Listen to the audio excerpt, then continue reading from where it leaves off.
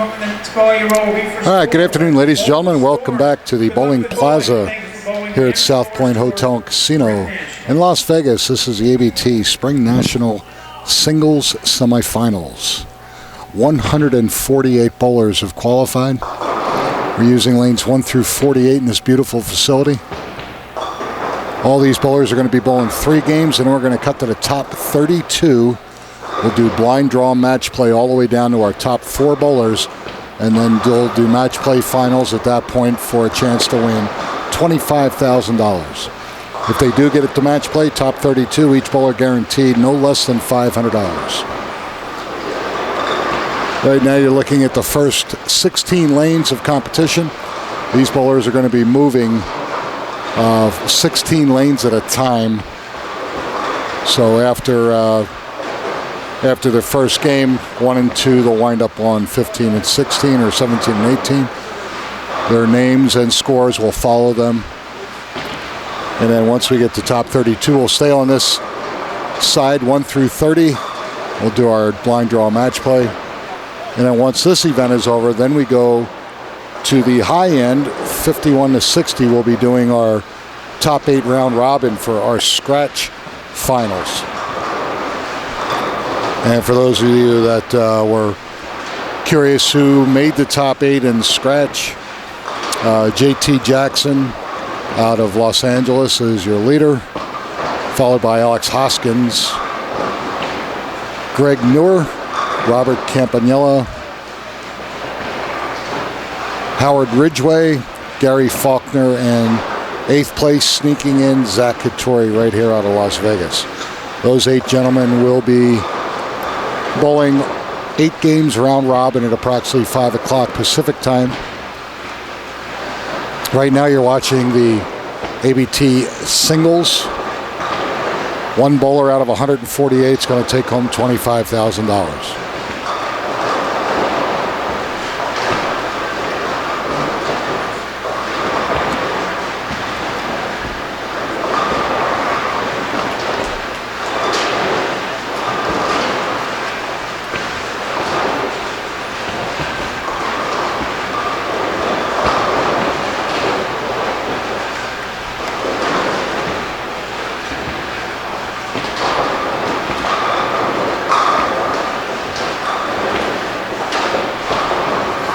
I forgot to mention in our top 8 round robin in our scratch event, the winner of that event will win $10,000. And again, you'll see that approximately 5 o'clock Pacific time here on coloradosports.tv.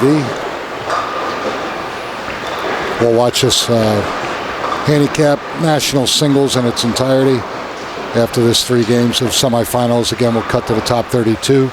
And the contestants that are remaining will do blind draw match play, single elimination.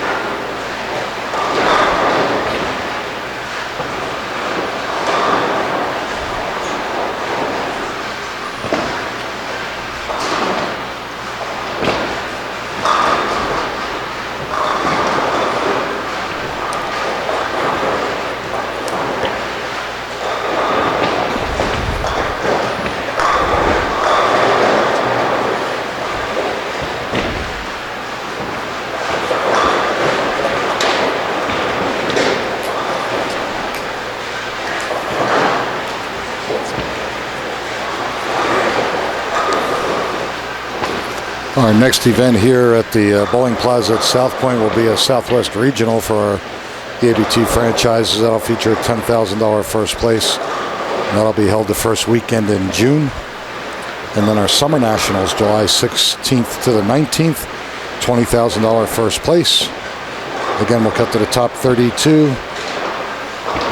Make it the match play, you'll win at least $500. And then October 8th to the 11th, our Fall National, first place $30,000, but the top 32 will earn at least $1,000. All these applications and schedules are online. abtbowling.com. Go to national tournaments. You'll see all the schedules and the applications. Interested in joining the Amateur Bowlers Tour, you can do it as a national member. Again, go to abtbowling.com and go to new members or members application. And you can send that in, fax it in.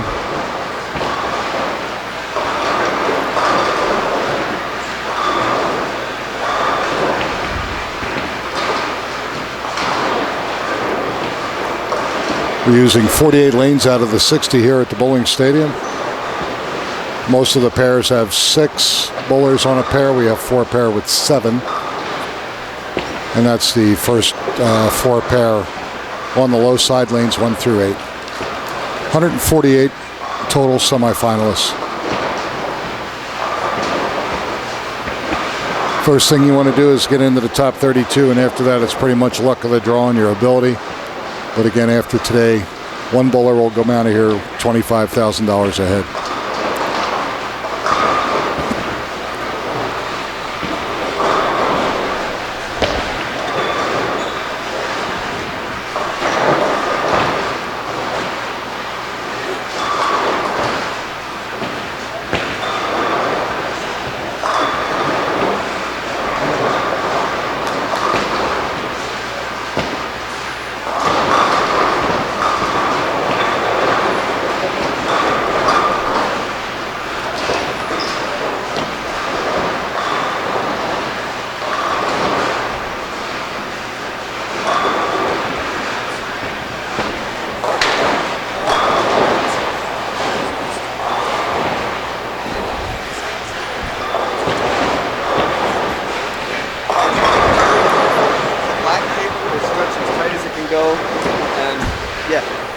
Be careful.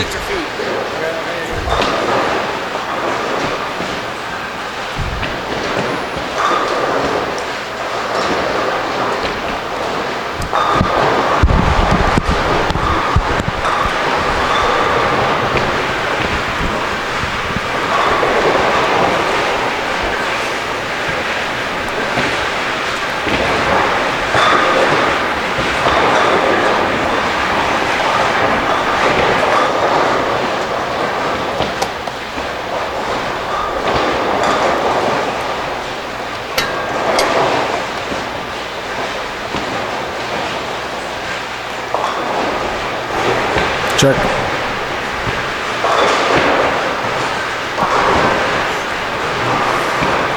All right, joining me right now, Regional Manager for the Amateur Bowlers Tour, Jason Langtree.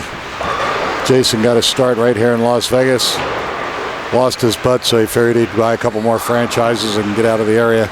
That one doesn't make very much sense. I don't know. Well, actually, it does. I had to borrow a bunch of money after I lost my butt to buy the franchises. Yeah. Now he's in Montana. Wants to be a dental floss tycoon. Right. Well, it's my home state. It's always nice to return where you grew up. Got some family there. I do that, but I like to do it in increments of 4 days a year. Yeah. And and since this is all about the bowlers, definitely giving a shout out, as we always like to in our hometowns. The Montana bowlers, they're troopers. These guys will drive 350 miles for a tournament. But if you're already driving 170 miles to get groceries, another 180 miles ain't bad. Right. Groceries, we don't go shopping. We kill everything we eat. There you go. So yeah, it's nice to get back into some action here. Been away from the booth for a while, so Nick, it's great to join you again. I'm sure you've already talked about the grueling final day, what these bowlers go through. Some of them qualifying over 20 different squads, 20 different attempts. And when you add in all the practice games, all the practice time, what that equates in games and all the qualifying and all the side events. All the side events and leaving the center at 2 in the morning and coming back at 9. It makes for a long week. What's our exact number of 148 semifinals. Right, so these 148, they've laid down a lot of games, a lot of hard work. Well, so far they've been rewarded. They've gotten to this level. Yeah, no, it's a great reward to get here. They're amongst top 20% of the field. The other 80% is spectators right now. Yep. But we expect at this time of the tournament to see these players have pretty well should have it figured out by now. We should see some of those rise to the occasion. They shouldn't struggle as much, but we'll see these amateur players still miss the transition going into game 2 and make it look like they haven't bowled on the pattern all week. So we'll be watching for that.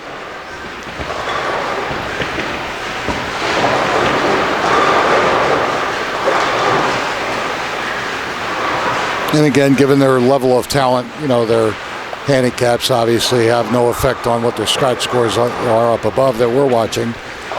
But obviously they've done well to get here. Absolutely. There's going to be a lot of action to call today. It's going to be a real long day for the bowlers and going to be a lot of content for our fans and spectators out there on the web.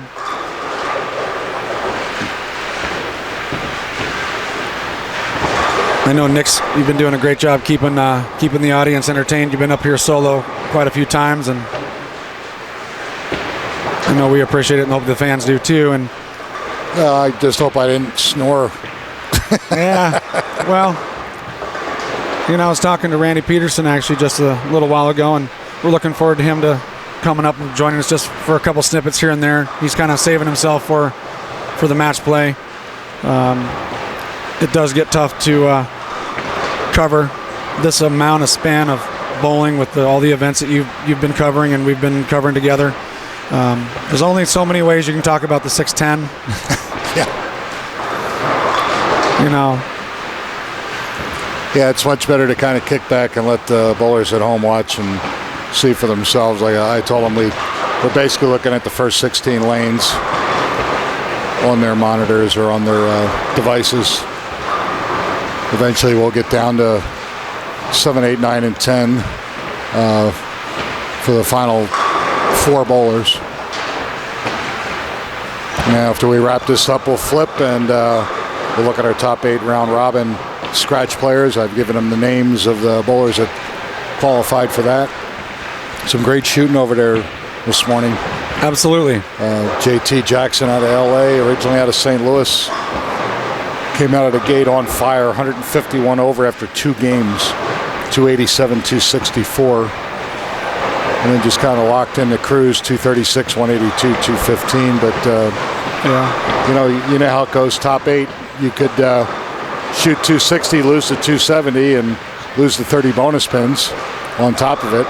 Yeah, but I think the key thing there is shooting that 260, even though it's a loss. Obviously, it's a great pin count added to your total pinfall. Sure. It's one thing to go 190 against the 260, not only losing the 30 bonus pins for the win, not going minus on the on your total. Right. So I'd say I would go ahead and take that 260 game in the loss because there's a lot more to happen. A lot more still to happen, and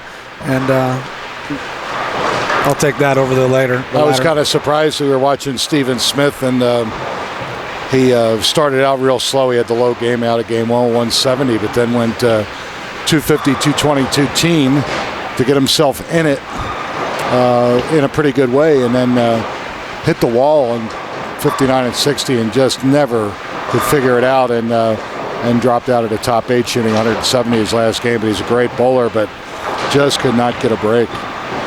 And Mike Tucker the same way. He had a shot at it going in. He shot 176. Yeah. But there were some good games. Poor Andrew Graff, 264 the last game, but missed the top 8. But he was minus 19 going in. Yeah, he made a good run. He did. He made a great run. And that's what I like to tell my bowlers at home. The good bowler never gives up. Doesn't matter. Doesn't matter what you shot before, what you threw before. Don't give up. Yeah. Try to get it figured out. Make a good shot. Good things can happen. And Andrew, actually, Zach Hattori was watching him very nervously because Zach struggled shooting 169 the last game. And he ended up being a number at plus 51. And for a while there, Zach didn't think he was even going to get in. So now that we have our field set, it'll be fun to watch. Zach, I believe, finished third the last scratch event. No, I'm not going to. I could take a water, I guess. And you know what? Yeah, I'll take a burger. Just any burger and tea will be fine. Burger and tea. Yeah. Yes, please. Wait, no burger. No burger.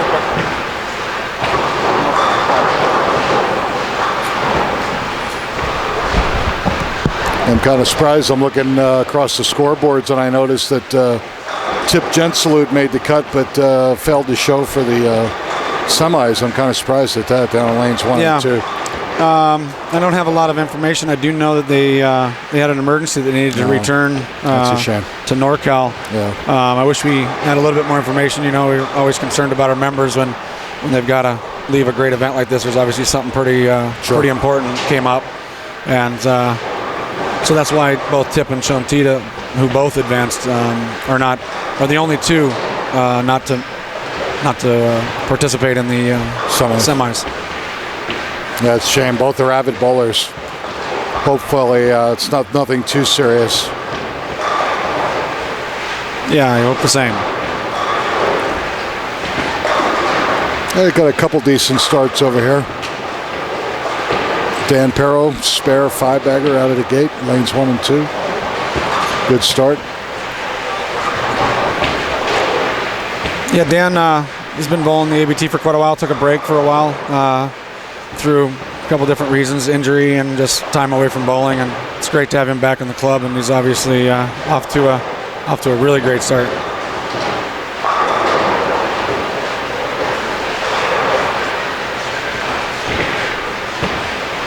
So out of the 148, we have 146 actually participating. But at least they'll still get a check, although it'll be for last. But still, at least they get some money. But again, hopefully everything's okay. Yeah, agreed. At home.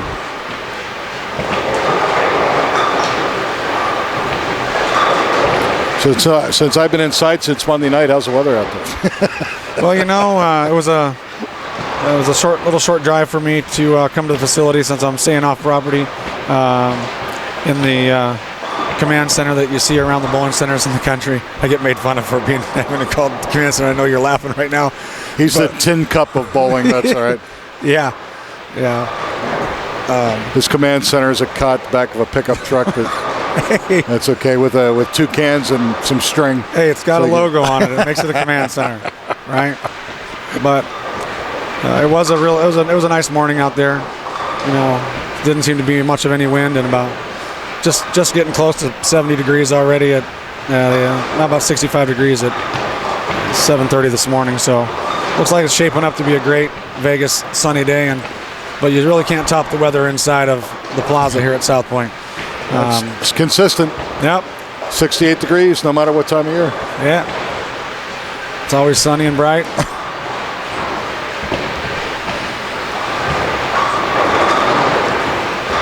I'm watching Gabe Lucetta trying to get through the semis here. Gabe either tore a tendon or popped a hamstring, but he's been getting worked on it for the last day and a half, and he's walking around, although gingerly, and he's going to give it a shot.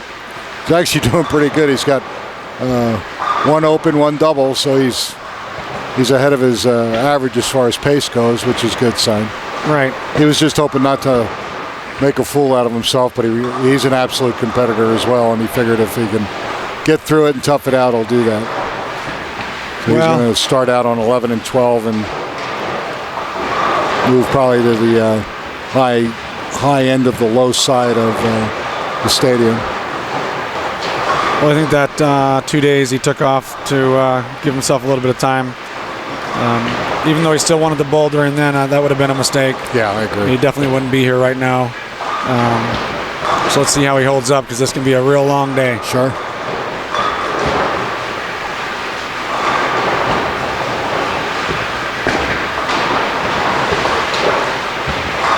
You know, with these skipping 7 pairs bowling on the 8th, we're going to get a nice rotation of ABT members coming across. I'm looking forward to, as we look down the way, some of the lanes that are not in the field of view right now, with Scott Pohl and Kyle Fujimoto had some great events already, and got a great junior bowler down there with Elena Purdy, so it's going to be nice when they start heading our way. Of course, I didn't realize Elena made it. That's great. Yeah, it was great. What is she, 14? Probably right around there. She's probably looks. It's hard, you know. She's grown up so much since. Yeah, sure. I first met her about 8 years ago. So she'll be in a SMART program and get some scholarship money. That'll be nice. She's, she bowls out of the Las Vegas branch, and she's consistently having SMART winnings deposited into her scholarship account.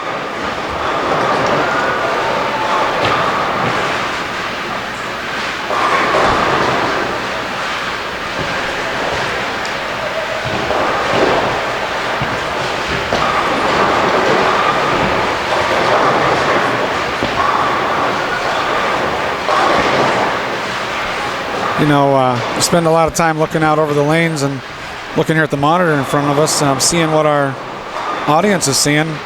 It's a pretty close-up view. You can see everything. I don't want to be picking your nose down there, but I really wanted to say that. Hey, just keeping our viewers on their toes. Yeah. Yeah, that's what I was looking for. Well, like I said, you got to run out of a little bit of content from time to time, mix in a little bit of extra. I was just thinking, if I was down there, you know, knowing that this close up of view, I get a little self-conscious, so I'd have to turn my back to the camera a lot, because I make a lot of funny faces when I bowl. I make a lot of funny faces watching you bowl, so I know. we're even. Yeah, I appreciate that one.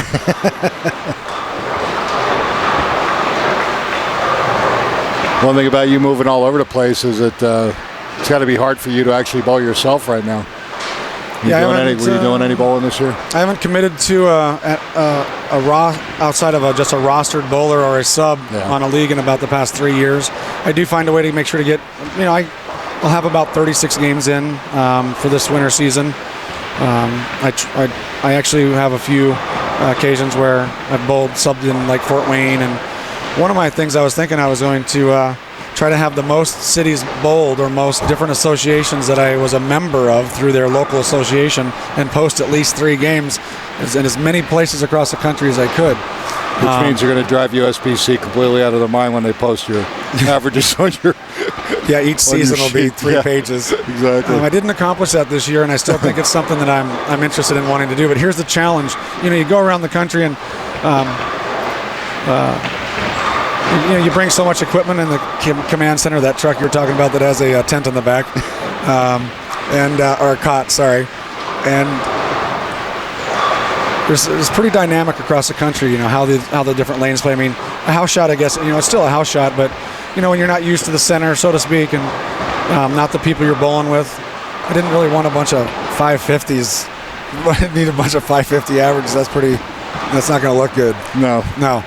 People will say, who's this Jason guy? He's a really terrible bowler. Now, the only thing I noticed in my travels, I started out in Philadelphia and then went to Chicago, then came to Denver. But as I moved west, I had to slow my ball speed down. The East Coast, because of the humidity and the wood back then and this and that, you had a tendency to really fire the ball. Yeah. When I got to Chicago, I had to slow down a lot. And then when I got to Denver, I had to slow down even more. And I went, well, if I ever get to California, what's my game going to be like? But yeah, they're all characteristic, And I'm sure around the Gulf states, I'm sure it plays different than Nevada, California, obviously Oregon. Temperature has a lot to do with it. Humidity has a lot to do with it. And then where the bowlers themselves play dictate. Sure. In a given house,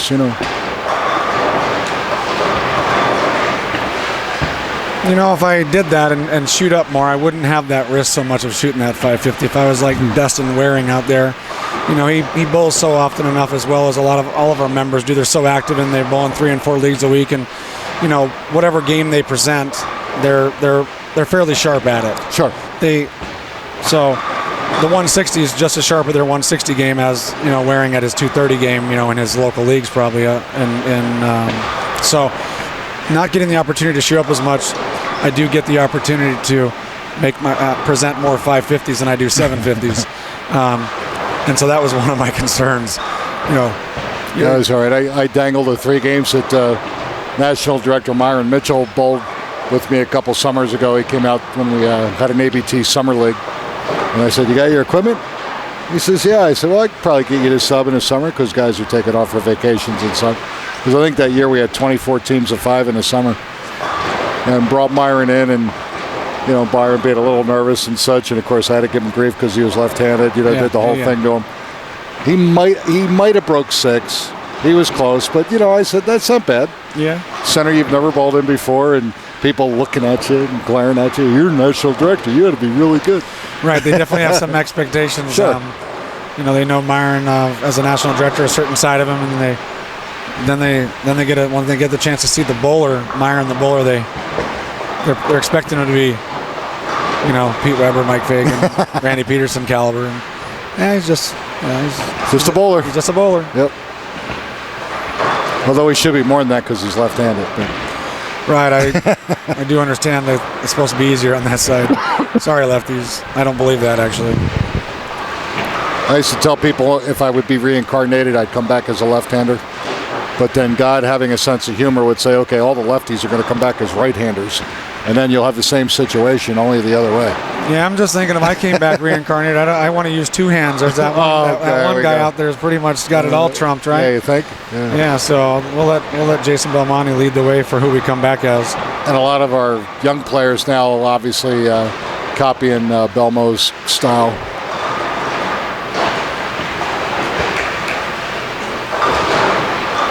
Well, looks like Dan's on a 290 pace right now.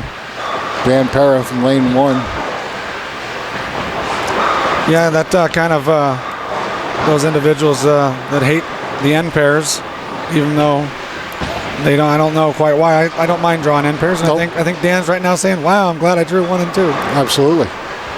And believe it or not, and you know this as well in all the centers that we've worked in over the years, there are certain houses where the end pairs are the sweetest. I mean, when we take a look at 1 and 2, we got 4 opens out of 7 bowlers, and going into the 10th frame. I mean, so there really isn't. No, they're shooting well. Yeah, they're shooting well. Now, where is Dan Parra out of? Do you know? He bowls out of Northern California. Okay. Yep.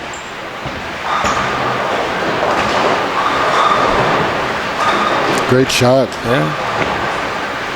Fairly hard and straight, but very, very accurate. And you know, if you look who he's crossing with, you got Ross Lyons out there. You know, we've said his name a lot this weekend. Yes, we have. He's found a way to definitely play the lanes very well and just throw the ball really consistency and take advantage of the skill set that he has. And by the look of that delivery, I mean, he might feel a little uncomfortable. He's definitely inside a target from where he was, or at least, you know, his intended ball target line is inside of where we've seen him scoring very well. So possibly a little something, you know, he has to be pretty perfect with his hand position when he's playing the line that he was yesterday in the qualifying days. Did he get it to go? He actually left the 710, but the 7 fell out. Yeah. So Dan's going to shoot 279 out of the gate. Yeah, no, that's just a great way to start. Yeah, absolutely. You know, in the semifinals. Sure. You know, we all dream of getting out of the gate like that. Yep. The exact opposite is going 175 and, you know, leaving yourself 25 pins in the hole and maybe 30 behind, 40, 50 behind the field. Right. And then you're playing catch up. So we'll see if you know the tendency here for Dan is not to maybe start to try. You know, something like that, a game like that happens pretty naturally, and you got everything real loose, and then you realize, well, I've given myself a great shot here, and you start to tighten up and try a little bit and see if his scoring pace can hold up here. Well, Steve Eisel on that pair with him. Actually, Steve shot 193, well above his average. Yeah. I don't know what Randy Sanacolas. I don't know what. Well, he's got to be over his average. Yeah. Little Annie's doing well. I would think that we're probably going to be able to look at a good 70% of this field in this round. They're going to shoot over their average because they've got 20, 30 games on the pattern by now. And and this is earlier when I sat down. These are the ones that did figure it out. That's why they're here. Yep. And so if they were, they can, they didn't get here by shooting their average. Right. They did shoot above it. So we'd expect them to continue that trend. Sure. And those that only shoot their average, we will not see them in the top 32. No. Especially the way the pace is going right now. Yeah.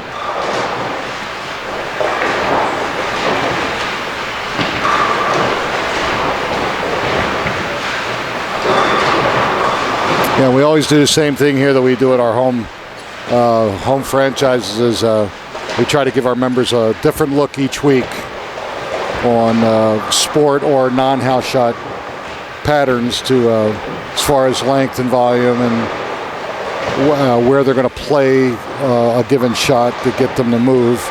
I mean, everybody's got an A game, which is cool, but you want them to get better in their B and C game, make them a more complete player. Right. And with that, giving them some different types of patterns, we've had some great work done by Kegel and John Janowitz and his team. You can go to kegel.net and look at the pattern library, and you'll see 10 patterns listed for the Amateur Bowlers Tour, of which are varying, I guess you could call scoring paces. Sure. I really can't use the word level of, difficult or not difficult. No matter what we put out, there's going to be a group that find a way to score, and there's going to be a group that struggles, and that holds true even on your local house patterns in your leagues. There's always somebody struggling on it. So, and this is all intended to, of course, if we use the same pattern week in and week out, we'd have the similar winners week in and week out. And yes, and that's not our intent. That's definitely not our intent. On some of the other formats, if you think about it, on a local level, we don't re-oil in between our squads when. And we're always asked time and time again, why don't you always have fresh? And I actually like to answer that question that, that would also be tailoring towards people that bowl really well on fresh.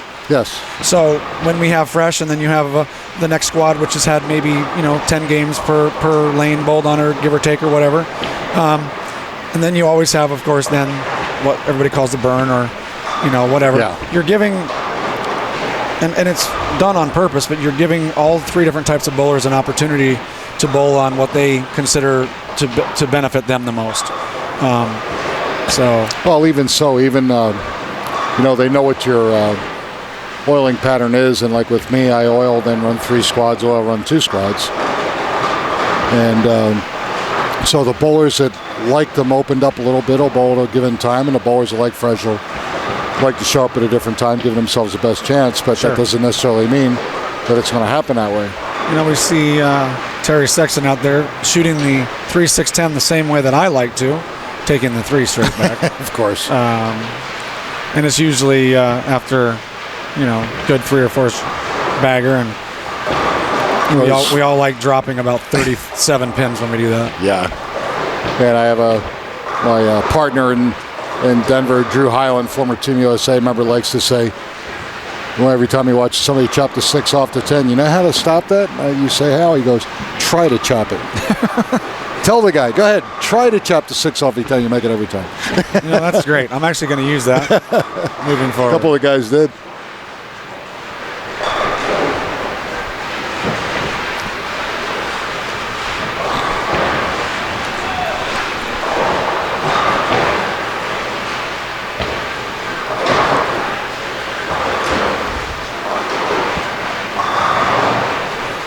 Okay, boys, wrapping up game 1 of 3. And again, they're moving. Skipping 7, bowling on the 8th pair. So pretty much add 21 to your lane, and that's where you're moving to. Okay.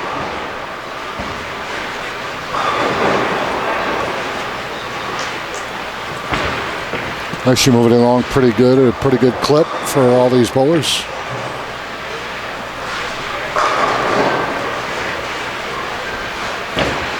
Yeah, the pace is right on target, so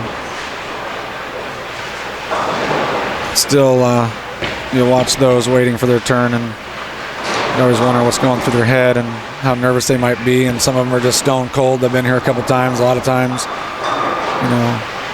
Jimmy Waters, national champion already. He's probably completely at a different mindset than a Doug Wall that's sitting there right next to him. Doug Wall bowls out of Vegas. I remember when I first met Doug, it was actually... he was one of my bowlers in the beginning. Yeah, did come out of Denver. I actually nicknamed him the mechanic. He would come and analyze 2 squads before he'd bowl. He'd make notes.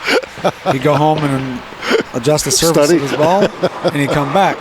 And so I nicknamed him that, and he's had that the whole time. So he's definitely puts a lot of thought into it, which possibly the average handicap bowler is not going to have that level of thinking. Intensity, yeah. Intensity is a good word.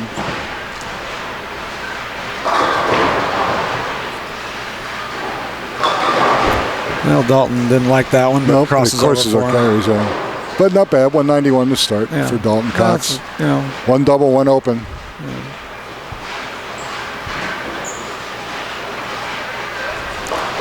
Rich Hirata's actually got a clean game going. That's great for Rich. Yeah. We've talked about him quite a bit. Is he in Vegas now? No, he's NorCal. Oh, he is NorCal. Okay. Yep. I wasn't sure if he actually moved here or not. I don't know if he's retired yet or not. If not, he's going to be close. No, yeah, he's. I'm sure he's retired U.S. Army. Yeah. And helicopter pilot. Yep. Right. And he has one of those spiders, those Can-Am spiders, those 3-wheel motorcycles. Yeah. He was just telling me the other day that I think he's had it for 2 months. He's already got about 3,000 miles on it. So he's definitely been getting some pavement time. Sure. And he really likes it. Yeah. So. Well, again, not bad. 197 for Rich. That's an excellent game for him.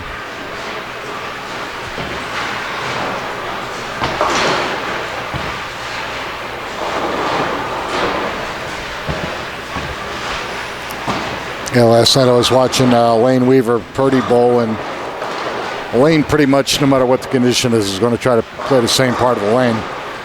And I was trying to get her to go right and play more up the ditch. Got a tendency to want to pull everything. Her thing was, on the fresh, my ball doesn't hook, so of course her brain kicks in and she wants to try to help it. I was trying to tell her, Lane, with this pattern, the further right you get, the less you have to help it, just let the ball go. Yeah.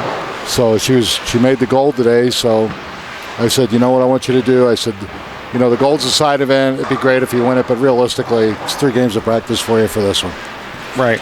I said, go up there with a mindset, let's go ahead and move right, move your target, and just relax and just throw the ball right up the boards.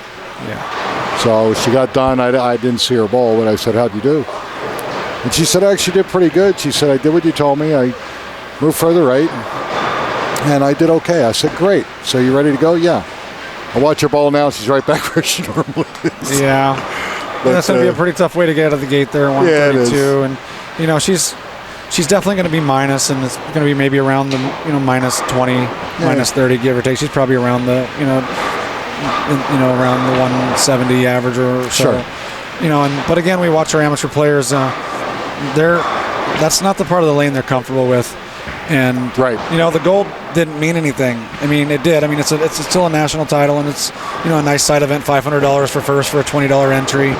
But this is such a higher expectation. It's such a bigger demand on you. This is $25,000 for first place.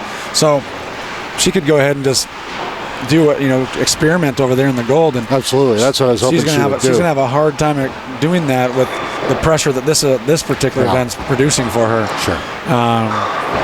So this is probably why we've seen her migrate back to her comfort zone. Right. And seeing some of those poor results that she definitely doesn't want to see. Yeah.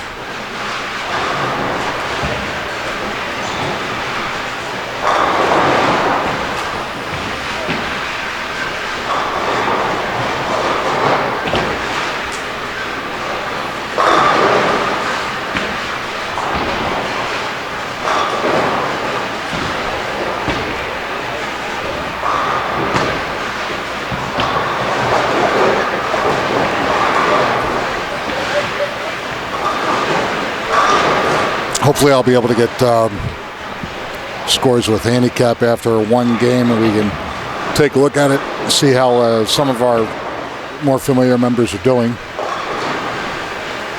Yeah, we should definitely be able to get a game one leaderboard standing anyways, and give ourselves an idea of where that top 32 number is sitting after game one. And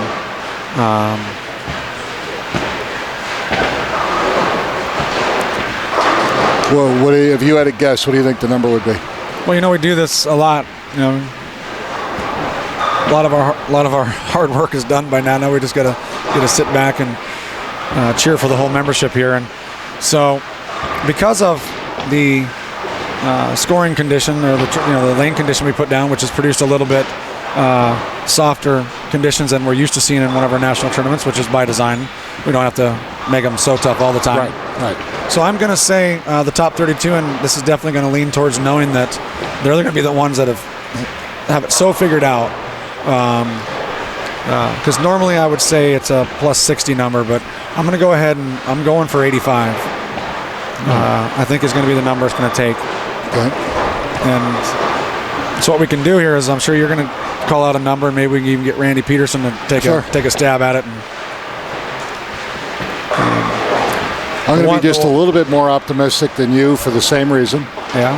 Normally, you're right. Our grinder patterns, the cut is somewhere in the 50 to 60 range. I'm going to say the cut's going to be about 93. All right. Well, that gives us enough separation that there'll be a clear winner, and who's going to be buying dinner. And then we'll see what Mr. Mojo thinks. Randy Peterson. Right. But again, 32 ballers shooting 93 over average and 230 with a handicap for 3 games on this. It's doable, but it's also there has to be some consistency involved. Yeah. As we always see, no matter what, we'll see good game, bad game. Right, and we'll be coming into this game too, where they'll start to push a little bit, maybe. Yeah. Start to open up. And there's been some decent traffic on the lanes already with that 10 a.m. qualifying squad that was on this side. So one of the earlier comments I made about the transition, we possibly have missed it already. I mean, they could be, so they may not see. I think they're just going to start seeing more hook, possibly. But we'll see how they handle game 2, because there's definitely going to be a change. They're going to be moving to a new pair they haven't, bowled at all on in this round, and I'll be curious to watch some of the guys like Dan Perro that shoots 270, see how he likes the look on the pair he's ready to move to, which is going to be 17 and 18. And he's already started off with a strike. 22 and 23, my bad. No, you were right the first time. Oh yeah, adding 16. Yeah, he started out with a strike. 17, 18, yep. And that we'll look for the consistency out of that whole pair, because we've got a really good gauge on them, the way how well they bowled on 1 and 2. I'll bet you Tip shoots the same game he did the first game. Yeah. Sorry, Tip. I didn't say that. Hope everything's okay in Cali. Yeah, me too. In all seriousness.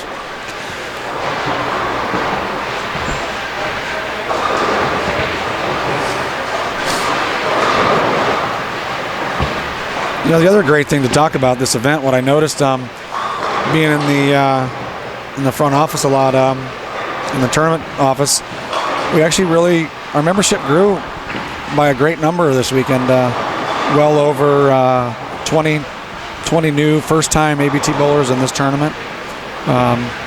It's a great way for them to find out about the ABT here, and then realize they've got a branch somewhere near themselves at home, or actually maybe even their backyard they didn't know about. Because even though the ABT has been around as long as it has, 1977, even 1975, there's just thousands and thousands of bowlers that just don't know that we're here. I'll give you a great story, good segue, and then I'm talking to Mike Vasquez, one of my members for a long time. He's crossing with a guy yesterday, and they go back and forth to where you live, yada yada. He goes, I used to live in Denver. And he goes, oh yeah? He goes, do they have an ABT there? Mike looks at him and says, yeah, for the last 33 years. And he goes, really? He goes, yeah. Mike says, well, when did you move? He said, about in the early 1990s. And Mike and I looked at each other and laughed. He said, yeah, average first place back then was about $5,000-$6,000, and we were on TV every weekend, and you never knew we were there. Yeah, so 400 entries was a normal weekend. We assume that everybody in our market knows who we are and where we are, but that's not the case. No. So we're constantly out there talking to people, letting them know who we are, what we're about. Because believe it or not, there's people in your neighborhood that never heard of you.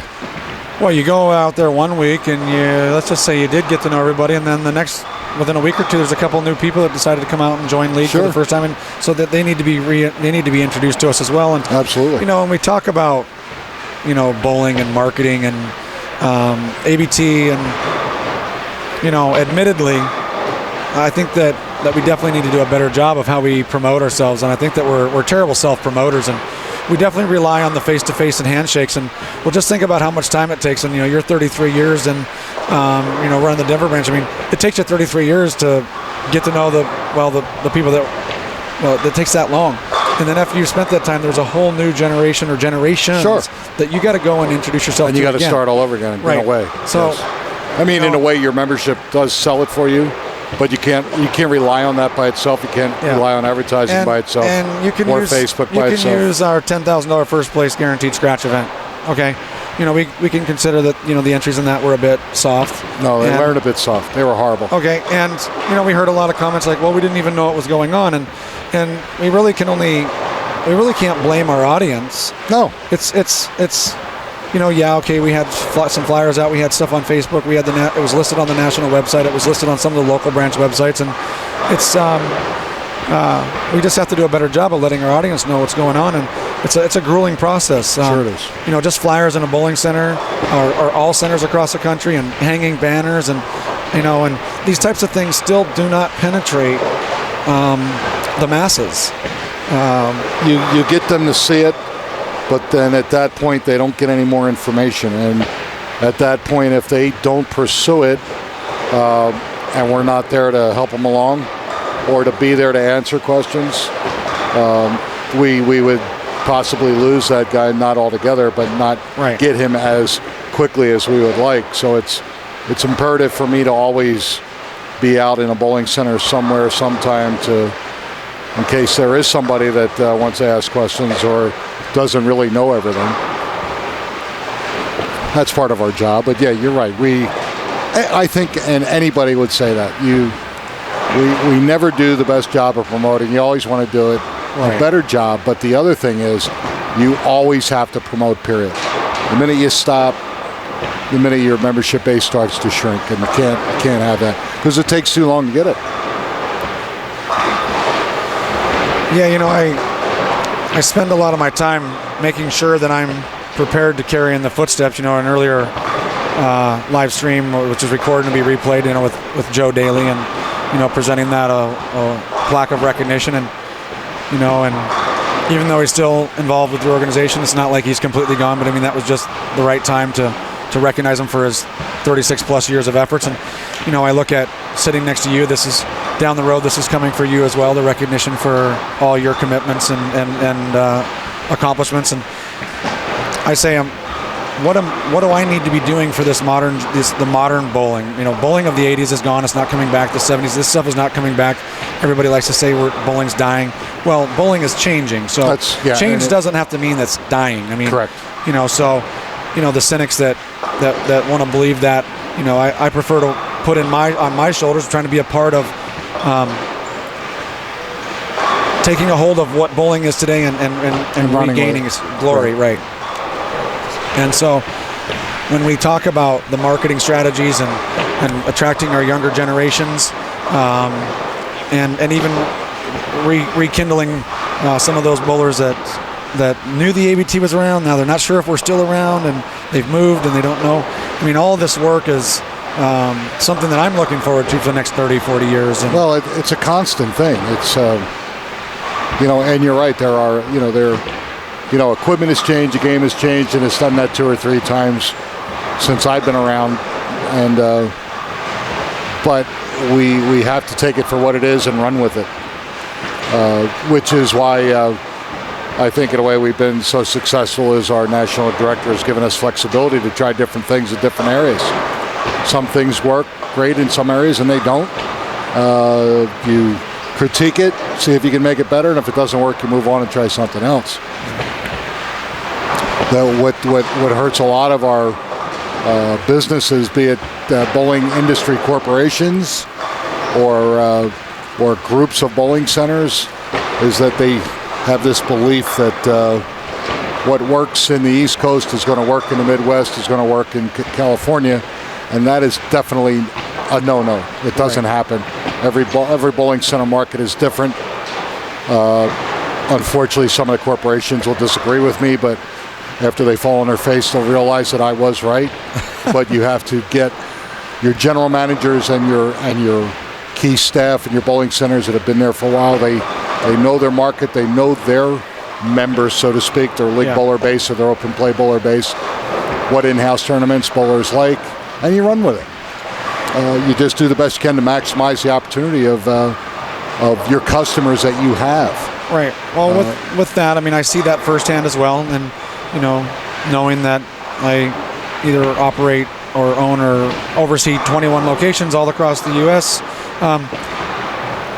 It's my job to design these tournament formats, entry fee formats, and different things to meet the demand, so to speak, or the liking of each of these areas. Correct. And Absolutely. I myself have even tried to kind of blanket launch, and this won't work in Tampa, but it works in DC, Baltimore, and etc. And sometimes there's a learning curve.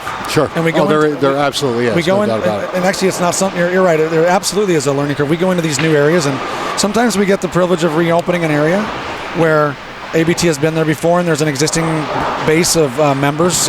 Even though the branch may have been active for years and years, there's still, hey, ABT's back. Here's my St. Louis member number. Right. And other times we go into areas where I make this funny joke, and it's no disrespect, but they don't even know how to spell ABT, right? And that's really true. And so when we use these different formats, and sometimes the first 6 months we'll make 3 changes. Sure. And it can be a little bit concerning because we don't really want to seem inconsistent for the bowlers, but what we're trying to do is we're trying to hit the nail on the head as soon as possible. Especially in its infancy, and I absolutely agree with you, because you are learning. And in a way your members are learning too, but the key is to communicate. What do you like? What don't you like? And obviously you'll never please everybody. Right. But once you get to that point where a certain system works, then the key is to go with it. Yeah. And build from there and give them the confidence that when they come in the next time, they know what it's all about. They can talk about it when they get there. They're not embarrassed or surprised by the fact that, it's not the way it was the last time I was here.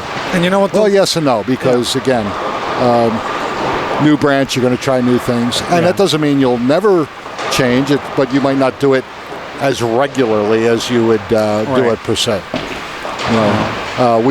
Years ago in Denver, no tap was huge, and we would actually run 1 no tap doubles a year, 1 no tap singles a year, and now for whatever reason, no tap is nothing. Right. But yet, still in California, no tap is huge. And so you have to see it, you have to understand it, and if that's what works for them, if that's their hot button, it's bell bottoms and mullets. I mean, some of these fads come and go, and some of them never return, and some some hang around forever. Yep. All right. So, but as we have talked a little bit in an earlier broadcast, these local branches will definitely have varying formats, but one thing that's a staple of ABT, when you come to a national tournament, the national tournaments ran a certain way, certain format. You really know when you come to a national. We'll be doing the same thing, launching this $3 million ABT regional tour. This format will be very consistent across the country, to where when you're traveling 8 hours out of your backyard to go to a different region and bowl one of those regionals, you're going to really know what to expect. Obviously, at that level of prize money, we're really wanting that type of a recognition for the tournament, that you're gonna know what's presented to you. And then if you were to travel from the Chicago branch and go to the Denver branch and go to the Tacoma branch, you're going to see some diversity there. You're going to see some different formats, different entry fees, and I think that's okay, because that's tailored towards those local branches that bowl on a week in, week out basis. But trying to make sure we continue kind of a staple format. That I guess the thing is, the bowlers in Denver, they just got to tell their friends about the format in Denver. They don't got to worry about describing 13 different formats, because they're not bowling in Tampa and Chicago. Right. But when we talk about a regional type platform, have to. When your guys in Denver start telling some of their friends that are in Chicago about it, they don't have to tell 13 different formats. They know that this is what's going to happen at a regional tournament. Correct. And I think that's exciting for us to maintain that regimen, so to speak. And similar with the national. When these guys and girls go home and tell their friends about the national tournament, the Midwest Nationals over Memorial Weekend at Addison Bowl in Chicago, it's going to be ran just like this tournament. So anybody that comes to that's going to have already experienced it here, and they're going to know what they're walking into, which is great. Well, and actually to their benefit too, and to Mike Fagan's benefit, his big event was that weekend anyway. It is. So the bowlers are definitely used to. They're used to that, which is a good thing. It's not like we're doing, even though you're kicking off a promotional package, that doesn't necessarily mean it's new for them, and which is a good thing, because I think what's going to happen is you're going to get some of those guys back in, but I think it's going to draw that new member even more, and especially that not being necessarily the first regional that you're going to kick off with. Right. So hopefully we'll get those guys to get into travel mode and experience some of the other centers in the other parts of the country. But bowling, the same format, kind of like the tour, used to be when they were traveling around on a weekly basis, different parts of the country. And that's the fun part too. That's a fun part of the game also. I guess we'll dip back into a little bit of action here. We're midway through our game 2, and we're seeing the bowlers on 1 and 2, if we're going to use that as a reference, since we've seen we kind of use that this group now, and we'll see Kay Johnson down there. We've heard her name a lot this weekend. She's bowled very well. She really has. Yeah. So they're reacting a little bit differently to 1 and 2 with the way the equipment they've chosen and the games that they have and the way that they're scoring on that lane. And across the board, I see a bit of a decline in score pace in game 2, I do too. in which I guess I kind of called early. And well, and again, here's the other reason. Somebody would call in and say, why are they moving 15, 16 lanes at a time? Well, in bigger centers that some of us do have the pleasure of having when you're doing the semifinals or even qualifying, there are characteristics of certain houses where people say, well, the low end plays better than the high end, blah, blah, yada, yada. To take that equation out of play, what we do is we basically put them on a pair throughout the entire house. I guess we could call it zones, right? Yes, we could call it. They get to participate on, and each of them has to participate in one of the 3 zones. And, correct. And so, I believe we have lane assignments to 48, and for those that want to kind of know how, we just don't make it up. We take 3 games, you take it into 48, you get 16, and so that's your lane move. So and that allows you to touch all 3 zones. It equals out. And that is the fairest way to do it. Right. So you could say, well, if you get 1 through 16 is scoring tougher than 16 through 30, so to speak. And well, that won't affect any. Everyone's going to get a bowl in that zone. And, correct. And of course, one can argue that we really can never make this 100% equal or even the word fair for everyone. But all the efforts are made to accomplish the most fair competition that we can across the board. And then, of course, the one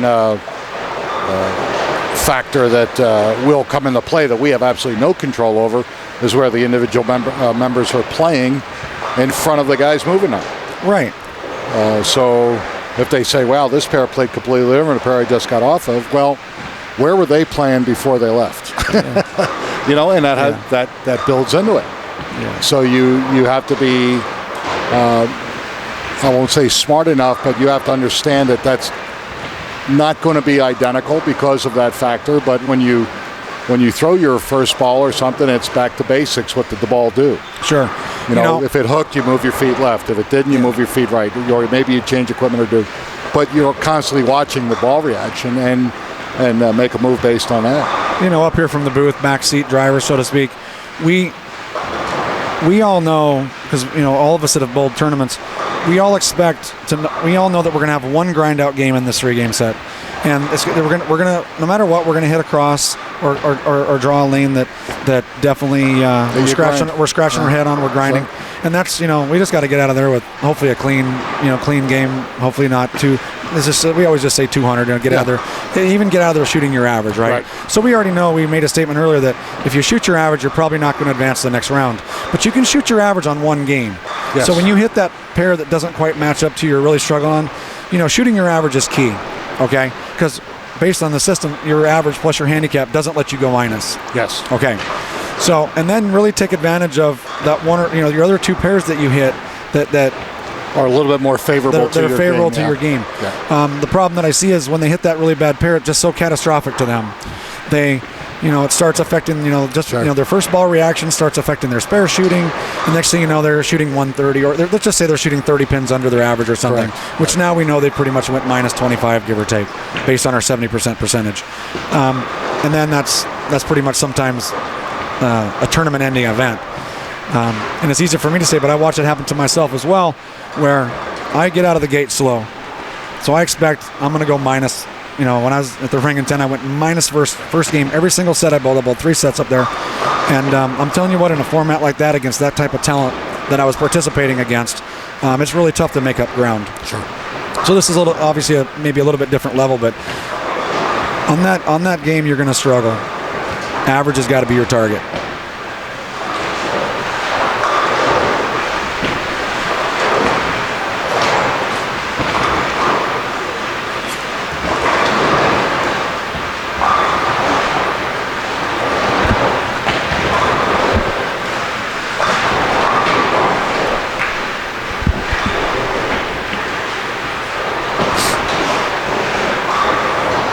Yeah, we were talking about Scott Pohl at the beginning of us sitting down and talking together. Scott Pohl, former Team USA player, and we were kind of curious as how he was doing. Now he's on 39 and 40, and he's on looks like a 258 pace right now.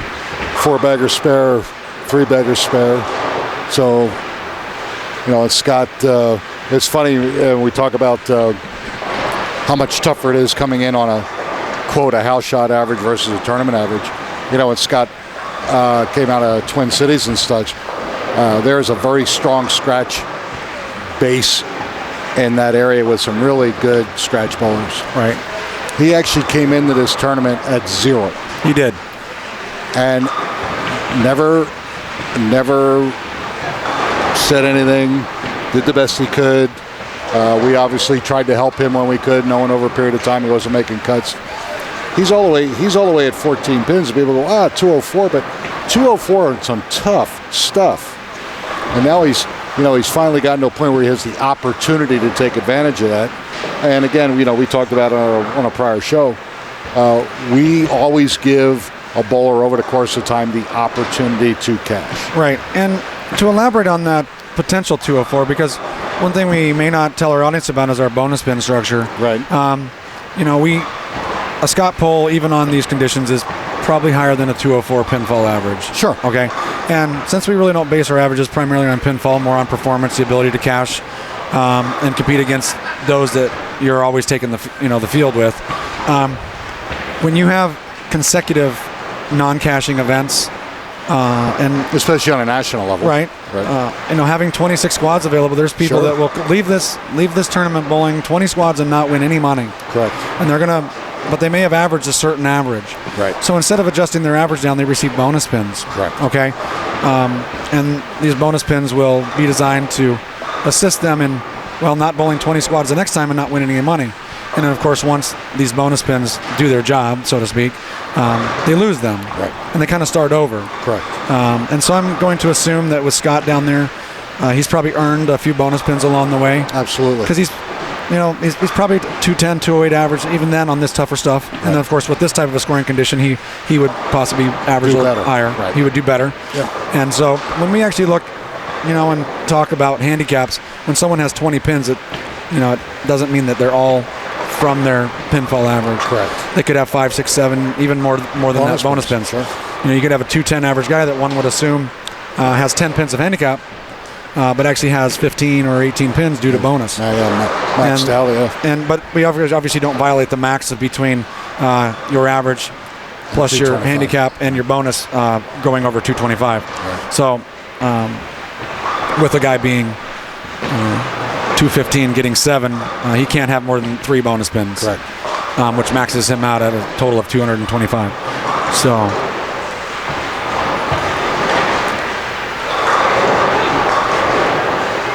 and so it's just part of the club atmosphere.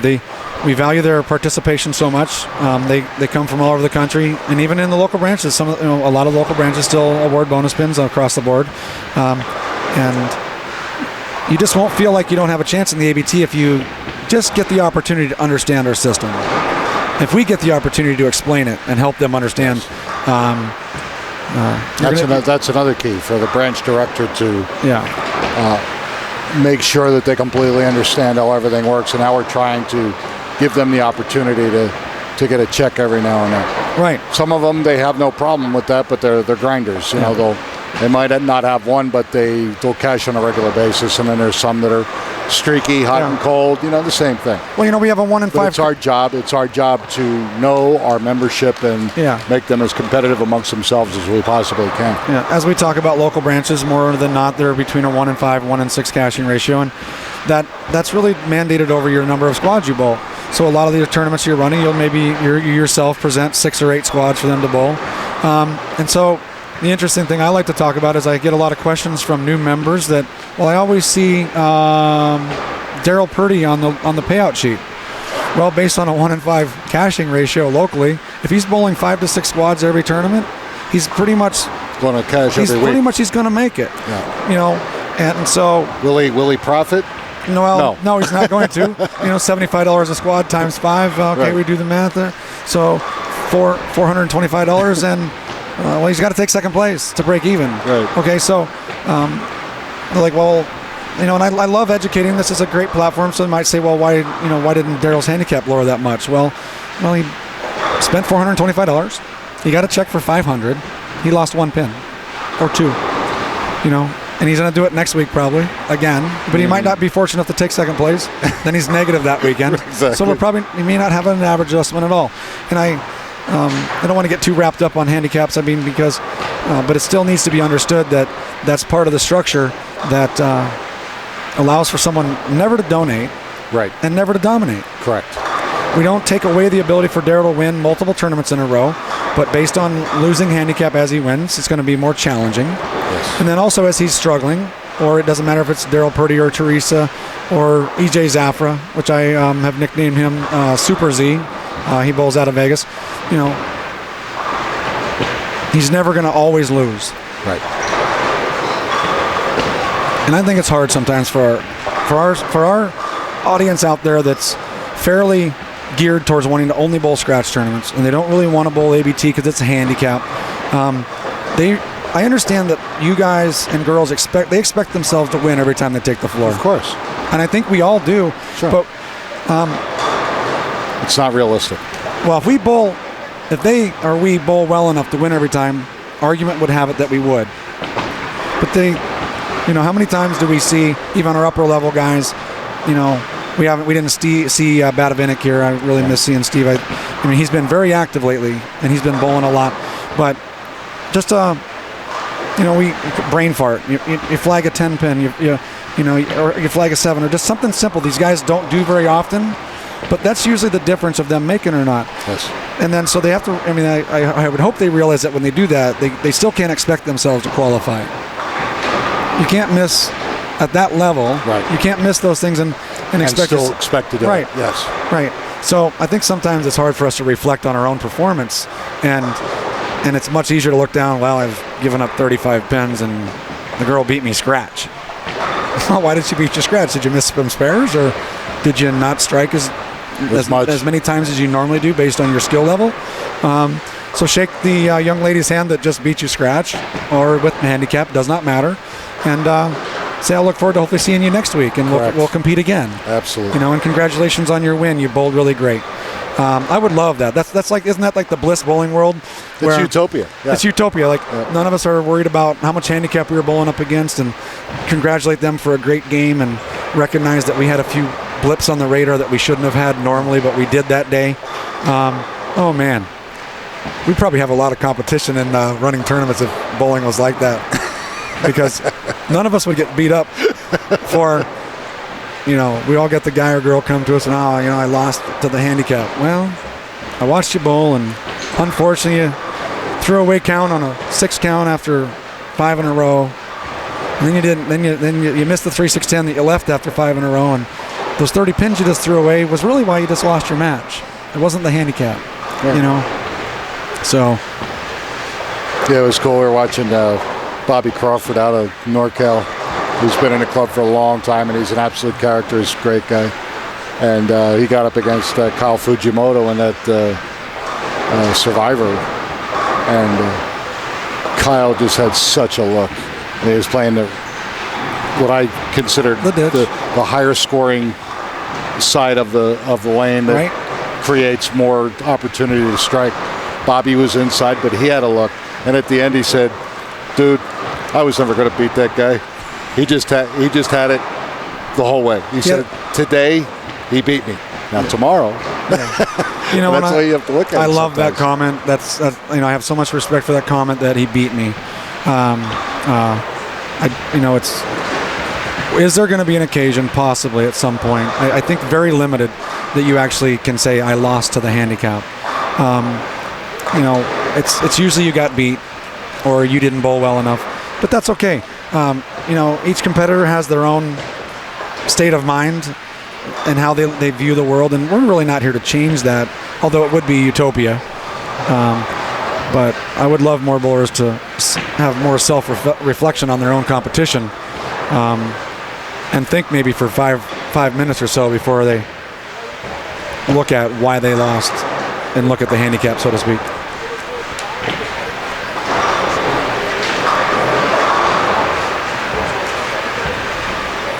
The other thing I've noticed over the years, which is hysterical, top 5 format especially, how many times the handicap actually never came into play. Right. It's amazing that way sometimes. You kind of chuckle about it. It's okay for it to be this primary focus. We are a handicap tournament organization that this is what allows us to have 148 individuals just make our semifinals. Right. This type of a field, well, here's the other thing psychologically. We could never get the amount of bodies we got this week without some type of a handicapping system. Right. I mean, it's just too much of a gamut, and they're not going to invest their hard-earned money without that cushion, so to speak. Well, I think it's what we've watched, and being here in Vegas for 16 plus years, and with an SNBT 5-gamer that runs regularly here at this facility and at the recreational facility as well. You would think that in Las Vegas, this a scratch event like that, a scratch 5-gamer for $35 or $40, would draw hundreds in some parts of the country. And let's just say it can draw between 30 and 50. Okay, which to me in Las Vegas, with the talent that's here and the number of bowlers, and there's 960 lane beds within 30 square miles, and that's actually down now. It's over 1,000 lane beds. That just seems like a really low number to me.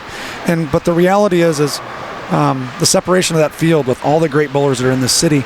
There's 10 names. When they put on their shoes,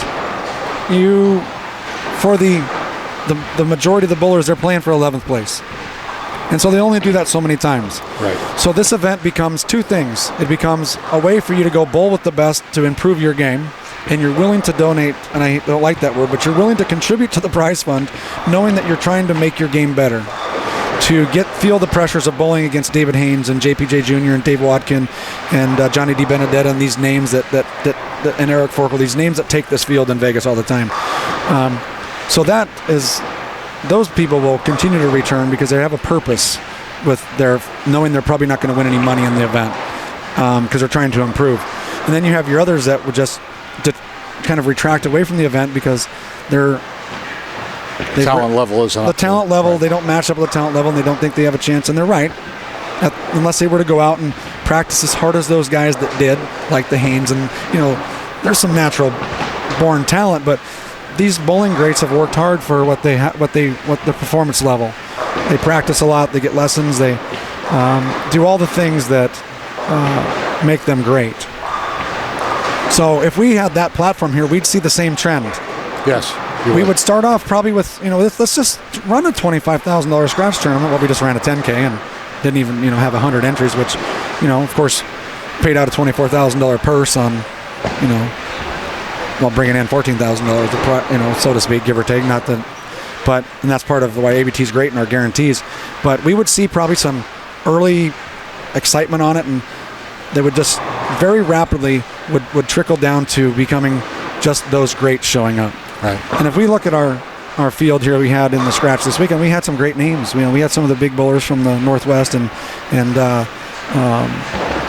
obviously I don't know how far bowlers may have come from the Midwest and East, but Eddie, Van Daneker there, and Steve Smith, and I'm going to leave out some great names, but these are just some of the guys that I have normal contact with, and I talk to them a bit, so they're right on the tip of my tongue. These are the guys where we're so many of their friends, and it's not maybe possibly their friends' fault they weren't here, but the simple fact we didn't advertise the event properly, but we just didn't see many bowlers under the 190 average that took that floor, a 190 house average. And unfortunately, for that, 2/3 of our field, they average under 190. Sure. And we see that nice mix. If we were to analyze the averages on the floor right now, we'd see a great mixture between the guys that are 220 all the way down to the 140. Yep. And that's so it works. Yep. And we're going to see, as we move forward, as we watch the match play out in the top 32, we're going to see a lot of close matches, and we're going to see a lot of difference in handicap be trending to be very close matches. Okay. We're going to see the occasional somebody wins by 40 and somebody loses by 40, but we're going to be really for the most part, it's going to come down to the 9th and 10th. It is, and so if that just proves that when we have someone that may have 40 or 50 pins of handicap bowling against someone that has 5 or 6 pins of handicap, that match is still going to come down to the wire. And if that's it, then we did our job correctly. We did, and of course, even when that occasional match happens, when it's a blowout, skewed, it's a blowout. Yeah. It won't necessarily mean that we missed our job on that one. No, it's just that occasional. Great. Everybody, I always say, it doesn't matter what your average is. The max score for everyone is 300. Right, and so a Scott Pohl has the ability to throw 300 more readily than a 150 average player. But nonetheless, all 10 can fall down 12 times for everybody. Yes. Okay, it's just the frequency and the probability in which it may occur is what separates the bowlers. Which is why we're in Vegas. Right. So frequency and probability. Oh yeah, that's good. I see you've been on the blackjack table again. Right, and hopefully it's working out great for you. So when we look at, we watch for the eyebrows that start raising. You have somebody that's 170 shoot a 220 or 240 game. Shake their hand and congratulate them. Absolutely. Because they don't do that very often. Correct. Because nobody raises an eyebrow when a guy that's like Scott Pohl shoots 260, but you know what I mean? Yep. He's expected at it. Expectations. Right. Yes. And so I really love when our lower skilled players, both guy, girl, when they have those breakout, standout games, it means the world to them. Let's just face it. Scotty shoots 260. He may not even give you don't even need to give him a high five. It's an average, a pretty good game, in a tournament setting. But we have someone like, Kay Johnson, shoot 200 or 210. Which she did. And that was fantastic. Right. And so both, realistically are similar games over tournament average. Yes. But one is like, wow, how can she do that? Then Scotty's like, well, yeah, that's just normal. So it's a very skewed platform, a view. Because what you watch is that 160 bowler that just shot 230. Well, pay attention to game 2 because he or she may shoot 120. Yeah. Oh, they're back, so to speak. I feel bad for, the league players. We all bowl in these negative percentage savings accounts that we love, and we lose to the handicap team sometimes. Sure. Well, give them a high five. Because if you want them to come back to your league next year, that's right. Give them the props. They earned that. They earned that win. They bowled well because guess what? They don't usually do that. Right. And it starts from league and it goes from leagues into tournaments. When we're supporting and cheering for the entire spectrum of bowlers, the handicap bowlers, the scratch bowlers, and everything in between. It builds our sport. It makes them want to come back and bowl with you again. Well, the bigger, what I try to tell some of the leagues also is you have to protect your loyal league bowlers in that league setting year after year after year. I happen to bowl in the oldest men's league in the state of Colorado. It's been around since 1957. Wow. Until 2 years ago, I had the same secretary since it started. There are guys in that league that have bowled that league for 30 or more years that won't average over 170 in their life. Right. But we also have high-powered players in the league because it's just a handicap men's league. They're averaging 230 or better. I really don't care about them to the respect that I know I'm going to get them the ball because I like the action. But I'm worried about my 3 or 4 weak teams average-wise. Yeah. How can I make them competitive compared to them? And we bring it up at the meeting at the end of the year. And when you explain it that way, that they're here for enjoyment, and yes, there might be 1 or 2 times out of 35 weeks that they're gonna bowl well and they're gonna beat your brains. And you know what? Yep. Just like you said, you know what, guys? Great job. What are you drinking? Yeah. And that's cool because you know what? That brings them back next year. It brings them back the year after. I mean, rather than them leave and the league just starts to disintegrate, and the next thing you know, you have no league. There's no system on the planet that can work where one segment loses every single time and they continue to participate. Correct. Okay, and I think when we look at a scratch bowling world, there's one segment that will continually lose all of the time. Sure. And so we can go back into a different bowling age where sometimes only 1 or 2 marks separated you from really being able to bowl on tour. Right, if you average 190, because tour players, way back then. A 205 house average. I mean, you were top of the charts. Okay, there's that separation now is just, it's not 2 or 3 marks. It's a 3-bagger, literally a game. Yes. And even though a guy like myself and then you take it to the next level, a guy like Scott Pull, and then you take it to the next level, the guys that are on tour. Well, even Scotty is quite honestly, he could he could be fairly successful on a regional level. But on the tour itself, he's not that player. Right.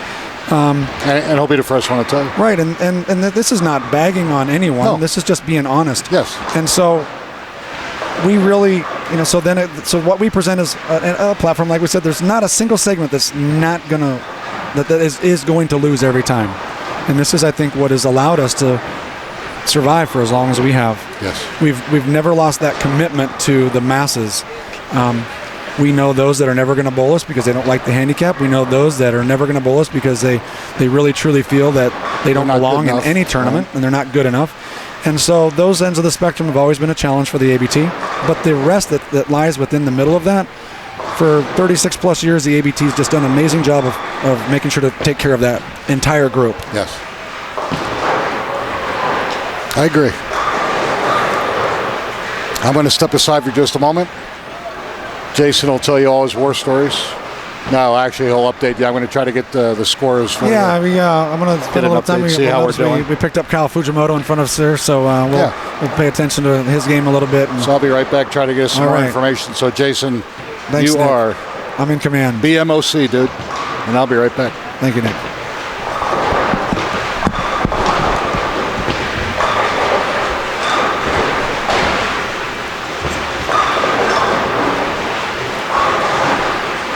So we'll see here, now that I'm solo in the booth with you here. Jason Langtree, Regional Manager for Amateur Bowlers Tour, joining you obviously here at the 2015 Spring Nationals, South Point Bowling Plaza. $25,000 maximum first place, guaranteed. We're in Game 3 of the semifinals here in front of us. You'll notice Kyle Fujimoto getting up on lane 7. Said his name a lot. He's been playing the extreme outside part of the lane for most of this event through qualifying and some of his side events. So since I haven't seen a shot yet from this semis, I'm expecting him to still be there in that part of the lane. And as you can see, he's probably got that ball a little right of where he wanted it, having a third of the ball in the ditch. Probably wants that ball around the 3 board, not the 1.5. So he's obviously stayed in that zone, and then you see Scott Pohl right next to him on lane 8, a few boards inside of where Kyle's playing. So looks like the higher skilled players are still able to migrate to that part of the lane here in game 3. They haven't moved inside of that.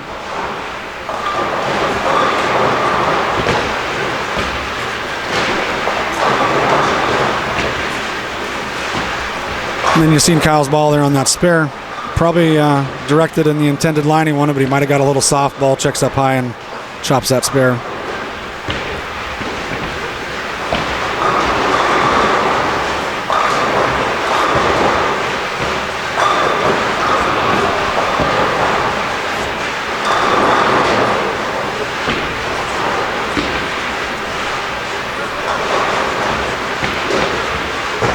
And actually, we mentioned one of our youth earlier. Looking forward to her making it to our zone, and see the strike there on lane 7 by Elena Purdy, probably around 14 years old. Growing her smart account as we speak, since all of her winnings will go to her scholarship with the USBC. Always great to see her out there having fun, and we have several youth bowl the national tournaments, but we have a lot broader participation from the youth on the local tournaments in the ABT nationwide. Might be getting a few pointers from her mom there.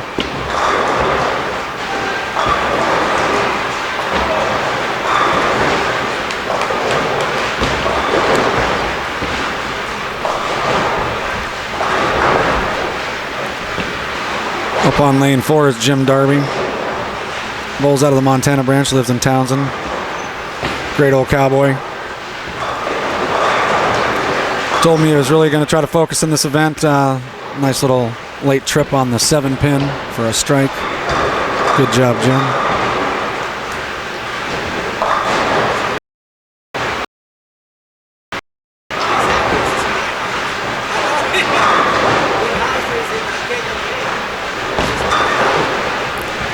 On lane 2, that strike was Lisa Fujimoto. Obviously, Kyle's wife. They have 2 amazing kids, both bowl out of the Vegas branch. Always great to see them. You get a chance next time Lisa's up, I'll try to cover it. She's definitely a pretty powerful female player. I love watching her game. She may not hook the ball a lot, but she's definitely got some power.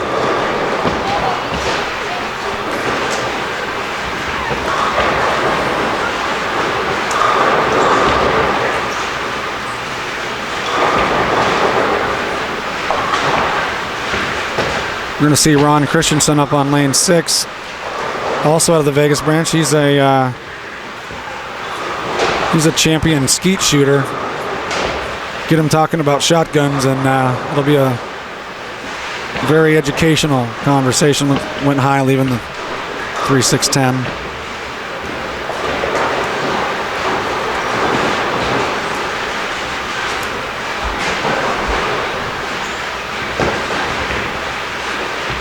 Lisa's back up on lane 1. Gonna have a great view here of how she just. I really like how she stays kind of in front of the shot. Great follow through and balance at the line. Quite a bit of power out of little Lisa Fujimoto.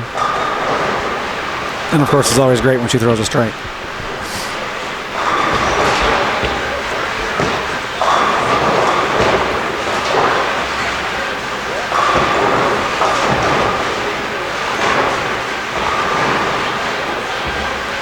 Chris Morley there on lane 9, scratching his head a little bit. Looked like that ball was left the target the whole way, and paid the ultimate price with the 6-7. But he was probably, I think he knew he threw it poorly, but was not hoping to pay that penalty.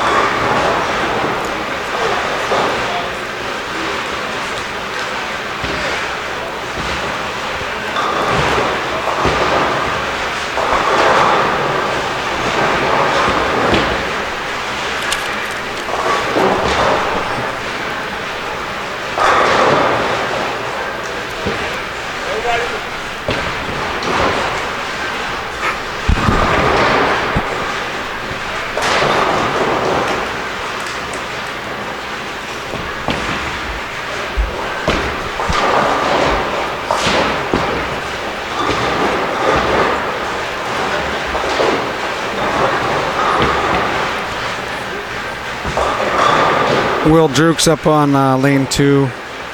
Bulls out of the Salt Lake branch. Great guy.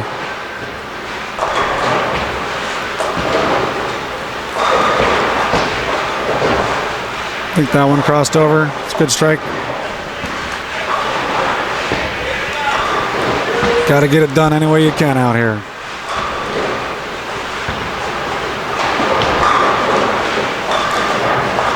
Notice that great shot by Elena on lane 7. Throws that backup ball.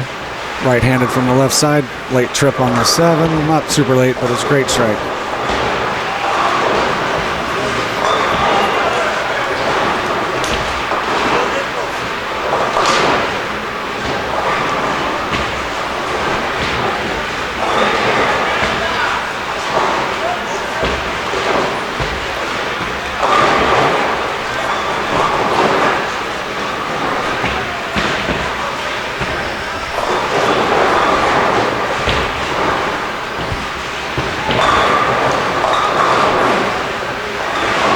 Real nice shot there on lane 7.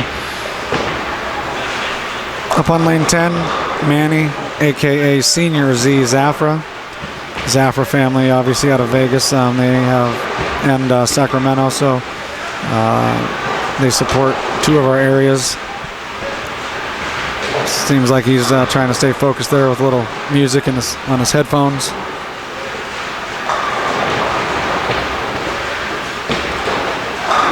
Real nice shot by Manny.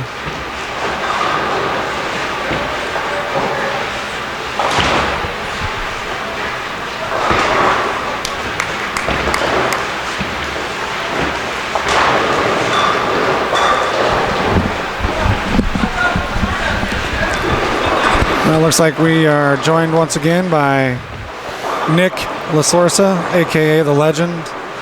He's been the one providing you all the great play-by-play action and commentary over the weekend and week. So what do you think the number was after one game? Well, I'm not going to look to the left because I think you got it on a piece of paper. So to be fair to the audience, I'm not looking. And if I'm going to hold true, knowing that game 2 would be a struggle, game 1 will be a little high. I'm going to go for 33. This is only after game 1 now. 33. Okay? I'm going 33 after game 1. Jason, you're so good, you're disgusting. 39. Okay. That's pretty good.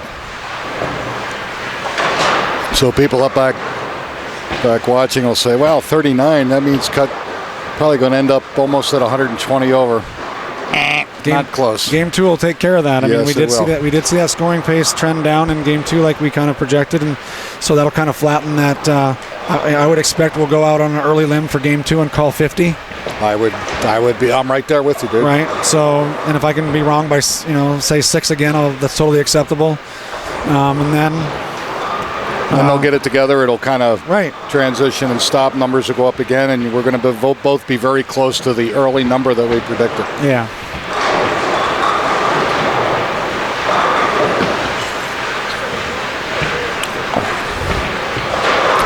Tell you what, actually, their pace is quite good for 6, 7 on a pair.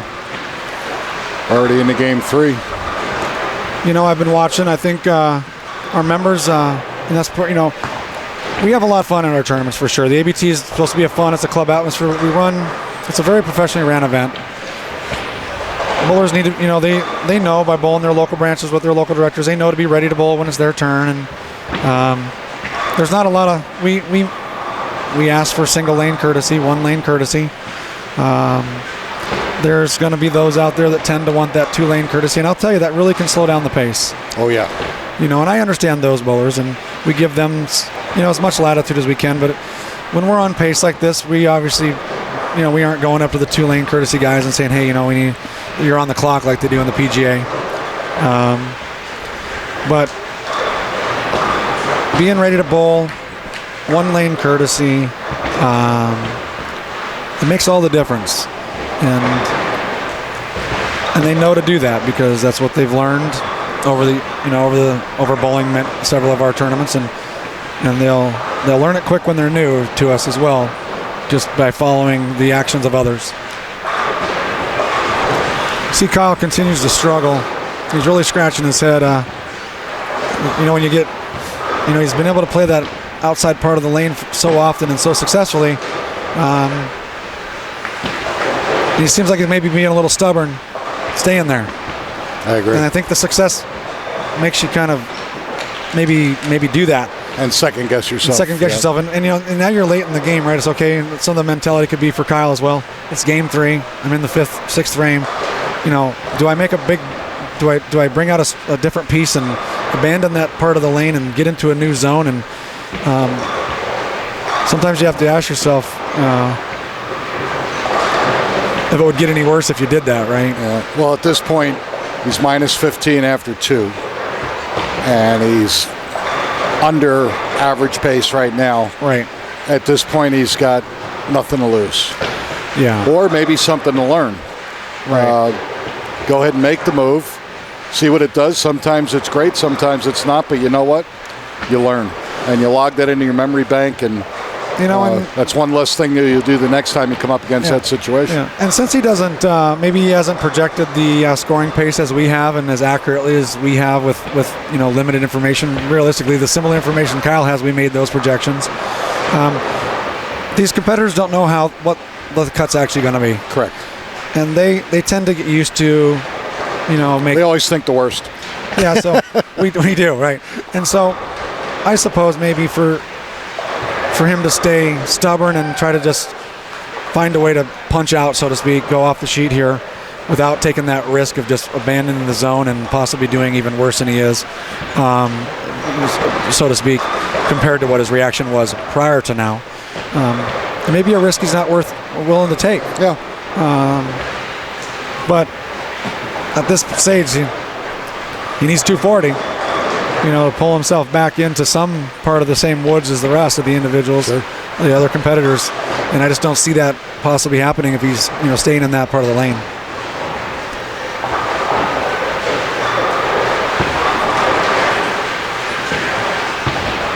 Nice washout conversion there on 10. Not familiar. Let's see here.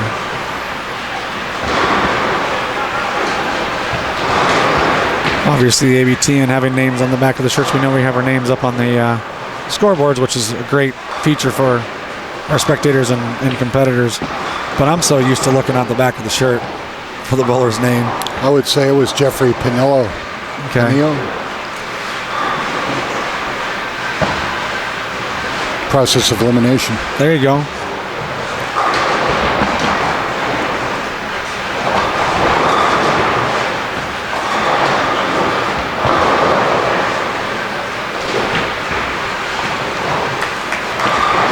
Ralph Pruitt, the second here up on lane 11. Ralphie's just a great guy.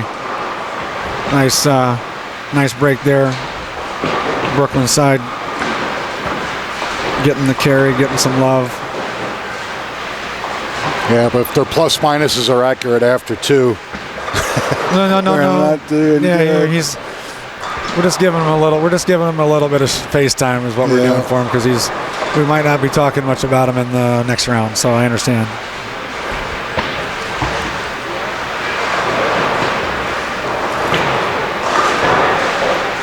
Ralphie was lucky the minute he walked in the door here at South Point. Now Ralphie likes to play, of course. Yep. And came up to me after he checked in. He goes, "Nick, you're not going to believe it." I said, "What?" He goes, "I'm on the 25th floor." I went, "Really?" He goes, "I got 4 TVs in my room. I got this, I got that." I said, "Oh, they give you a suite, man."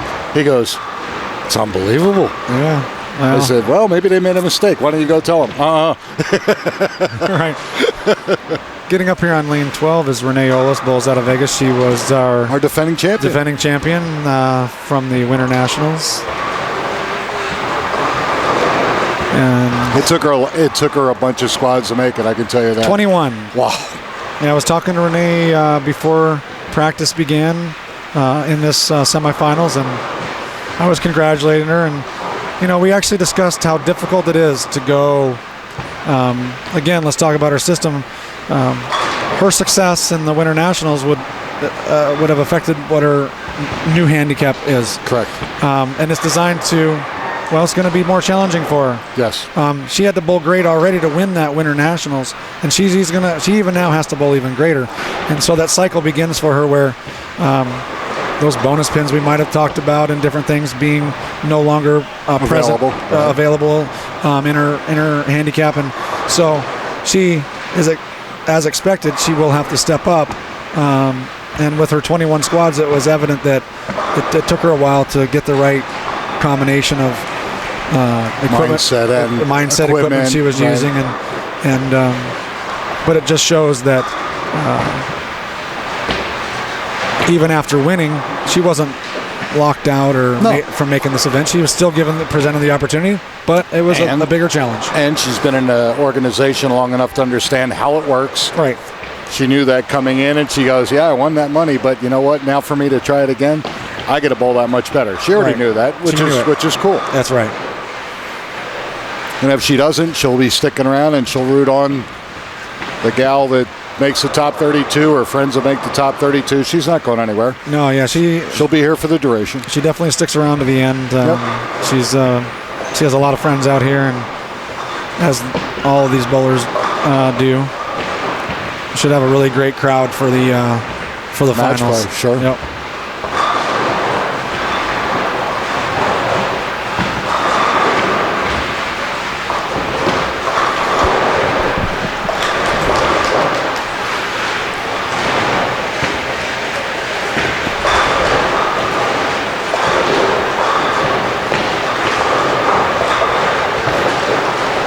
Elaine's daughter is such a sweetheart. I watch her to bowl here. Got a little reverse hook. Yeah, back up. But you know what? She's doing fine. Look at her score right now. Yeah, no. She's doing excellent. Well, with a conversion of the 610 here, that's going to keep her clean. Sure. And we talk a lot about what it takes to advance rounds in these types of formats, and I can tell you that making spares like she is, and then taking advantage of the strike, she's got a 3 in a turkey there early on in the game. She's at such a young age. She's got the recipe. And there's a great spare. Yeah. Mom and dad, both bowling the ABT for so long, probably instilled in her how important those spares are. It's all fine and dandy to talk about how important they are, but to execute like she is and then make those spares is really what's great. Obviously, she's in a tremendous hole after two, but I love the fact that she's bowling a great game right now. Yeah. And I just think it's neat. That's what it's all about. Yeah, I think that's great. Think about that young competitive mind. She knows herself that she's in a hole. Sure. And then, she's up there she hasn't gotten discouraged. Nope. She's not, she may be somewhere inside a bit upset, but she's really taken the most out of this that she can. I think she's, aware of the accomplishment. Sure. I know that, a lot of our members and mom and dad have let her know how proud they have of her that they are. And I like to see her still out there fighting. Yep. I don't like to use the word give up or check out, but we see it a lot. Yeah. And she's definitely doing what we would hope all of our members would do and give best effort all the way to the end.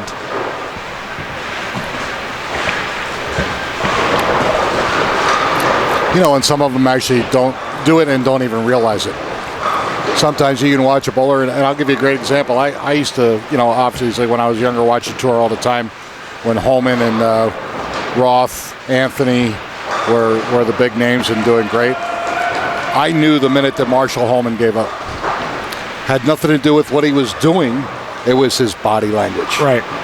Because Marshall wore his heart on his sleeve. And when he was in it 1,000%. Sure. But you could tell when the breaks didn't go his way or this or that, you could just watch him and say he gave up. Yeah. Well, he didn't do it intentionally. Sure. But adrenaline-wise, psychologically, knowing the situation he was in, he probably did. But and other people, you don't see that at all. Stephen Smith is a great example. We were talking about in the scratch. Yep. He could walk off the lane, and the way his mannerisms are, you would walk up and you'd say, "Nick, what did he just shoot?" By watching his body language, and you got no clue. Right. He could have shot 300. He could have shot 170.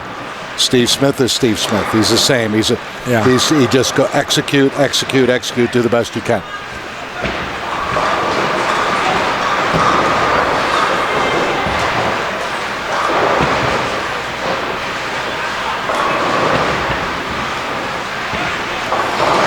You know, looks like we got a great game going on 3 and 4. Yeah. You know, with Is that Eldon? That's Eldon. He's in a, yeah. So front 7. You know, and you look, he's a little out. You know, he's minus 20 going so after he 2. probably needs a big game just to have a shot. Yeah, no, this is definitely going. But again, he hasn't given up. No, he stayed in there, and you know, he probably, you know, he might have had to try to survive 2 games on average, right? You know, we talked about it. You're always going to at least hit 1 game where it's just really going to struggle, and he might have, you know, had 2 games where it just was a fight to get out of there with average or under, and then he's kept it together and giving himself a chance. Sitting here with a shot to do something big here. Absolutely. And maybe pull himself right back into the fray.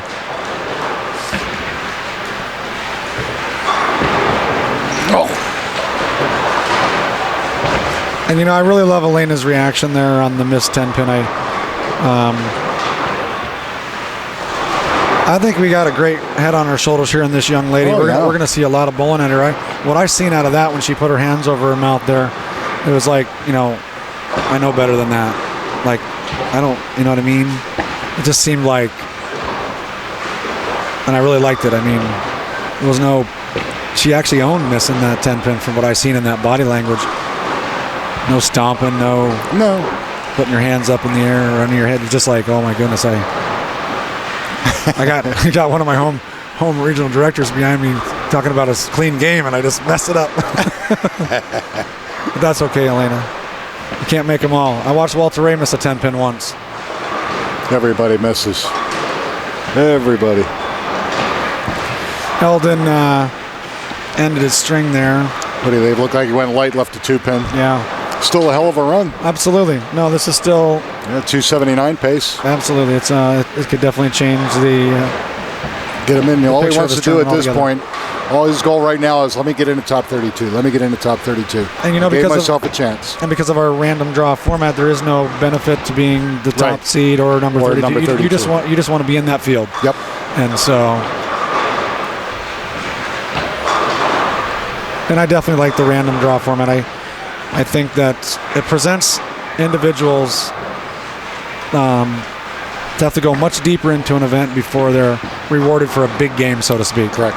And realistically, when we will have a seeded top 4 finals, a step ladder, and that will be seeded off of 3 total games of the match play rounds leading into it. So we have to reward the leader at some point. Because there'll be no. Well, I have a different thought on that. I mean, I've been using across the country an eliminator format where the top 5 bowl on 1 pair 1 game. The top 3 advance out of that, and then those top 3 bowl 1 more game for 1, 2, 3. At no point in the finals am I giving a reward, so to speak, if that's the word we want to choose, to the highest score or the highest qualifier or anything like that. And I've watched some of the most exciting matches. You know how hard it is to try to intimidate 2 people at one time or 4 people at one time? And when I watch a lot of heads up, you know, this is a little bit more modern thinking. I mean, let's face it, match play and step ladders, but step ladders have been a staple of bowling since the beginning of time, right? Sure.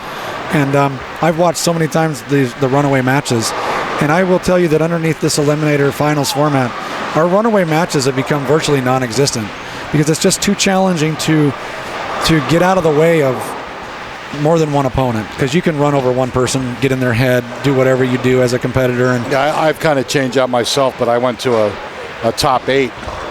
But I believe that you should reward the players that do well in the semis.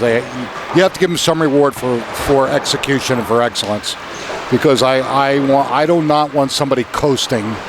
I want them to give it their complete effort at all times. And how do you do that? You dangle the carrot. You give them. So what I do is my top 8, the leader sits out until the championship match is guaranteed second place money.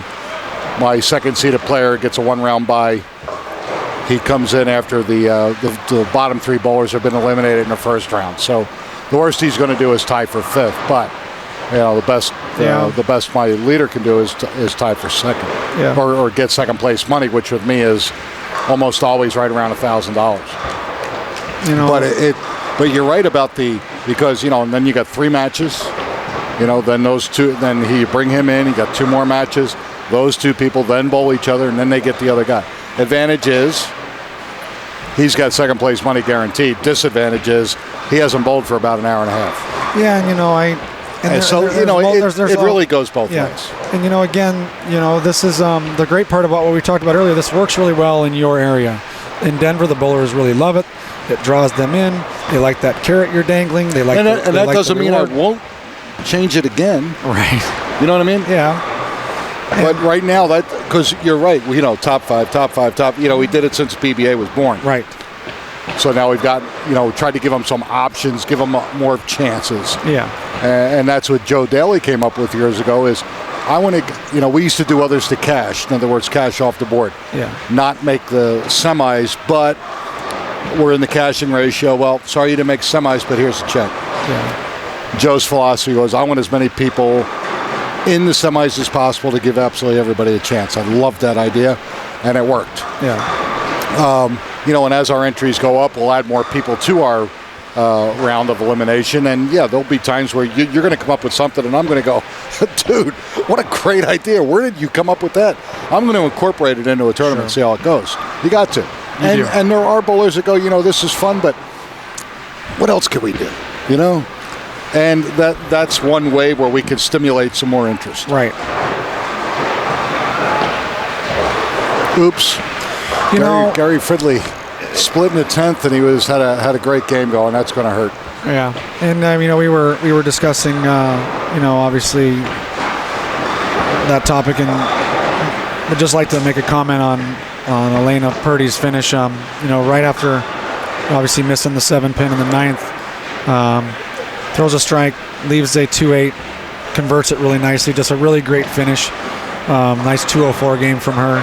Awesome. Great game. And then, and what would you say? What is her pinfall average? Would you say? Well, she's in that 150 range. Good for her. And, she entered much lower than that. Sure. She might have even came in the 120 range when she first started bowling, the local branch, Las Vegas here 2 years ago, give or take. Right. And through practice, through getting used to competition, she's really improved rapidly, and that's where I think that right around where her tournament average is. That's great. I am very happy for her. If I had that average and shot 60 pins over my average or 50 pins over my average, that's a great day. Yeah. She's excited. I'm excited for her. I think it's awesome. Yeah. And it makes her want to keep getting better. Yeah, absolutely. And mom and dad, of course, are very avid bowlers, and they obviously support her 1,000% and give her every opportunity, get her the best of equipment, the best shoes, go out and practice with her. I just think it's great. Yeah, you watch is always, having kids and supporting the sport that they want to be involved in. Sure. And trying to equip them and gear them up. And, but even then, when you can't have the best shoes and the greatest equipment, it's just, and we have such a great, we have a lot of youth headed our way. Oh, yeah. And I'm looking forward to the opportunity to hopefully introduce the Amateur Bowlers Tour to them.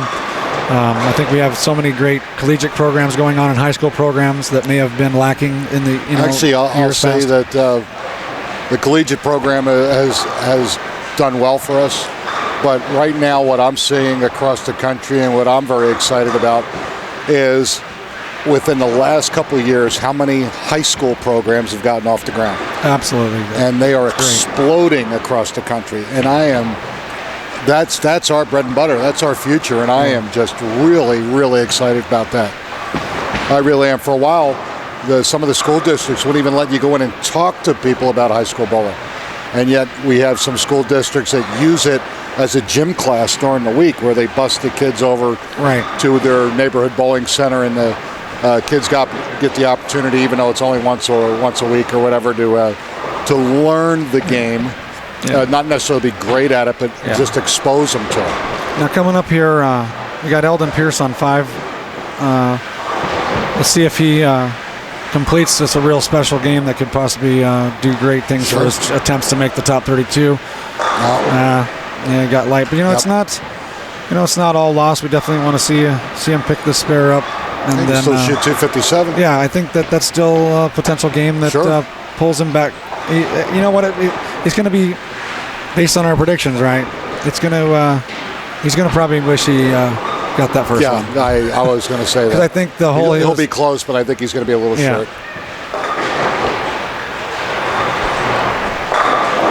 It's always fun for us back on the booth. I bet you wish he had that first one. No, really? Okay, Captain Obvious. Yeah. Oh, and that's gonna be painful. Yeah, he went from a possible 279 to a 247, so we could say he gave away 32 pins. Obviously, he didn't do it intentionally. No. But if he shoots 79, he's 59 over for 3. That gives him a ballpark shot. Now he's 27. Yeah. Well, of course, we don't have his handicap yet. Yeah. But realistically, he'll be a mark to 15 pins short of where we think it's going to end up with this handicap added in. You know that, and then as I start doing some math,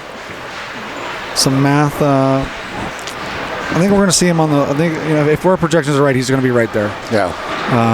I think I have a decent idea of his average. So he's going to be real close. We might see more of Eldon in the next round, but so we're definitely winding things down. Coming off here with Game 3, it'll be a good 30 minutes or so for them to verify all the scores, which we do recap by recap, very thorough. Yep. We actually do that to make sure that everything is correct. Our bowlers haven't made a mistake, nor our staff or ourselves. What we're going to do is most of the semifinalists are down there the last 2 frames or so. And like Jason just explained, it's going to take us a while to gather all the recaps, cross-check everything on the computers with what we've seen on the overheads, make sure everything is correct.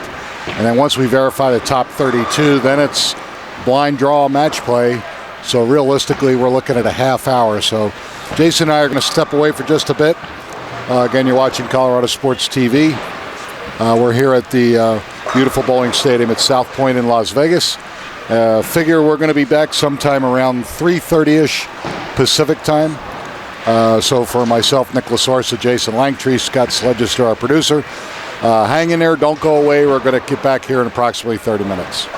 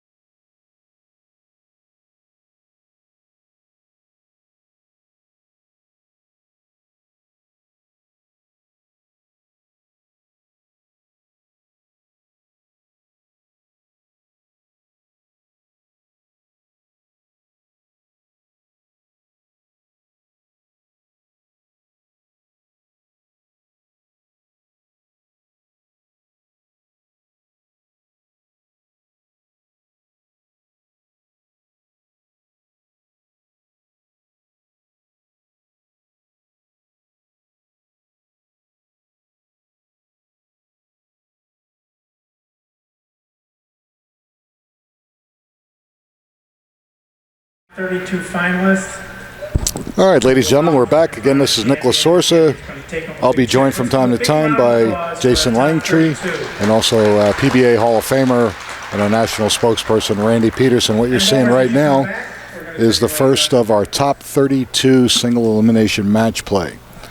Bowlers in camera view, basically on lanes 1 through 16. You'll be seeing those matches as the bowlers are weeded out and we go to top 16, top 8, down to the top 4. They'll progressively move down closer to this end of the house. And then our finals matches you'll see on lanes 9 and 10, and that'll be a top 4 stair step. Right now our first round match bowlers will get 5 minutes of practice. After that, winners will go up and redraw. This is blind draw, single elimination match play. And once they redraw and go to their assigned lanes, they'll begin their next match right away.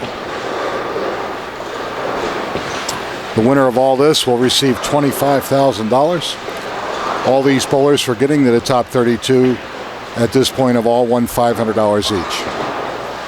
For every round that they win from this point, obviously the prize money goes up to the grand prize of $25,000.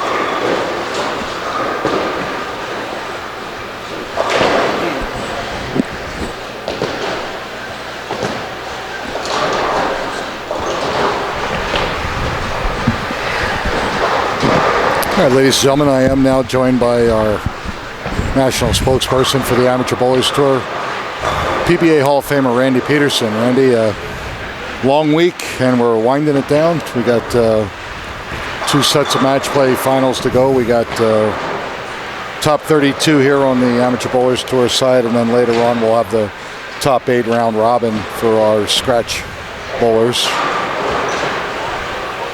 Yeah, this is my favorite part of the tournament, match play. And it's some of the matches that we've seen over the years coming down to the 10th frame. You watch what pressure does to some of the players, and it's just very entertaining.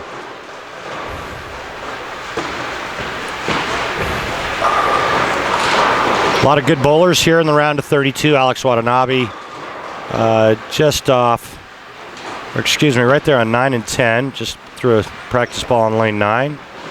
Scott Pohl getting up here on lane 2. A lot of good players left. That's the only pair that in this first round will have more than one bowler on a lane. There'll actually be 2 matches going on 1 and 2. And then we'll start pairing down all the way down closer to us as we get to the top 4.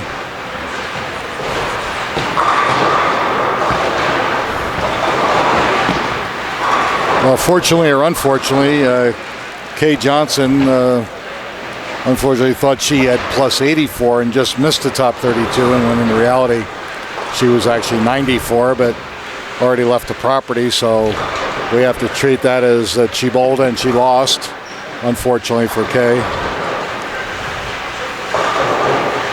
Yeah, feel bad for Kay. She thought that she missed the cut and ended up that she was on the right side of it, but unfortunately left the building, was notified, and I don't believe she's going to be able to make it back in time to bowl her first match.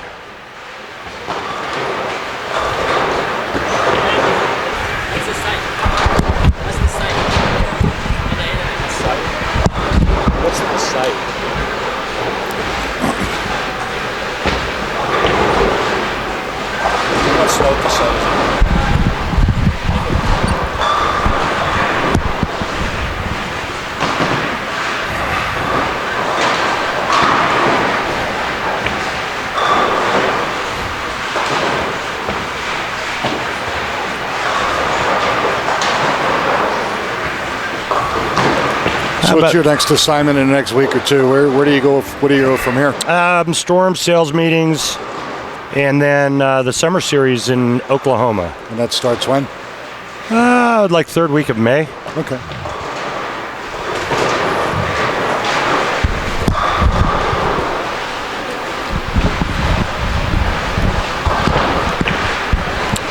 Now being joined by our astute colleague, Jason Langtree.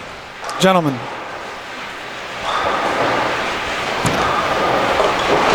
We were just talking about match play and how it's my favorite part of the event. You guys had a little pool going in terms of what the cut number would be. Both of you are very close. Jason said plus 85. Nick said 93. Tie goes to the runner, so I win. Ha ha ha! Well, actually, what's that game show if you bid over? No, that's Price is Right. Yeah. No. Price is Right, yeah. Nice try, though. So anyway, we were talking about... Anytime I can tie the legend, that's fine by me. we were talking about the fun of match play and how so many of these matches come down to the 9th and 10th frame, and players need a mark, to advance or win. They need 7 on their fill shot, and what pressure does to amateur players. Yeah, you really, even the seasoned amateur player, in a venue like this, there's going to be some nerves, and you think or assume that the bowler's got this covered, that covered. You just don't know how they're going to react to the situation, which makes it even that much more exciting because you really don't know what's going to happen. All right, practice is over for our top 32, and as soon as pin setters come back up and they get a full set of pins, we're going to begin our first round of matches. Again, everybody here has made at least $500, and as they progress, they'll make more and more up to a top prize of $25,000. Bowlers, just a reminder, the winner of each match will come back to the count with their recap and draw for their next lane. The other recaps will be picked up by the floor directors.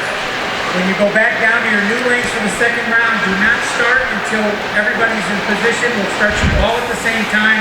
There will be no practice shots for the next 2 rounds after this one. At this time, your arrows are up, and you may begin your matches. Good luck.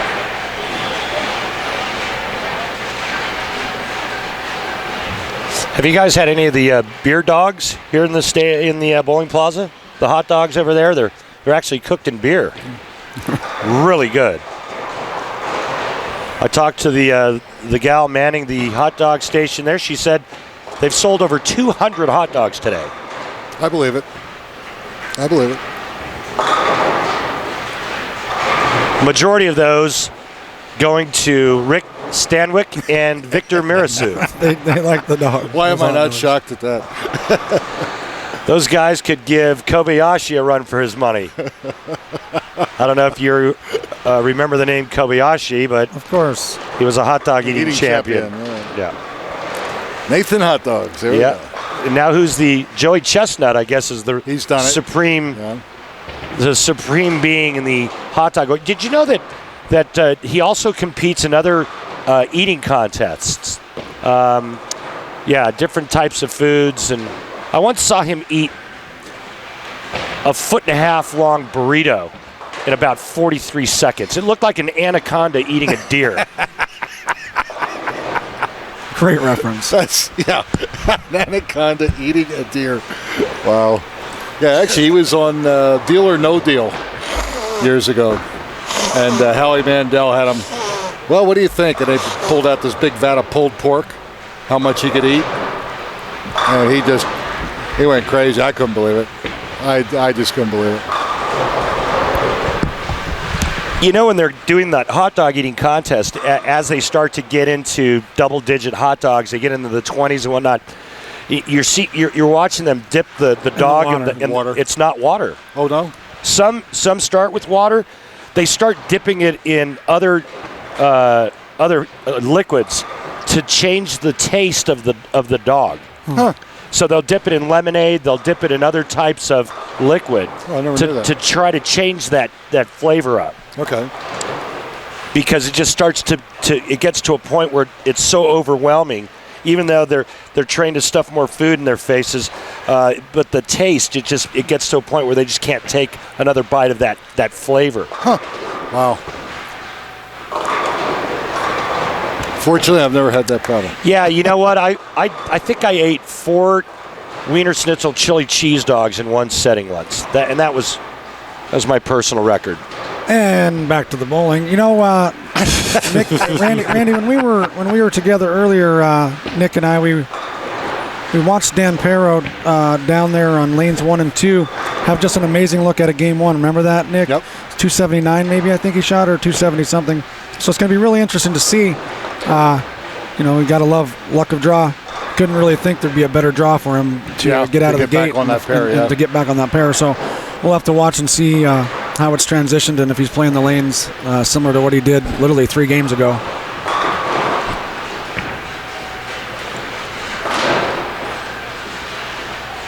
So this is match play here at the ABT Spring Nationals. Win and move on, lose and you're done. Yep. Go to the hot dog stand. He said it, I didn't. Really good player here on lane 10, Alex Watanabe, but 4-pin and then ringing 10, and he's already trailing after 2 frames.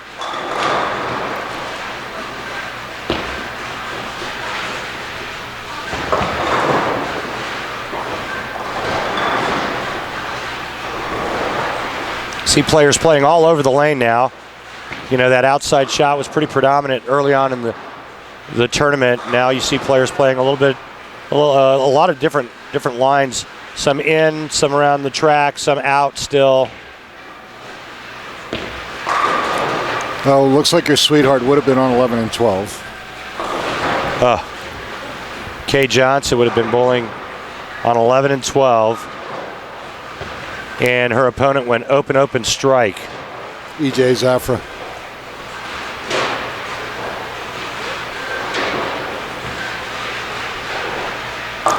Uh-oh. Wow. 2-4-10. I don't think he missed the pocket in practice either. No. It's amazing what happens when the lights come on, huh? Yep. Yes. It's happened to me a ton. Strike every ball in practice, and next thing you know, through 5 frames, you're trying to figure out what the heck went wrong. Is that why you're now in broadcasting? I still bowl, and you and you still can't beat me. Yes, you are absolutely correct. At no time could I have ever been. But that's good. See who got the last one in there, Jason? Yeah. Let's see how it's done. I'm just yes, sir. listening. But no, Nick, you're right. I can't beat the young guys. They're too good, and now there's a bunch of really good players on the senior tour, and Weber and Duke, Parker Bone the third. Wow, what a nice resurgence by Parker, though. Huh? Yeah, unbelievable. He's so good. You know, he's just his style has really withstood the test of time. So has his body shape as well. I mean, I don't think his waistband. Well, he hasn't been eating those beer dogs that you're talking about. Parker eats pretty good, but he's got the metabolism of a hummingbird.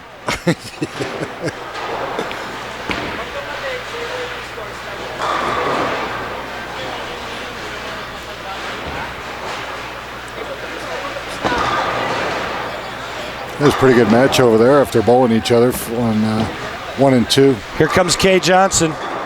Come on, Kay. She's going to have 0-0 0-0. She's right here in front, 11 and 12. So no shot.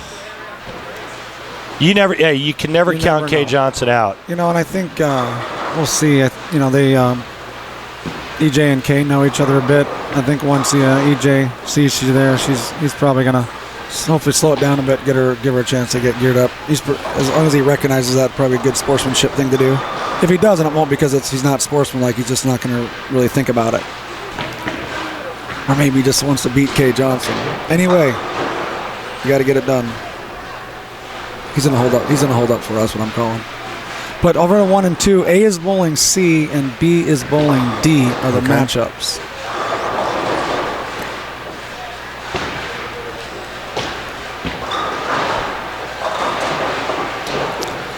She got a chance. Kay Johnson would be in that match too, because he's only got 1 mark through 5 frames. Does he realize? I don't think he realizes she's sitting in the settee area. Somebody. There he somebody just told him. Yeah, that's Artavius. Artavius Clark out of DC. Yeah, he runs the DC Baltimore branch. Him and Carlitha. And he is our resident fashion director. Well, those are 2 great people, by the way. Team Orange. ABT is lucky to have them 2. Absolutely.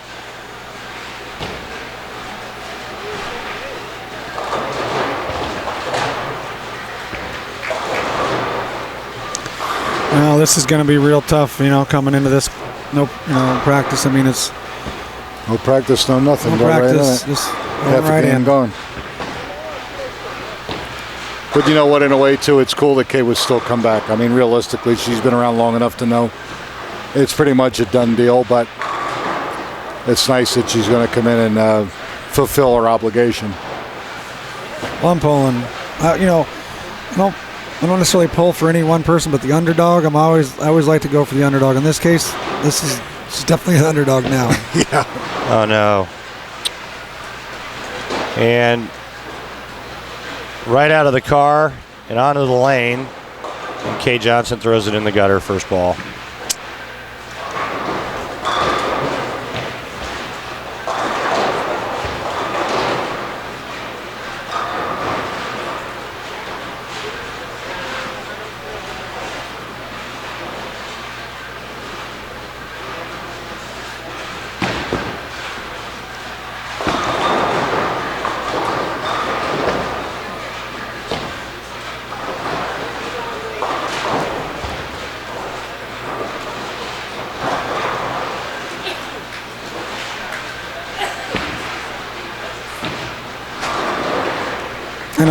I know I came in a little bit late, but were we able to fill the audience in with kind of what transpired, why Kay wasn't here? We did. Could AJ, or excuse me, EJ, could he have said, hey guys, tournament director, I want to bowl Kay Johnson. I don't want her to have 0 through 5 frames. Nice.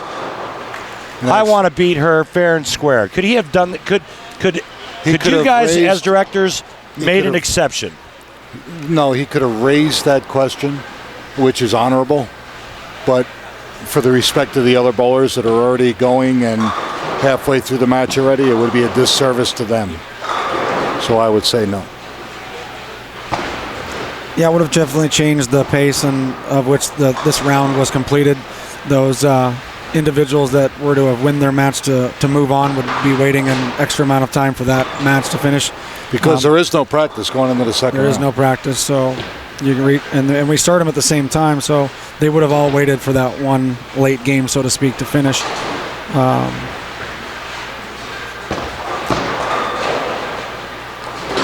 It's kind of like signing your scorecard in golf. If it's wrong, or you signing a check. Yeah. Listen,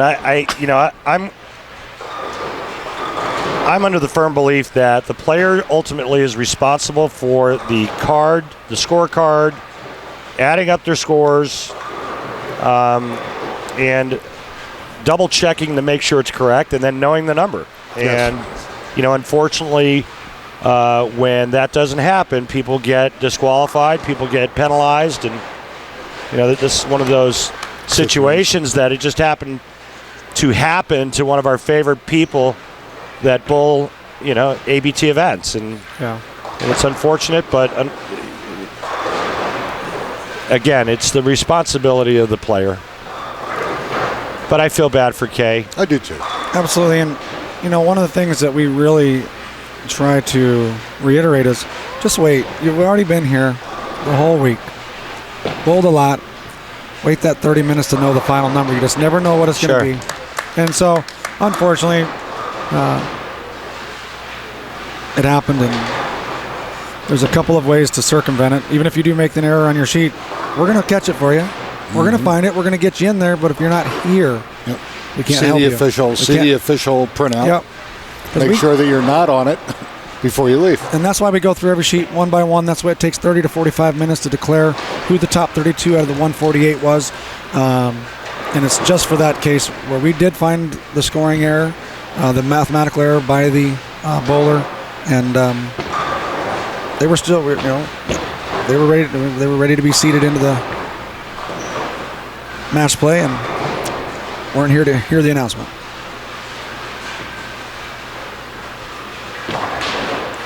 Serene Walters made the nice 5-10 split conversion her last shot on the right lane.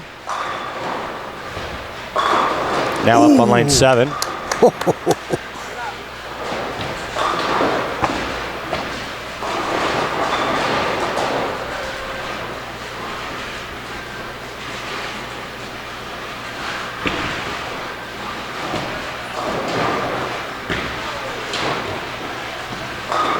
Oh, there's a double for, how do you say his first name? EJ? EJ Zafra. Yes, sir. Just threw a double on Kay Johnson, and Kay's chances now aren't looking good to come back from the missed half a game, unless she's got a ton more of handicap, and I don't think that's the case. I think they're pretty evenly matched. Yeah. Good matches going on in 1 and 2.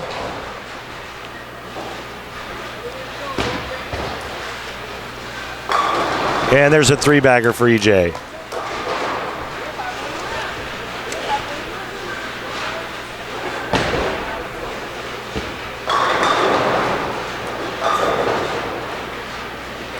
I'd like to give a big shout out to Joe McCauley out in Denver having a little watch party. Joe, hope you and your friends are having a great time in Denver. Hope the weather's good. Nikki, you're from Denver. What's the weather like today? Well, I know what the weather's like in Vegas, 68 and light.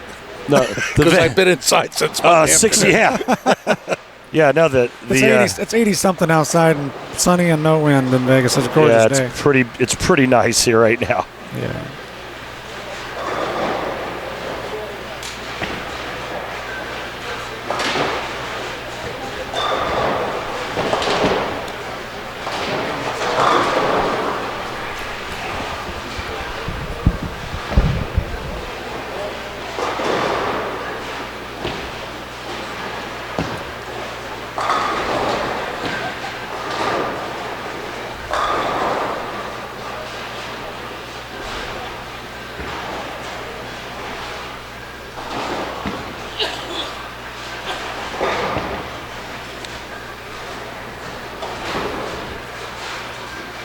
Alex Watanabe trying to get back in this match here on lane 9.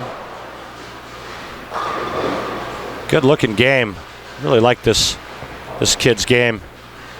Got good hand. But he's run into a little bit of trouble on this pair.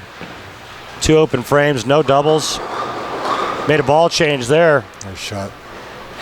And right now he's got to be saying to himself, I have to strike out to have any chance in this match. Yep. Here's the funny part, though. We randomly picked where the top 4 is going to be. So Jason's up there talking to our top 32, little meeting before we started. Said, yeah, our championship pair is going to be 9 and 10. Oh, that pair is brutal. Can't carry on that pair. So, well, nice thing is, you know it. And all 32 of you got to deal with it.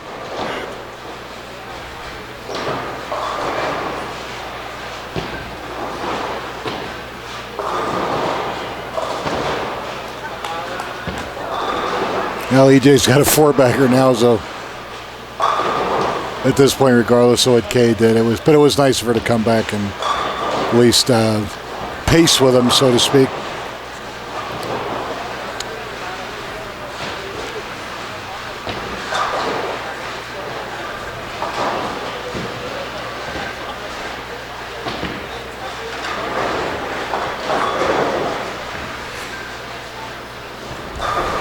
And Terry Labasco posted a nice 195 scratch, and he was bowling Serene Walters, who's one of our national singles champions out of Samstown, and she won't advance. She'll be looking at 160 scratch, so well, I don't want to say that. Yeah, we don't know the handicap differentials. We don't know the handicap differences, yeah, but it should be down 30, could be down 30 pins.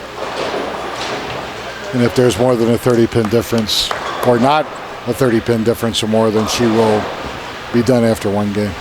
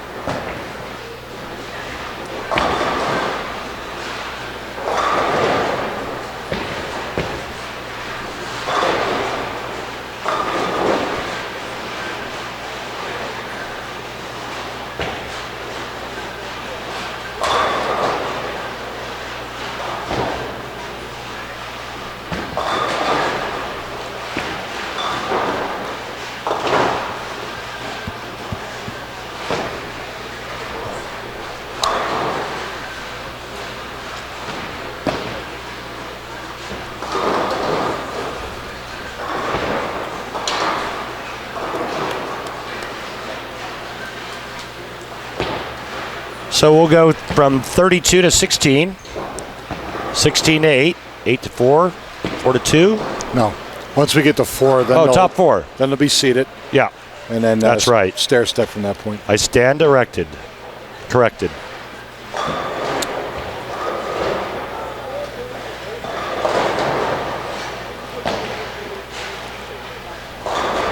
So you lucky dog. Again, I was jealous last night. Told me you were going to go see Fleetwood Mac at the MGM. Yes. I did. Absolutely awesome group. It was a great concert.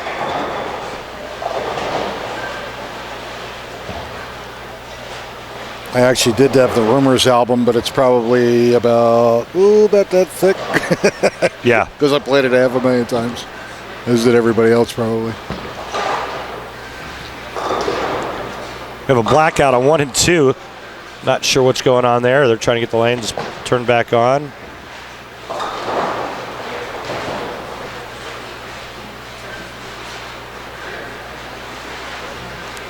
I wonder if there's a way for us to get the handicap differentials for the next round. Yeah, we'll have to see as we get closer. We'll have to go through and literally, once we get them on the floor, there'll only be 16 of them left, obviously. We can go through and run by and grab some numbers real quick. Yep, that shouldn't take long at all. Okay, looks like they got 1 and 2 set up, so they'll be finishing their match down there.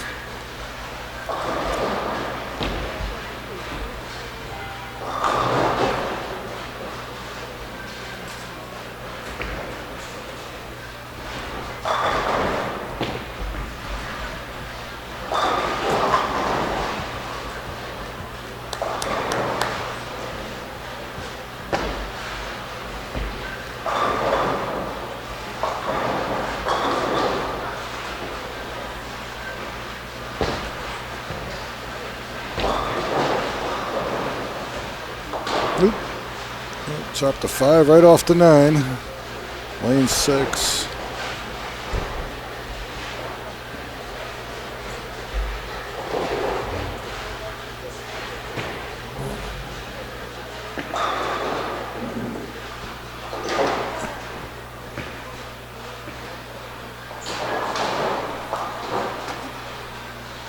This actually goes pretty fast once we get going. Again, we're looking at 32 bowlers down to 16, down to 8, down to our top 4. And then stair step from that point.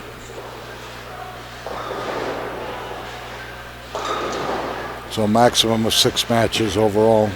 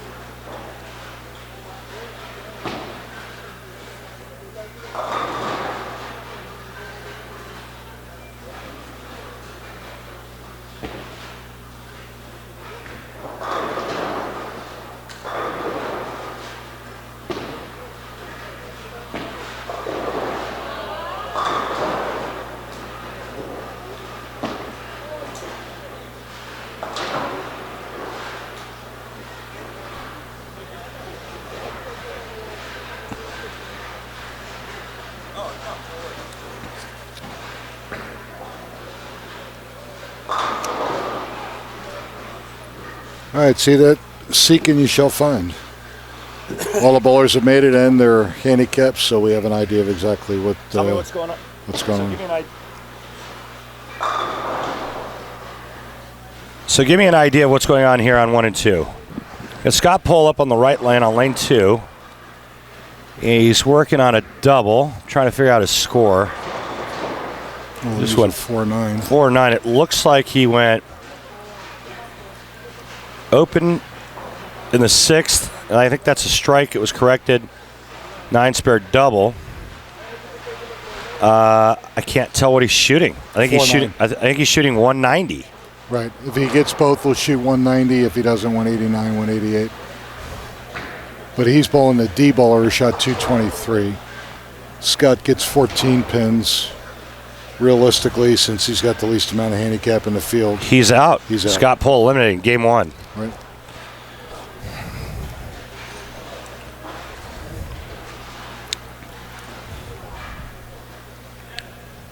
All right, so now what happens, Nick? The players go back. The ones that advance go back to redraw their lane assignment and their opponent. Correct. And then they go right into it, no practice. So basically what you're going to have is 3 matches until we get to the top 4. Right. And then we seed them based on their 3-game performance going in. Right. And then 4 bowls, 3 bowls, 2 bowls, or 4 bowls, 3, the winner bowls, 2, winner bowls, the leader. The leading qualifier, Alex Watanabe at plus 162. I believe he lost as well. If you can go back and remember who he was bowling, I can tell you the name. Jovan Bolano, who got 34. What's the difference? Yeah, so I think Alex was eliminated as well, was he? Yeah, was he not? He lost the match, and he was also spotting him 5 pins. 5 pins. So a couple surprises early.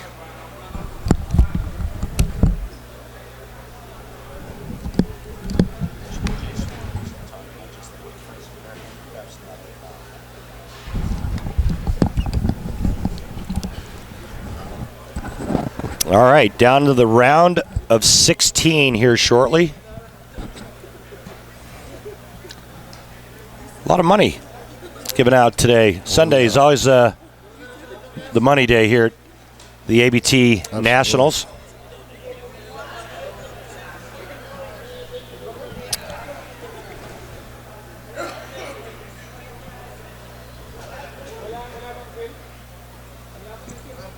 Take just a moment for them to redraw, and then they'll go right back in it.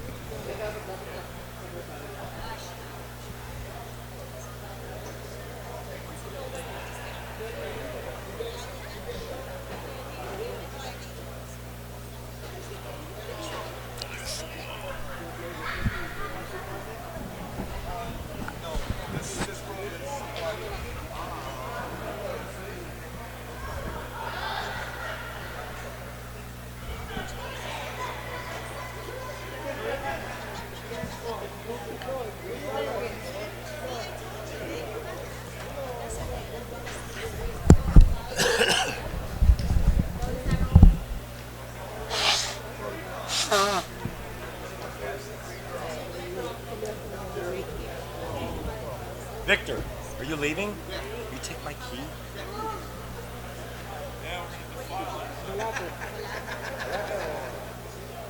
Hey, I'm gonna keep one, okay? Hey, just let me know if it works. Remember the number? No. Send it to your phone. Are you all going over there? Okay, cool. I'll see you over there.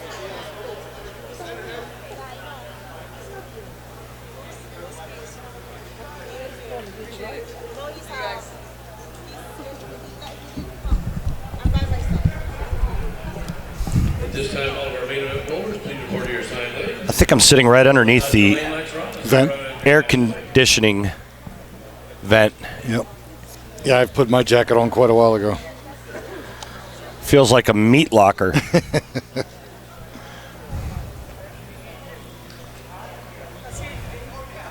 Well, I used to say if you're not bowling and you're a Yeah, little chilly, that absolutely. means it's great for the bowler. Yep. Yeah. Without question.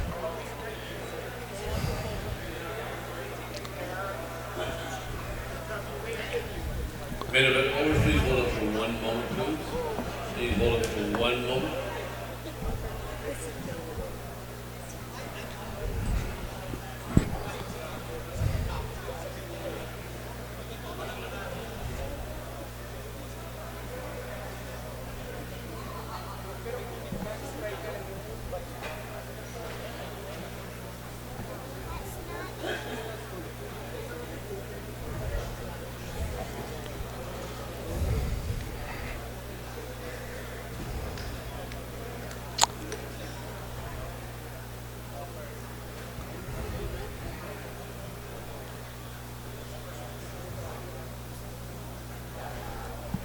Bowlers, now your arrows are reversed. Let's go ahead and go right into your match play.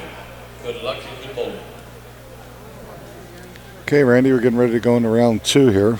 16 bowlers remain, so we have 8 matches going on.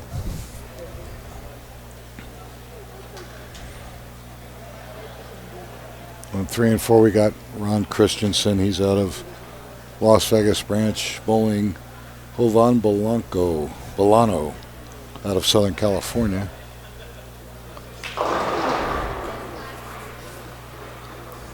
Henry Murphy down on 7 and 8's bowling Veronica Boone.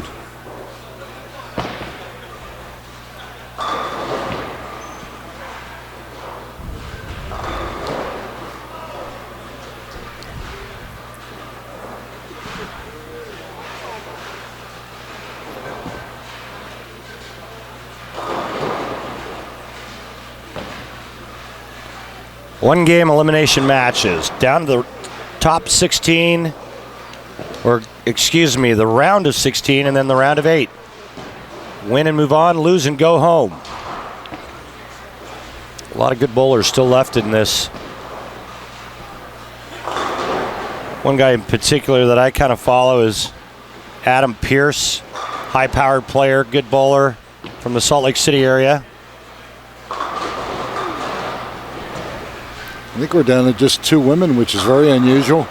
If you remember the last time, I think we got to our top 4. All 4 were women. Yeah. In February.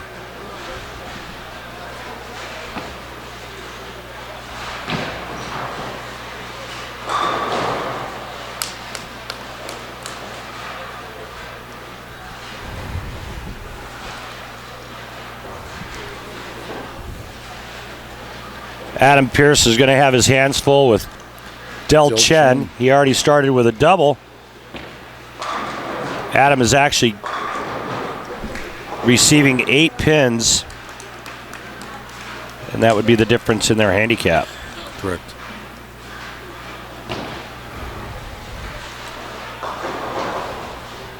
Anytime the match is under a mark, oh, nice shot. How about Travis Ney bouncing the head pin off the sidewall to make the washout?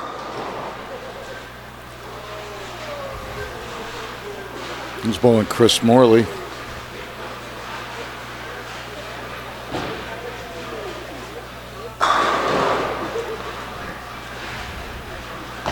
Adam Pierce answers with a double of his own. You can see him right here on lane 13 now working on that double. Yeah, Travis has a 13 pin difference over Chris. And he starts with a double.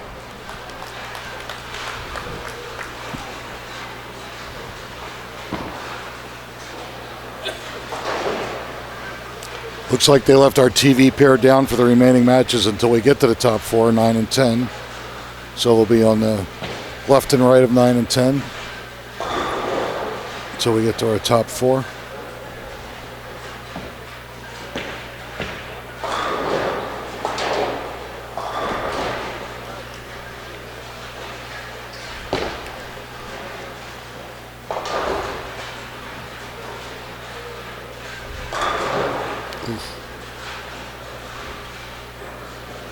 It kind of spun that one.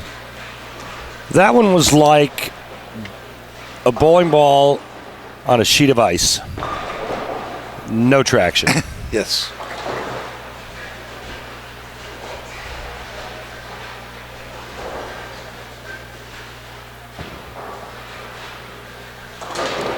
And nice conversion on the baby split by Adam Pierce.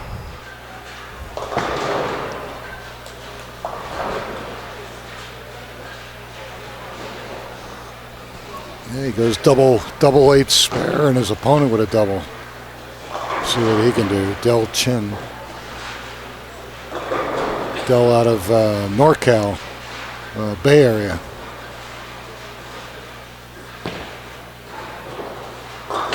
Uh-oh. Oh, big split. 4-7-9. Chris Morley again having trouble getting that bowling ball to hook up into the 1-3. Might be a little bit of adrenaline pumping through there too. He's sure. He's really wheeling that ball out there. Listen, if you're not high rate of speed, if you're not feeling it right now, you need to get the defibrillator out and yeah, really. have somebody zap you. Oh, good try by Dell. He slid the 4 right in front of the 9 pin.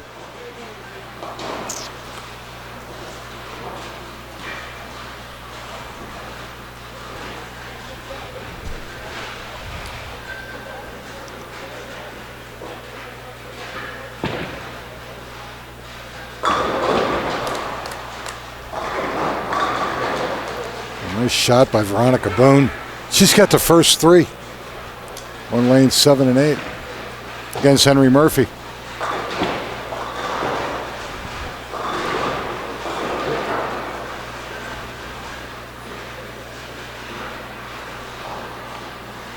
And she's getting 4 pins on top of it, so she's got a commanding lead early here. How many pins is she getting? 3 or 4.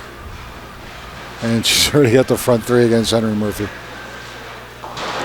So basically an even match in terms of handicap, but right. She's gotten off to that nice fast start.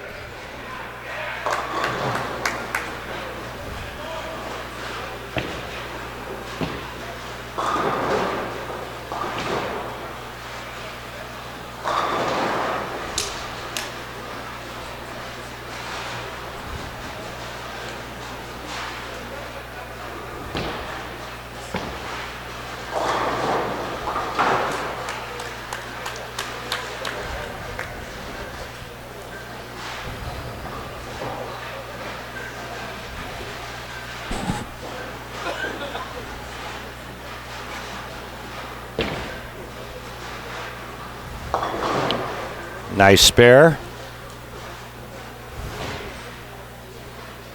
Again, you see players playing all over the place.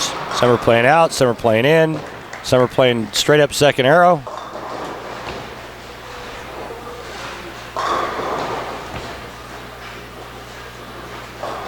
Oh, and Travis Ney 210. had that little lead there, but in jeopardy now of falling behind with an open frame, leaving the 210. See if he can slide this one over. He's already made the washout.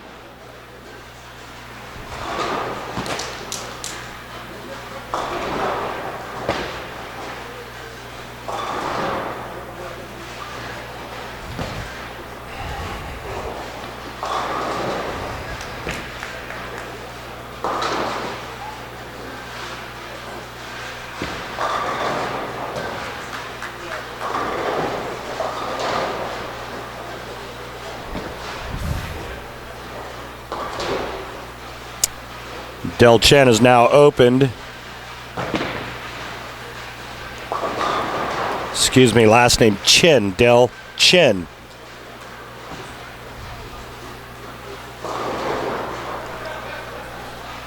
And Chris Morley still having trouble getting it up.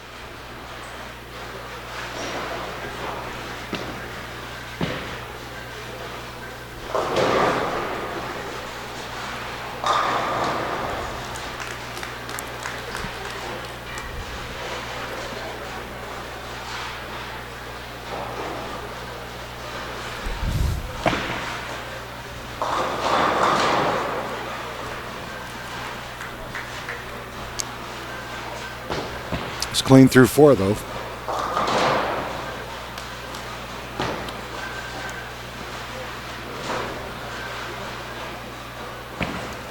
Missed 10 pin there.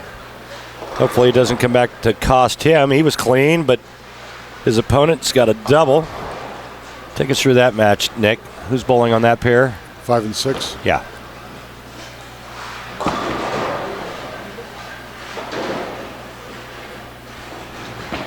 Looks like Derek Tenag. It is Derek Tenag, and I'm not sure who his opponent is.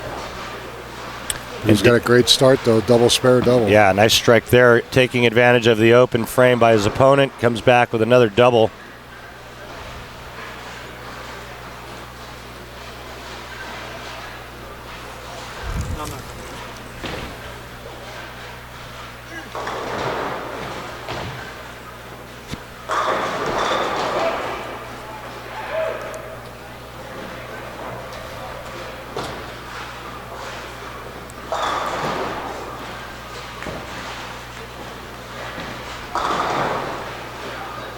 And Travis Ney on lane 12. Nick, what do you call that? I call that the Bob Euchre. Just a bit outside. Yeah. Sure, Travis will appreciate that once his friends inform him that I use that analogy on him. I used to do that when a guy would leak the ball, put it in the ditch, and go just a bit outside. Yeah, there was none much better than Bob Euchre when it came to being funny. Let's see if we can figure out who that is. Oh, Ronnie Aviles. Yes. So we've got Ronnie Aviles and Derek Tenang. Derek Tenang. So basically there's one pin differential in the handicap, so it's basically an even match, but Derek is all over him like a bum on a bologna sandwich. Using all the ones I can't use on the air. There you go. Are you using this? No. May I? Yes.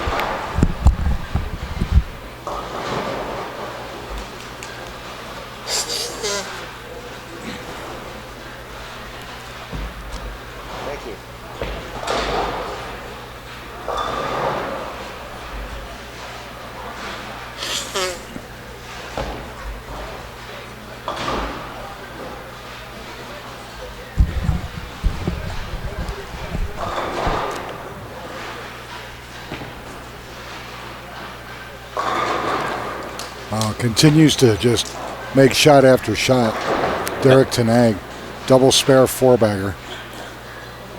Even though Ronnie came back with a double after that single pin miss. 42 pin lead. 3 frames to go.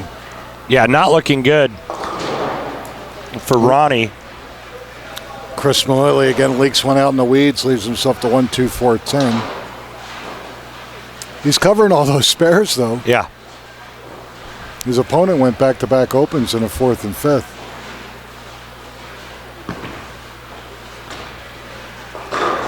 Another strike by Derek Tenang. Keeps his hand up the back of the ball and just kind of feeding it right into the track area, right around that second arrow. Ooh, couldn't Try. get the kick off the wall for Chris. Who's that on lane 4? Ron Christensen. And Ron Christensen, coming off of a 4-bagger, leaves that 9-pin. He's got a nice lead. See the difference in that match. Who's his opponent? Joven Bolano. So Ron's actually getting 10 pins. And that match is a rout.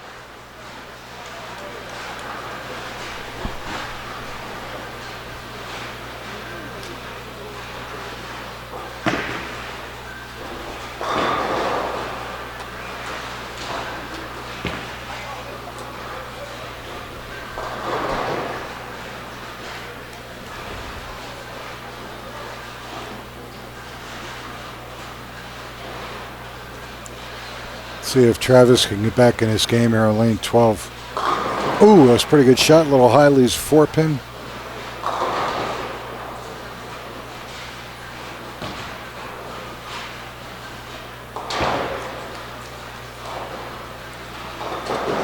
Henry Murphy hanging tough against Veronica Boone.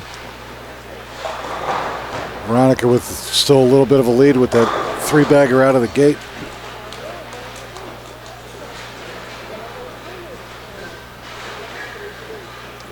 Ronnie Aviles has come back with a 4-bagger, but unfortunately for him, Derek Tenang has a 5-bagger going into the 9th.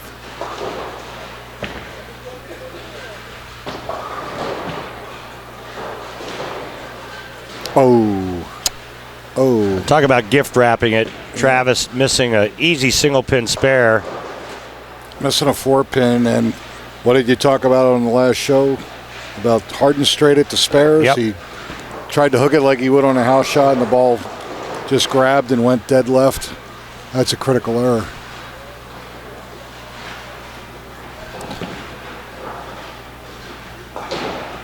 Ronnie Aviles, Derek Tenang match starting to get a little bit more interesting as Ronnie has strung together 4 in a row.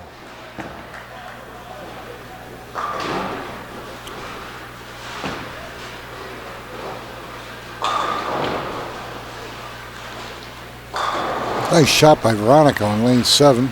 Yeah, really nice. Another double, boy. She won't let Henry back in. And you can see her playing that track area as well. Right, Sure. You know, that 10, 11, 12 board on the right side. Call it the track area because that's where you get the majority of play. So that part of the lane tends to have a little bit higher friction.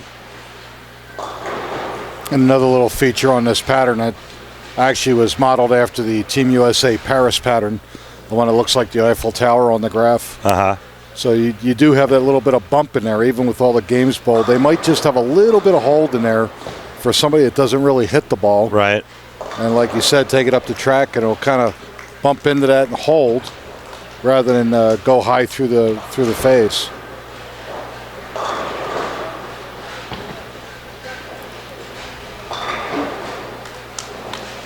Boy, Derek with a spare strike will shoot 246.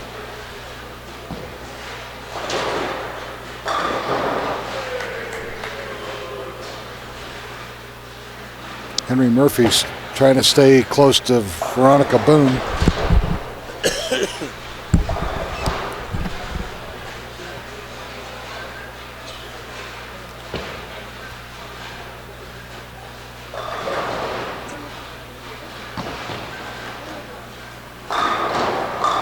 So the ball kind of just sits in there and rolls up. Yeah, a lot of that's got to do with the end over end roll as well, Sure. though. But, I mean, he keeps his hand at the back nicely and then keeps it on line and just kind of feeds it into the track and it walks to the pocket. Great shot there, trying to keep himself in it. What's the difference in that match with Handicap? It's pretty close.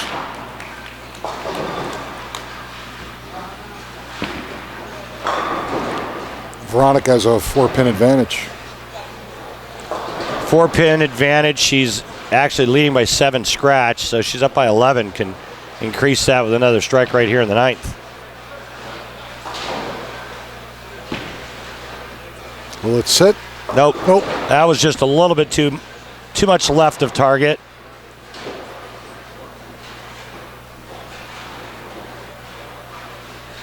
Delchin, disappointing 166. Yeah. Against Adam Pierce.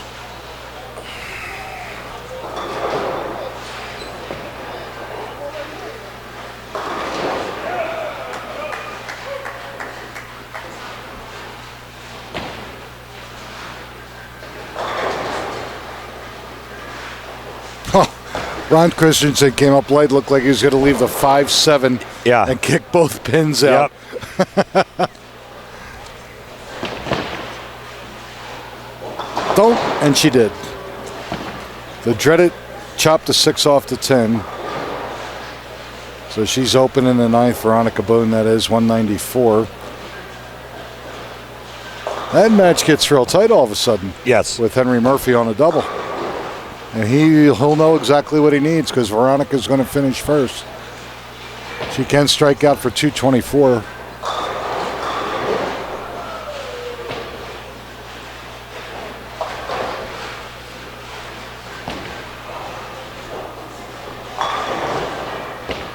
There's one.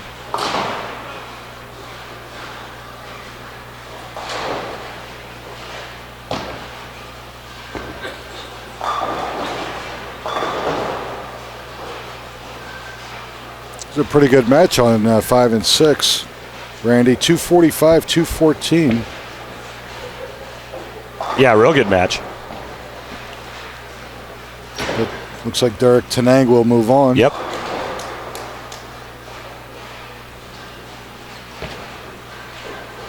Travis Nave finishing up on 11 and 12 throws a great shot, but unfortunately looks like it's going to be too little too late. Yeah, it's going to be a little short unless, trying to do the simple math here, he's in the 180s. Open frame puts him in the 170s. The difference in average, or excuse me, handicap is... Wow. Great shot. Looked like he was going to leave the 8-pin. Got a kiss off the wall for a double. And that should be enough for Chris Morley to advance. That's it, because Travis is only getting 8 pins. Okay. Ooh, Veronica Boone. Oh, no. Okay, that was just count.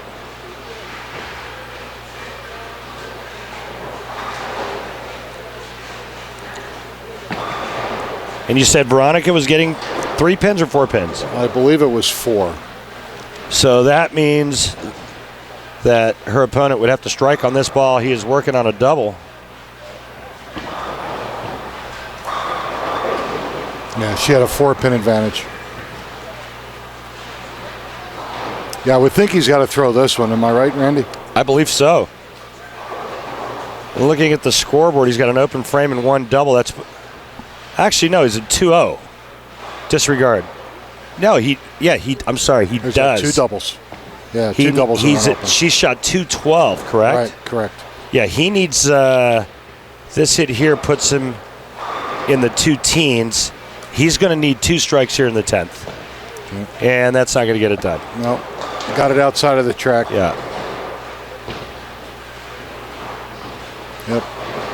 Yeah, best he's going to be able to do is 199. I believe so, yes. So he'll be 13 pins short, and then Veronica's 4 on top of it. So she'll win this match by 17 minimum.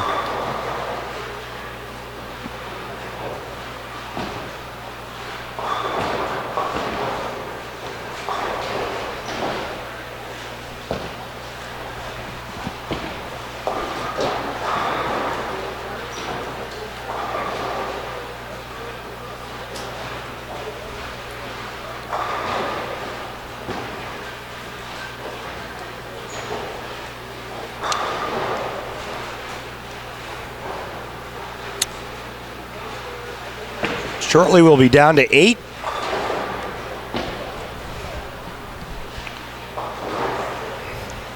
And then those 4 winners will do our step ladder finals on 9 and 10.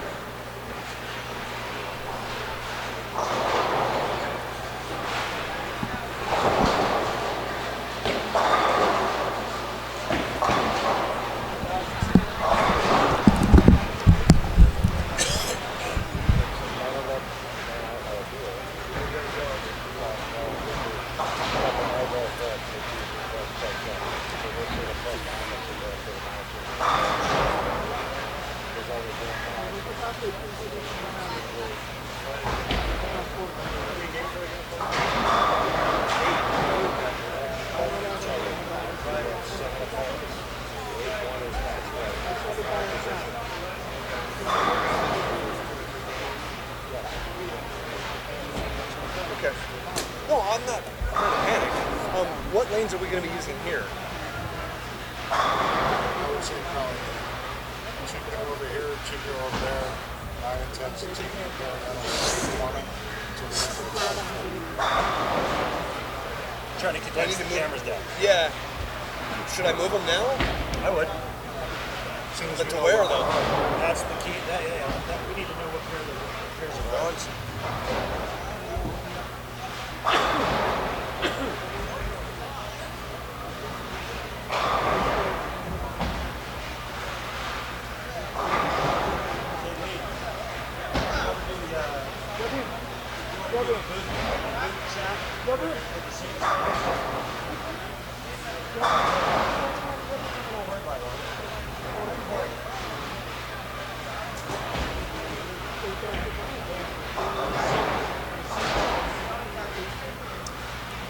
For the live stream for the singles, you want to hop the booth and roll. It's not like it's set. Nothing we would only do for a couple of days because basically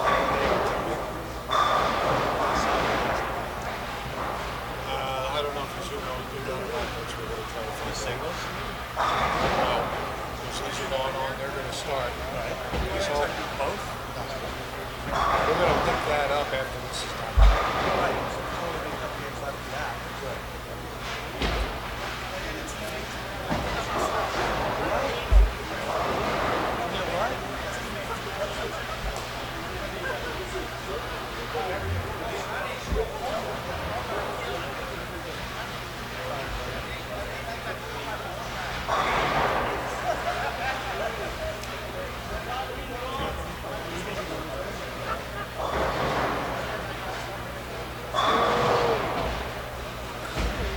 One, 2, 5, 6, 11 and 12, 15 and 16.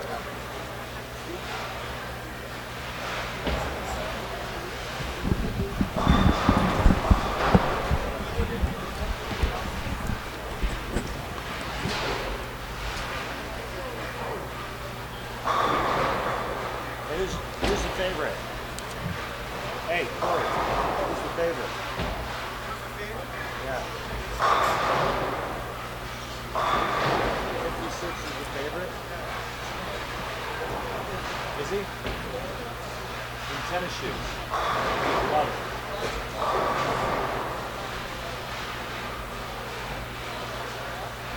How much lock you can throw it? Oh, but he can bowl, huh? Really?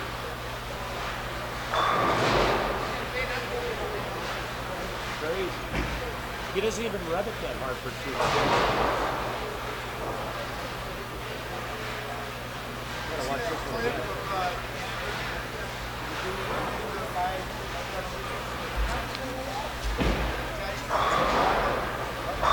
Main event voters, what's yours? Yeah. Hey, you know what? If you didn't know who Walter Please wait until they was, cycle on through. We'll recommend the arrows put in a proper position. you go, hey, who's that Let's guy? go right at our next match. Please wait until they cycle.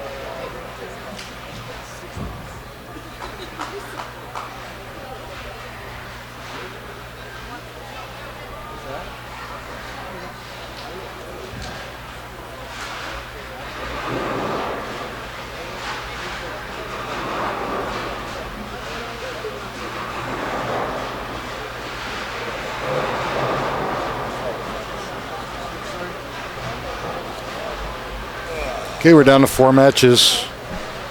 Handicaps other than, You got our matchups, Nick? yep, Greenhill versus EJ Zafra. Zafra's got 42 pin advantage. A 42 pin advantage. Ron Christensen against Chris Morley. Ron's going to get 11. Adam Pierce against Veronica Boone. Veronica's going to get 14. And Rhino Panganabon and Derek Tanag are even. Nice. And they'll be down on 15 and 16. This Greenhill match, is this taking place on 1 and 2? Correct. Green Hall. I'm sorry, Green Hall. Yeah, I misread it. My bad. Yeah. Jeff Greenhall's on 1, and he's balling EJ Zafra.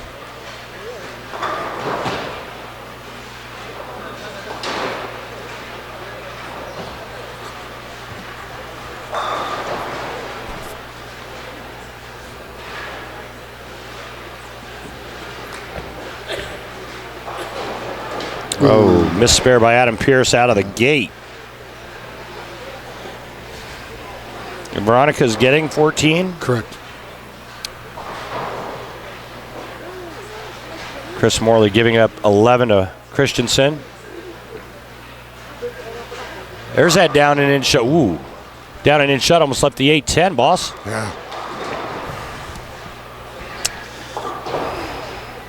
My old junior bowling coach, Bob Brown, used to say, no drive, no 5. You know, back when we used to throw regular urethane balls or plastic balls, and he'd always give me grief when I left a 5-pin. But what do you say to somebody who leaves an 8-10? You could do a Pete Weber and blow on his fingers. Yeah. Like they were on fire. Yep. Or you could start singing Puff the Magic Dragon in the background. All right, we're down to 8. After this game, we will be down to our final 4 for a stepladder roll-off. Correct. 4 versus 3. The winner faces 2. The winner faces 1. Correct.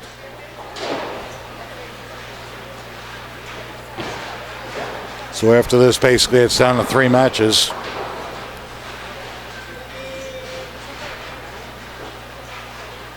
Meanwhile, in the back, our scratch event. Gentlemen have just started top 8 round robin match play. And we'll pick up on that as soon as our national singles for ABT is over. $10,000 for first place up for grabs in the scratch. And $25K for the big winner here. I wish I could have bowled some of it. You guys have these funny rules. You know, actually, I would have let you bowl had you given me your tickets. To Fleetwood Mac? You know what? I could have bowled both events or just the scratch. Well, it depends how good your seats were. They're pretty good. I heard. Yeah, yes. Did I show you a picture? Awesome, yeah. I did show you a picture? Well, you told me where you were. Oh, man. It was good, man. It was good stuff. Great seats.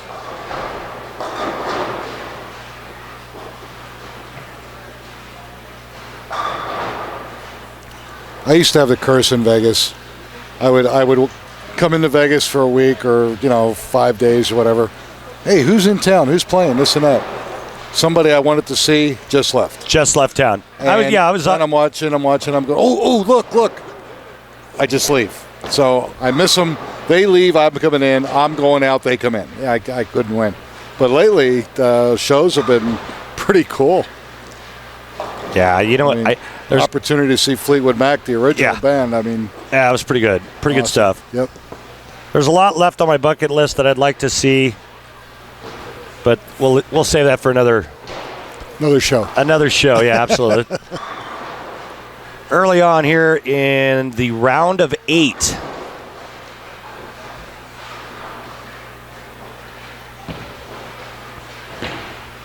Ooh. Adam Pierce gave that a try. Look at this. Both bowlers open first and second. Yeah, frame. And he's giving up 14. Not good.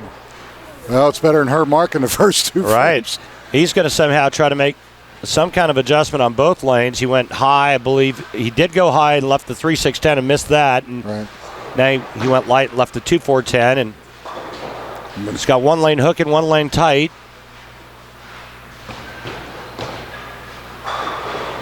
You know, the other thing, Nick, that you have to talk about is the fatigue factor that these players go through. That's true. You know, they've been bowling all week long. There's at least 3 games already today. Possibly up to 3 more. Right, prior to getting into match play. So there is a Right. fatigue factor. Sure. Nice shot. Yep. And also, in a way, you find out whether your equipment fits you properly. Yeah, you know, I mean, there's a lot of things that start factoring into the equation. Sure.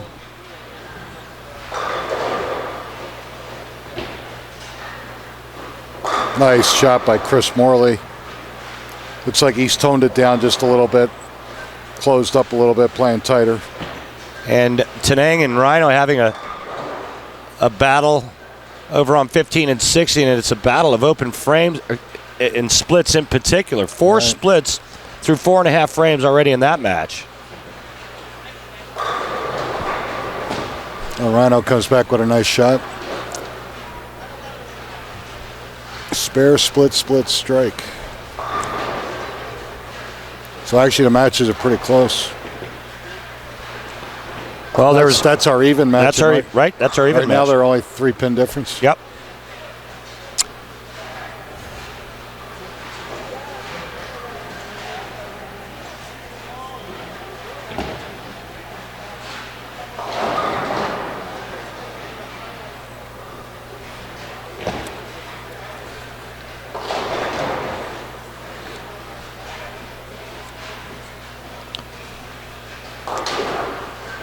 Veronica Boone looking at another possible open frame here through 4. She's getting 14 pins from Adam Pierce.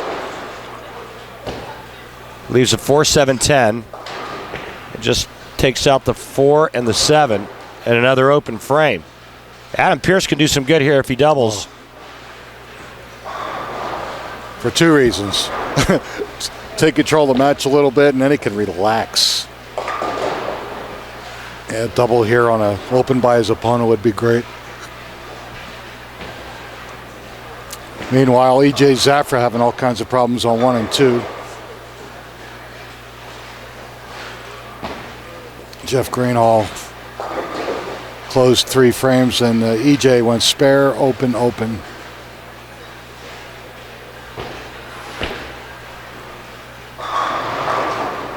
So Jeff is actually eating into that 42 pin difference. He's now only down 28. Good shot by Adam Pierce. Got that double we were talking about, Randy. Yeah, he wanted that one too. You could tell by his reaction. He's taking the lead in that match through 4 frames.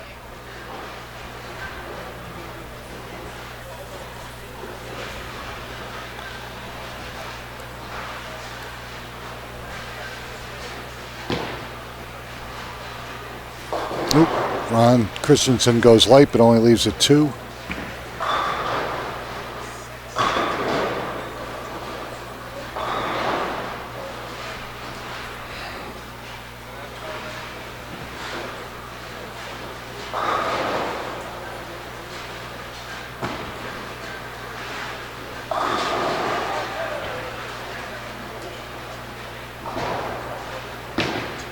Oh, looks like he dropped it.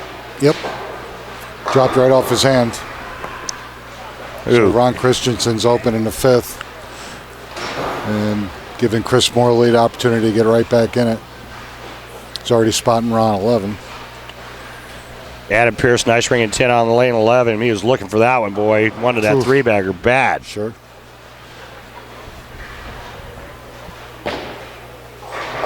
Nice. Ball set. There's some hold on that pair. There is. Remember, we watched Tenang shoot 240 on that. Yep. On that pair the last game. Yeah, I remember it was the last match rather. 242 team. Yeah. Both bowlers threw well. There's a little hold in that track area on that 5 and 6 pair.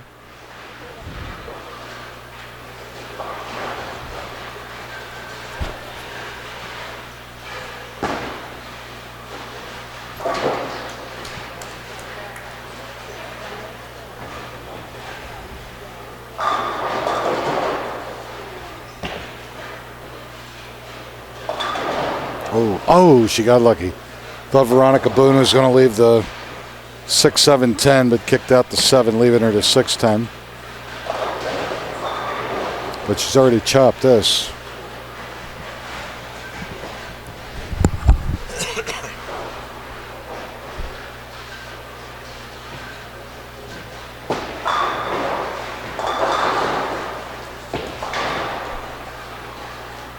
All right, makes it this time.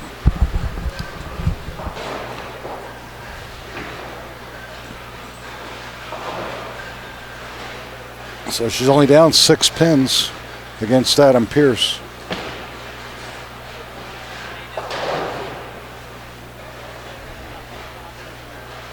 Meanwhile, Ron Christensen looking to get started here. Dropped the ball, lefty. Oh, he gets a tremendous break. Was Wow. that the backdoor trip on the 5 pin, or was that the 3 pin? 3 pin. But I'll take it either way. Yep. Veronica Boone trying to get back in this. Yeah, only down 6.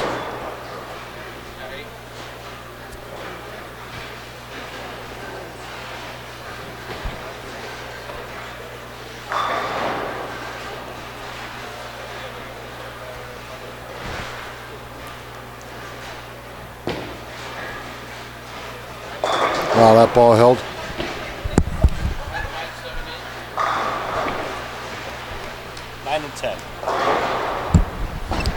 Ron Christensen doubles on Chris Morley. And again, Ron has an 11-pin advantage in handicap. Chris needs to get on track here. Nice shot by Adam Pierce. Chris Morley, yep. He wanted it to push and stay, and it did.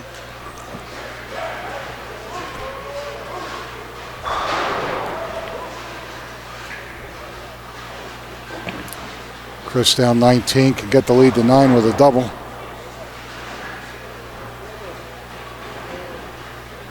Meanwhile, EJ Zafra in lane 2, trying to make the 3-9 and does. Good shot.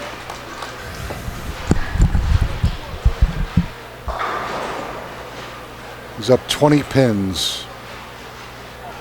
Oh, Chris pulled that ball and was fortunate to only leave the 3-pin.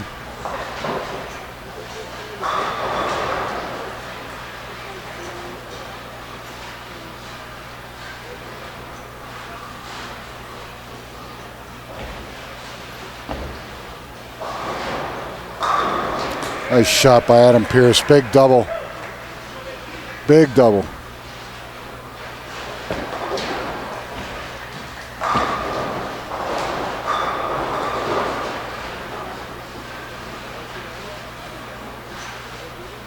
We got a tight one on 15 and 16. Rhino Panganaban against Derek Tanag. It's an even match, and the bowlers are even through 8.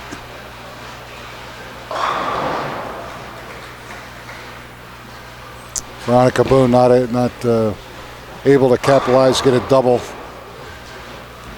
Leaves herself 1 pin spare.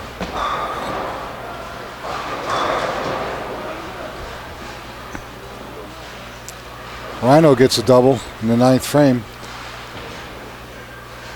So Derek is going to have to respond. He's going to finish first, 9th and 10th. Up in the 9th frame now in lane 16.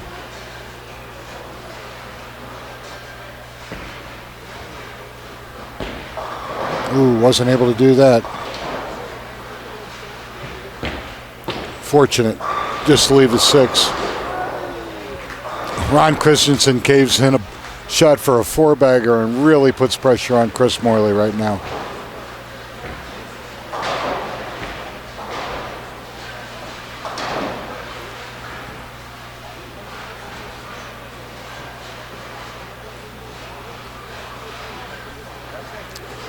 Rhino's now taking an 11-pin lead with that double. Chris is fading fast, unfortunately.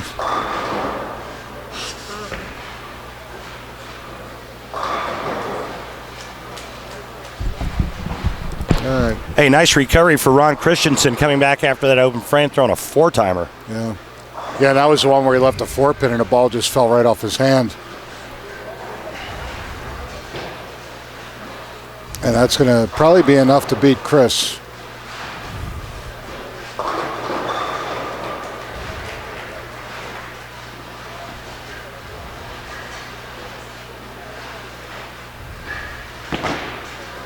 The best Chris can do is 192, and Ron's got 173 already, not counting the 10th and an 11-pin advantage.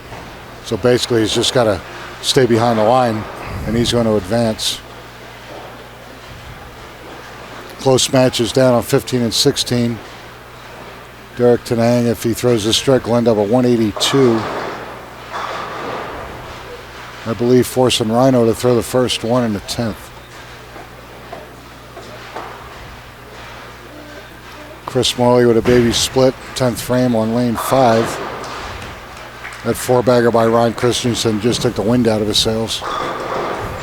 Nice finish for Derek Tenang. 182. Chris makes a spare. So with a strike, will shoot 180, but it's just not going to be enough.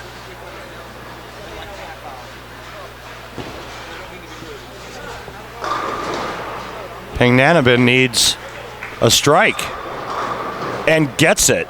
Wow. That turned out to be a great match. Yeah, if he goes 9 spare strike, they tie. That's a winner right there. Yeah. This match on 1 and 2 is like a human rain delay. What's taking them so long? Both players very methodical. Yes, methodical would be a good word.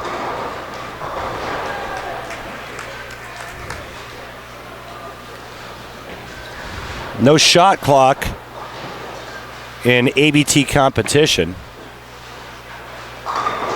A nice finish there by Rhino Ganabon. Panganabon.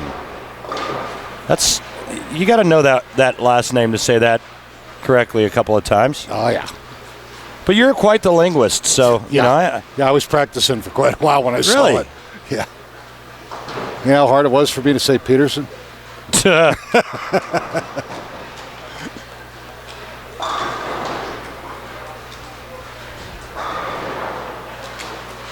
Oh, that was an excellent match. Yeah, good one. Rhino wins by 10.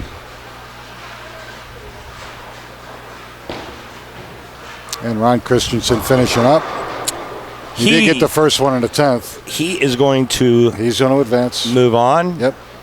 Not sure who 1 through 4 will be. Not yet. I could only speculate based on the scores that I've seen. How about this match between Veronica Boone and Adam Pierce? What do we have here? Looks like a lead, but Adam's got a lead of 34. Oh, good shot. Man. Good shot. He's left a couple of those nasty ring intensives game. Let's see. Veronica is in the 160s. Adam is in the 190s. He's only giving up 14. So right now he's got a nice cushion. Close 2 frames, it should be enough, right?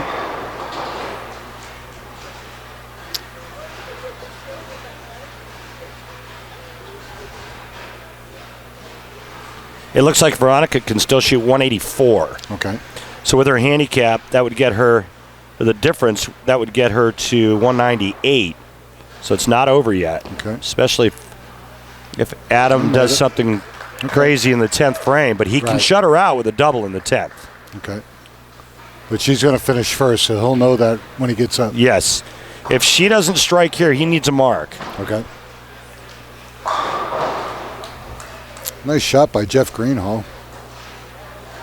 But he's still down because he has a 42-pin deficit in handicap to make up. E.J. Zaffer with a double has really put some heat on him here. We get in the 9th frame. He throws this one. He can almost walk away. All right. Veronica with the 245. So her best is now 171.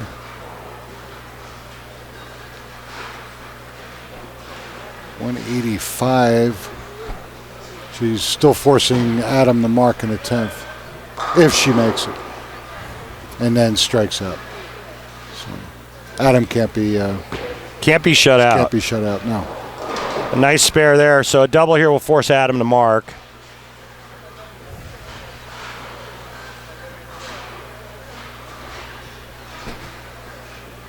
Meanwhile, E.J. Zaffer on lane 2. Scratch lead would be cut to single digits, but he's probably going to be up almost 30 with this conversion.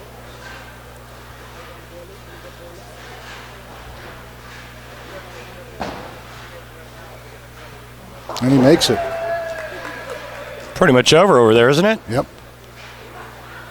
And now it's over on 11 and 12. Adam Pierce looks like he will advance.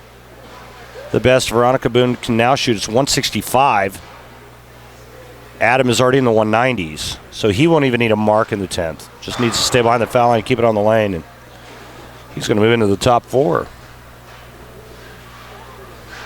How long after this do the players take to the lanes for the top 4 roll-off? After this, they'll probably bring all 4 bowlers together in the settee behind 9 and 10, explain the seating so that they understand where they're at. I would assume that they'll have a pair set up for practice for the bowlers that aren't in the match, and then come over and start the step ladder. So I'd say 5-10 minutes tops.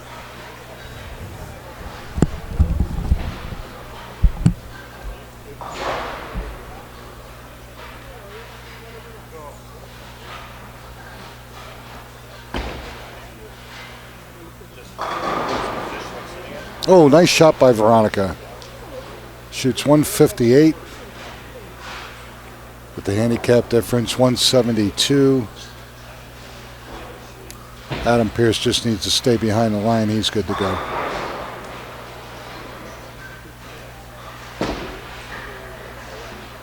Oh, E.J. Zaffer misses the 6-pin on lane 1. He's going to end up with 158. But again, he has a 42-pin difference, so he actually had 200. I don't know if Jeff Greenhall can catch him at this point. He does have a strike in the 9th. Realistically, he's got to at least double.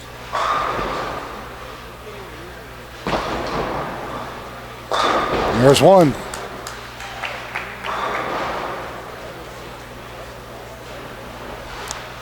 Believe it or not, I think Jeff is going to fall 1 pin short. I think E.J. Zaffer is our winner on 1 and 2.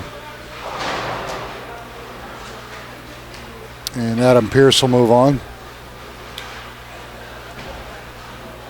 So we're going to have Ron Christensen, Rhino Panganaban, Adam Pierce, and E.J. Zaffer will be our top 4 for a shot at $25,000 here at the Plaza at South Point.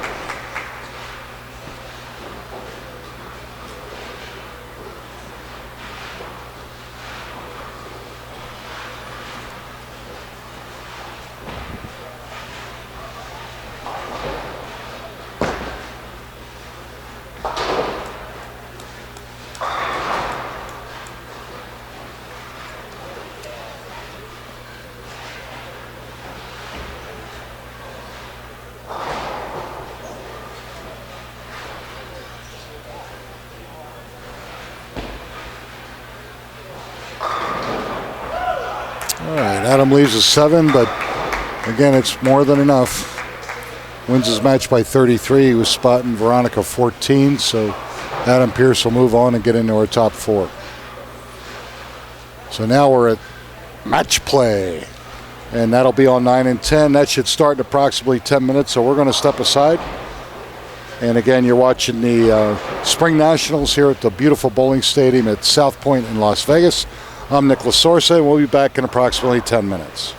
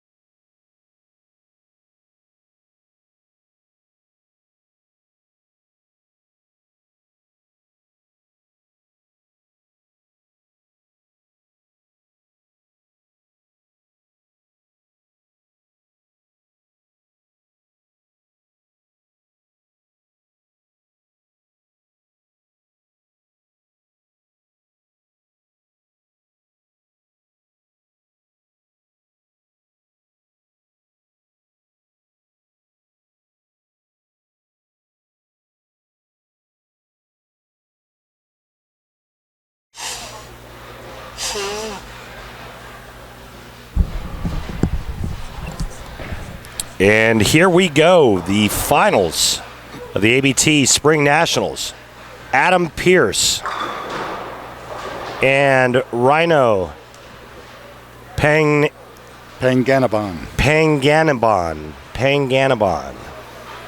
It's a cool last name. It is. Panganabon. Wow. 1 pin difference in handicap. Who's getting it? Adam. All right. They got it up for us too. Oh, there it is. Handicap difference. All right. It's basically an even match. Yep. All right, Adam makes 10, no problem.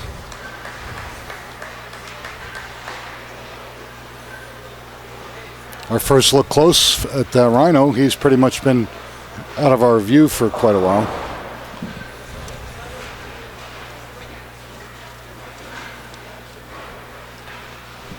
Number 1 seed is going to be Ron Christensen. EJ Zaffro is your number 2 seed, and Rhino and Adam Pierce. Rhino leaves that 10 pin on lane 10. The winner could pocket as much as what, guys? $25,000? $25K. Makes for a nice weekend. Please. As long as you get out of town with it. Remember, we are in Las Vegas.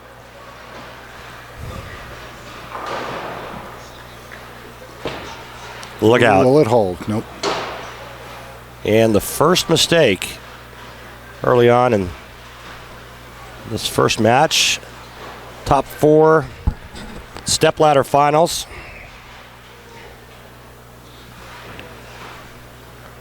Rhino Panganabon, Adam Pierce. Rhino up on the left lane.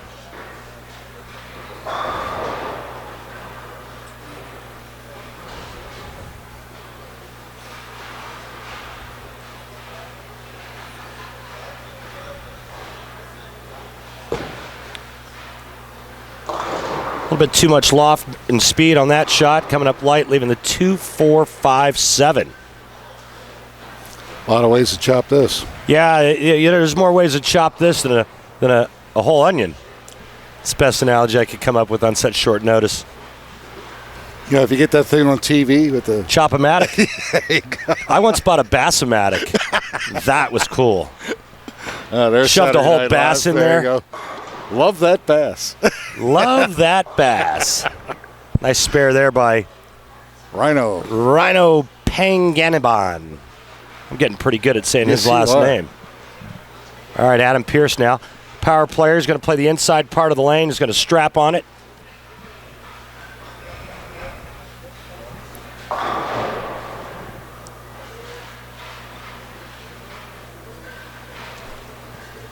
Oh, so he actually pronounces it Reno. Okay. Well, Reno Bowling shame in on Vegas. us for not knowing. We've been pronouncing it Rhino. It's actually pronounced Reno. Sorry about that, Reno. That needs to hook. Oh, my. And Adam Pierce just slinging wood everywhere.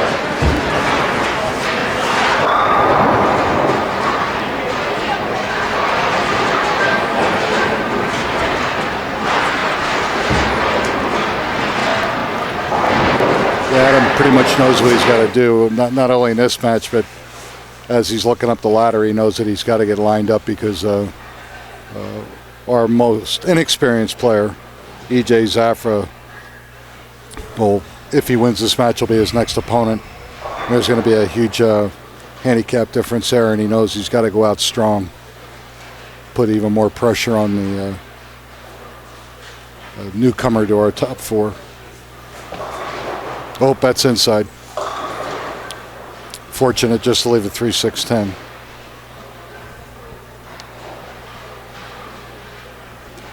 What's that sound that the shooter makes or says when they want the clay pigeon to be pulled?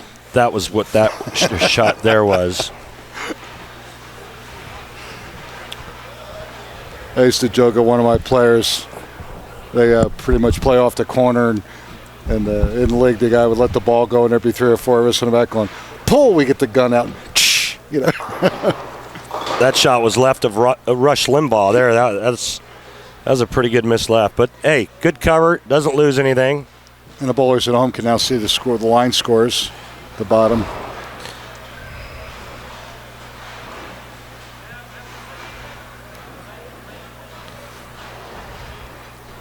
Again, very even matches first round, first game of the stair-step finals.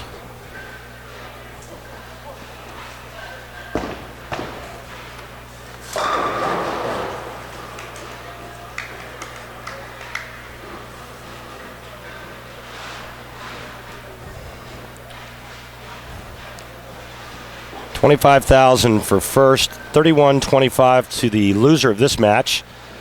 $62.50 goes to third, $12,500 to second. And I'm not bowling ABT. Why?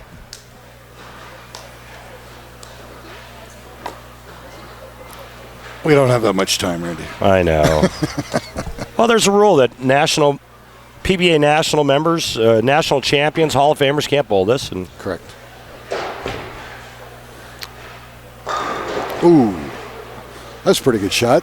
Good shot by Reno trying to get back to even in this match, looking for that double. Instead, it's going to be that pesky 10-pin standing in his way of evening up the match, or at least getting real close to doing so. He flagged the first one, made the second one. Yep. Okay.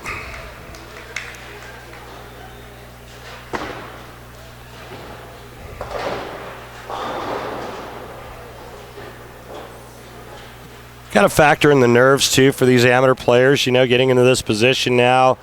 Friends and family here watching. Knowing we're live streaming the finals. Knowing that they're on the internet, knowing that there's a lot of money up for grabs, you know, and you've got to somehow put that behind you and just focus, on the job at hand, and that's, making shots and just trying to stay out of your own way. That was a really good shot. And he's got room, too, because that other one he really wheeled and it came back hard. If he gets comfortable and there's a little bit of a shim in the middle part of the lane, Adam Pearce is going to be difficult to handle because he can throw a lot of strikes, and all he needs is a little bit of lane help. If he has some dry boards to the right and a shim in the middle part of the lane and he gets comfy, could spell trouble for the rest of the players. Yes, absolutely. Could be a strike fest for Adam.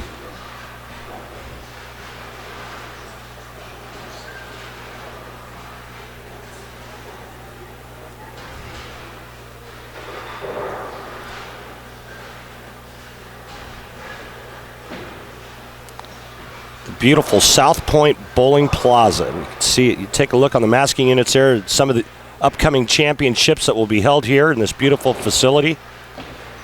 Oh, that looks left. There's that shim. There it goes. There's that shim I was talking or referring to. Adam Pearce, if he can pry it off, is going to be very difficult to beat, in my opinion. Yeah, we always used to say if you got swing and bump, scores are going to go. Swing and bump's a good thing to have in the sport of bowling.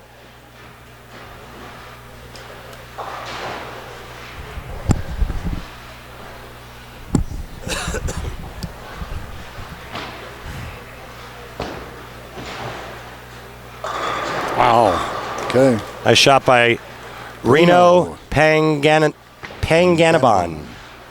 Just let me do it. Panganiban. And you're doing well. You really it's getting better.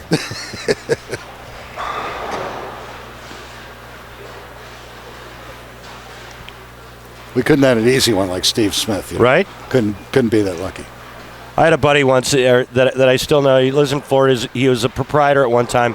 His name is Sandy Finkelstein. Okay. And I used to tease him about his name. He goes, "Yeah, I was thinking about changing my name." And I said, "To what?" And he said, "To Joe Finkelstein." Good for him. Reno having a tough time getting that double. Once again, leaves 10-pin on the left lane.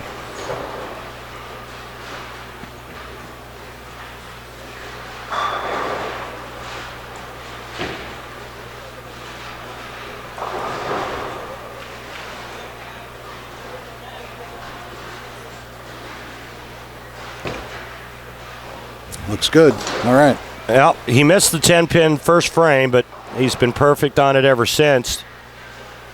But the last 4 frames for Reno has been strike, 10-pin, strike, 10-pin.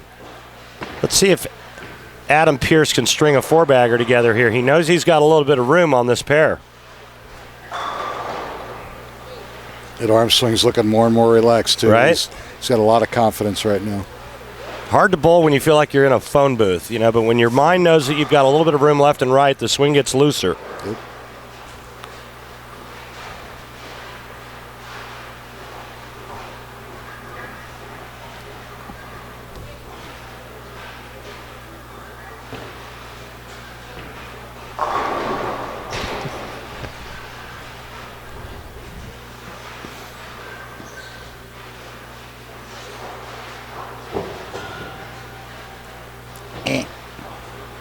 Well, distraction. Somebody dropped a bowling ball or something. I'm not really sure what happened, but Adam did the smart thing. Back off and refocus, get mentally set.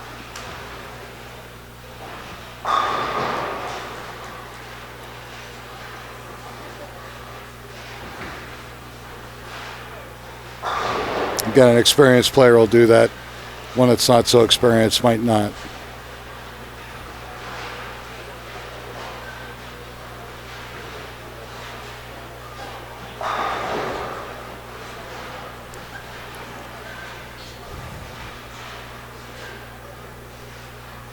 standing all the way against that ball return. Oh. Nice break there, tripping the 4 out late for a 3-bagger. And he knew it, too. He Right was now- hoping he got that break. And Absolutely. was fortunate to do it. A pretty good shot off his hand, drifts just a pinch high, and he gets the nice break. That's the right-hander's best friend, that trip 4.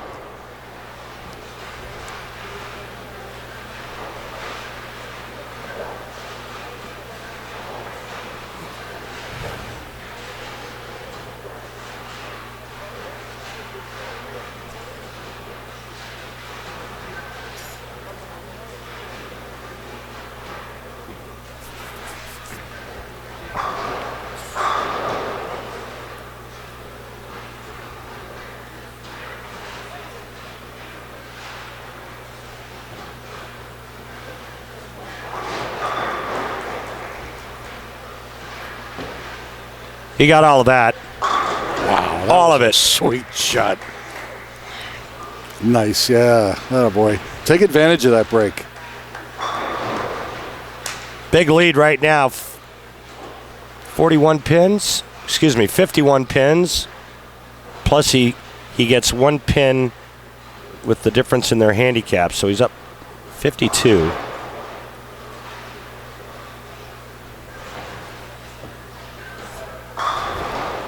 Reno Panganiban has a tall mountain to climb.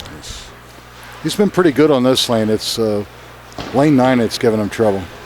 Oh, speaking of the devil. Turn out the lights, Yep. the party's over. It's been a nice week for Reno. Unfortunately, unless he gets a lot of help from Adam Pierce, this match is over and Adam's going to move on. I don't see it happening. I don't either. Adam's got too good of a look.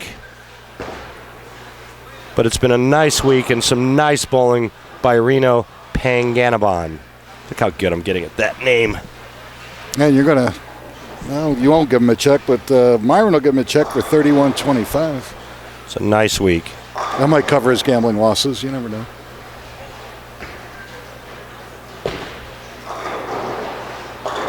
Oh, goes high and leaves a 4-9. Well, if it wasn't over before, it certainly is now. Sir, you heard the fat lady singing, did you not? She was humming before. She's in full operatic tone. Yes, that is absolutely correct. You are correct, my friend. All right. Reno, unfortunately, back-to-back split opens. Right now, if you're Adam Pierce, you start moving your feet a board or two to the left. You start experimenting. You start to see exactly how much the lane's going to give you. Yes. Just as if we're in the league, the same thing. If you lanes are starting to transition and you get a chance to throw a fill ball in the 10th, you take absolute advantage of that and see what you got.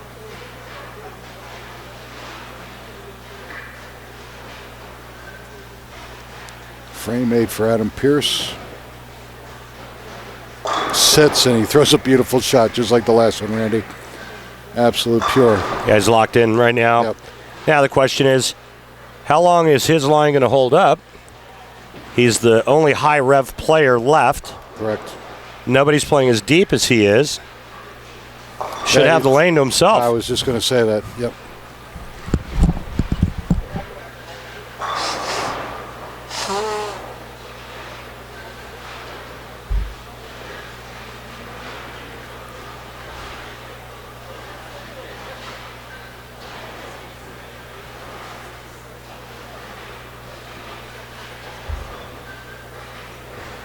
He throws the next 4. He could shoot 270.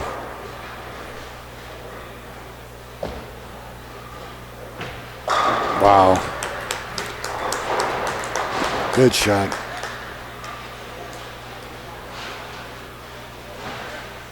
There's a big shim on that pair. Big shim. Big shim. Hook spot on the right lane, the big shim on the left lane. Nice shot there by Reno. Adam Pierce is going to advance, and he will take on E.J. Zafra. And give me a difference in handicap, would you?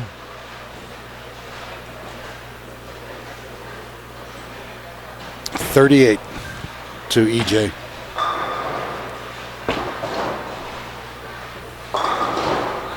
Nice. All right. He's going to give it his best. Well, he ran into a buzzsaw. Yeah. Yeah, 2 splits in an open, and even if he not done that. He didn't bowl that bad. No, he didn't. He didn't bowl that bad of a game, Nick. I mean, he 10 pin in the first, he missed it, and then he 10 pin in the fourth and the sixth. Bad shot in the seventh. 4-9 split, pocket split in the eighth. I mean, not a bad game. No. When your opponent's getting ready to shoot 270 at you, that's tough to beat.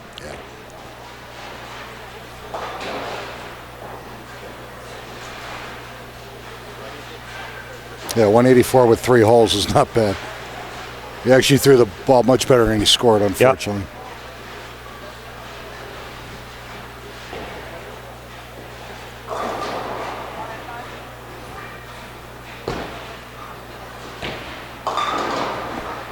All right. Good finish for Reno. Shoots 182. We'll go home in 4th place. $3,125 for 4th.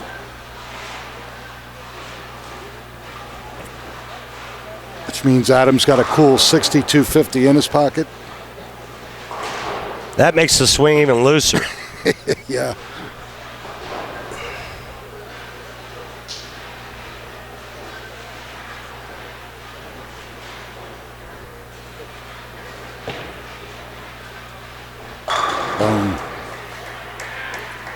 He's just got to stay focused. But he is throwing great shots right now.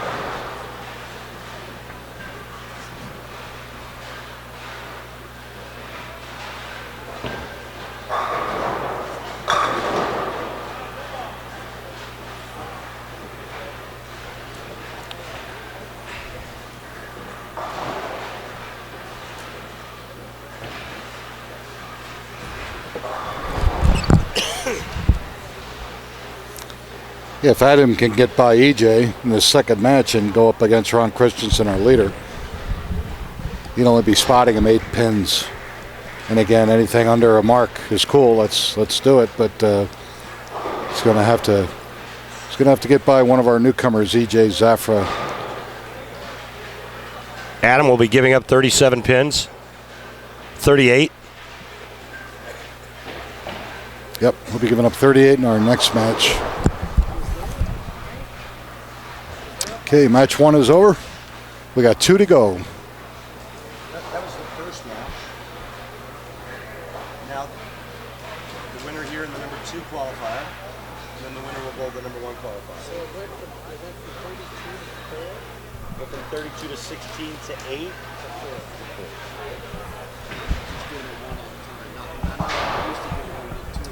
Right. So once you got through 4, they go step back.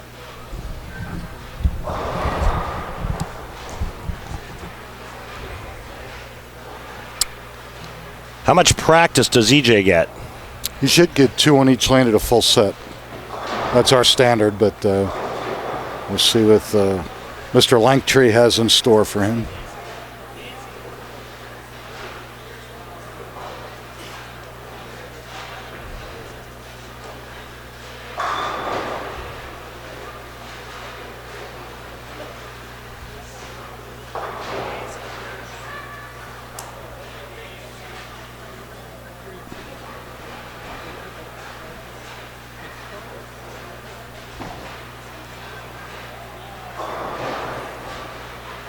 You were right the first time, Randy. It is 37 pin difference.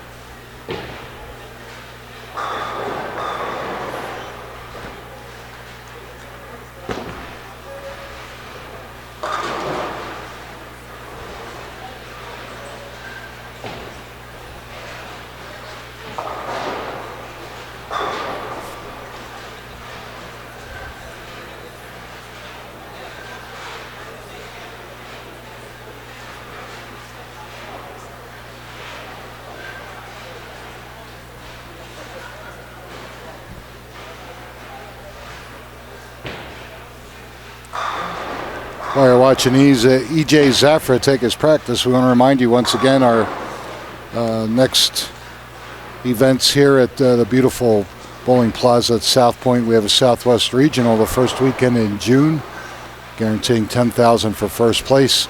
Our Summer Nationals July 16th to the 19th, $20,000 first place. And our top 32 finalists will earn at least $500. And then in the fall, October 8th to 11th, our fall national event, $30,000 first place. Top 32 in that event will earn at least $1,000. So plenty of big bowling to come up here at the beautiful bowling plaza here at South Point.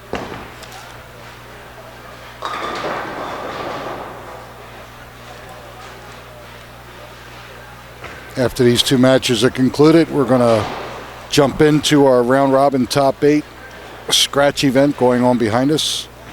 One of those 8 gentlemen will win $10,000.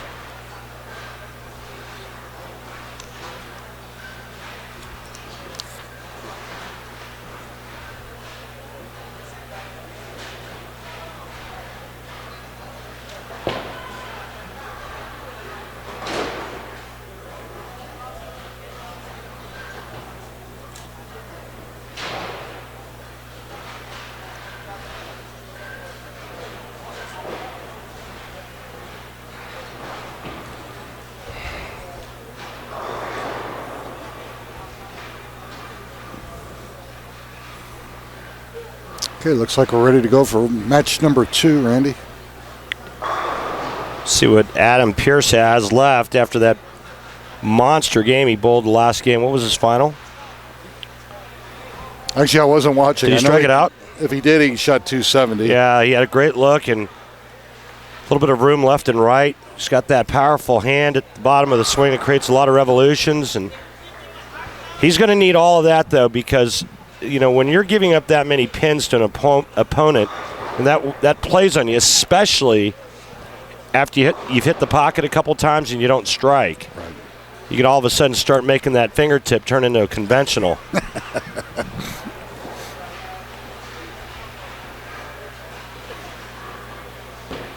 That's wide. Wide and mixes it and throws pins back and forth. Wide. Tremendous power. That thing went out for burger and fries and came back with steak and baked potato. Okay.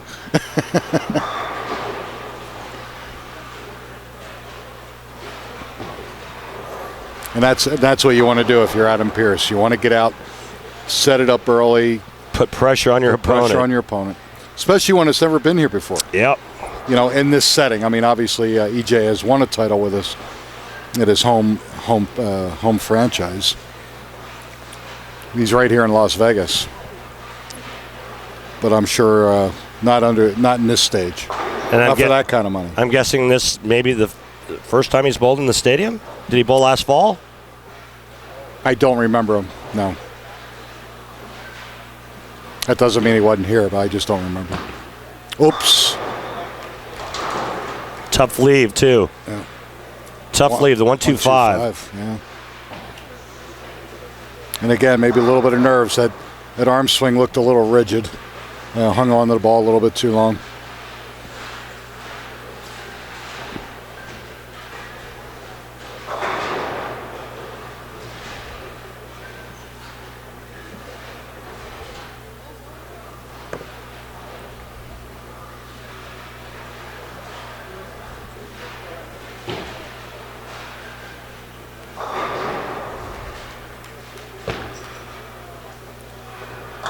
Ooh, Nice spare. Nice spare. Takes a lot of time on the approach, Nick. Yeah. I mean, very deliberate.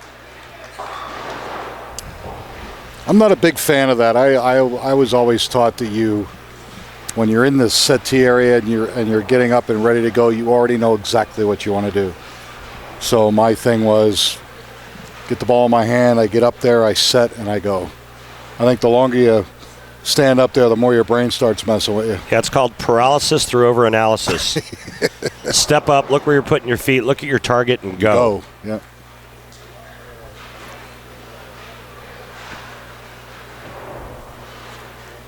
Yeah, we had one guy that I remember that was really slow, so we nicknamed him Shot Clock.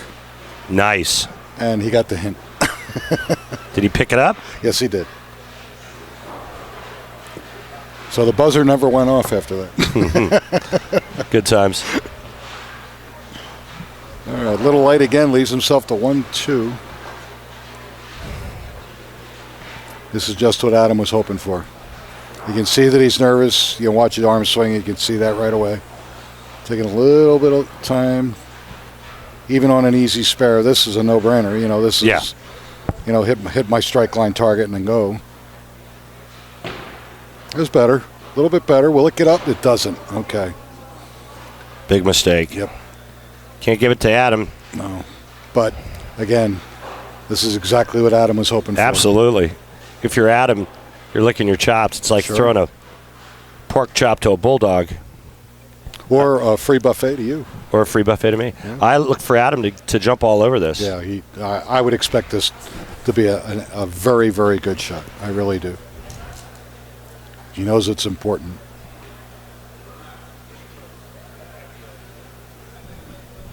Speaking of that, where are we going to eat tonight? Will anything be open tonight by the time we get done? I'm guessing the cafe for the taxi cab special. The cabbie special. Yep. Oh. Yeah, you got that wide. Surprised at that shot there. Yeah, leaves himself to 2-8. And at this level, the 2-8 will make you think about it. It's a tough enough spare to where you can pinch it a bit on this spare conversion attempt, right? I mean, a little too wide, you don't get the back pin. A little too far left, you don't get the back pin. The issue, the back pin. Yeah, sure.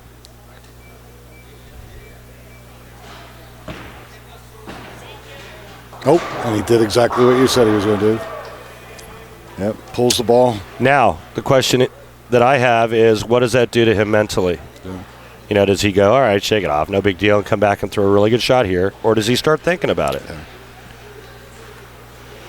Well, he cut 2 pins off of that 37-pin advantage, but still he wanted much more than that.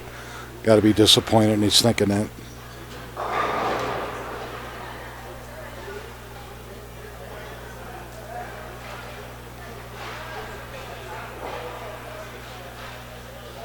When you're giving up this many pins to an opponent, the one mindset that you have to have is you cannot get all those pins back in the first 2 or 3 frames. Exactly.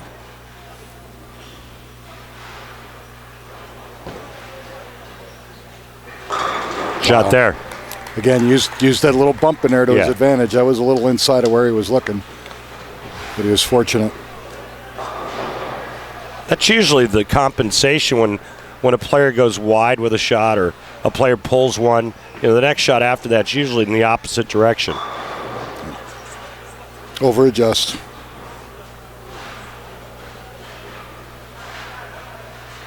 All right, let's see what EJ can do here after.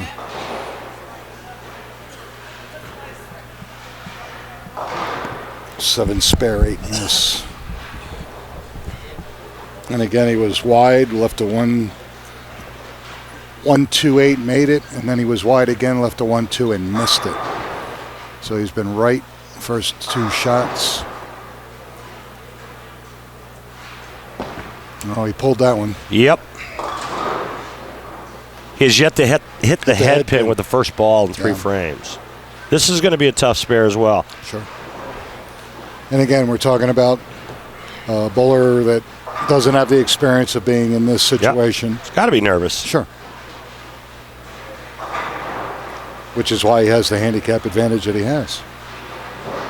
But it's not a given. You count on that as a better player going up against a guy like EJ in this situation. You count on him being nervous. Yes.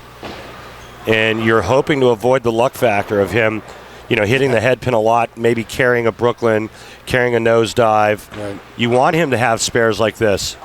You want him to shoot spares like this throughout the entire game. Yeah. And he has yet to hit the head pin at all, other than that conversion in the first frame. Correct. It's been right. And that one we pulled badly.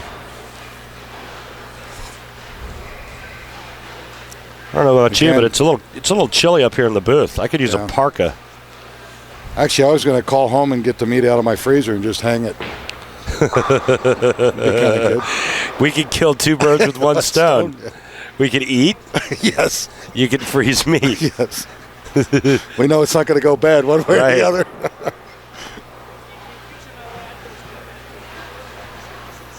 Yeah, we've had a cold snap here in Las Vegas. And it's beautiful outside. But right now, Nick and I are sitting underneath the pneumonia hole.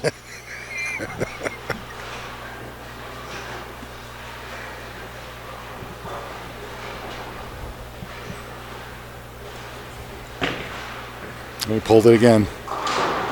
And, there's a huge break right there, chipping the 9 out. But there's, again, another ball that fails to hit the head pin. He's hit the head pin once, and that was on a spare conversion in the first. And right now it sounds like you and I are beating up EJ. No, we're not. It's just stating facts, and, he's struggling. Yeah.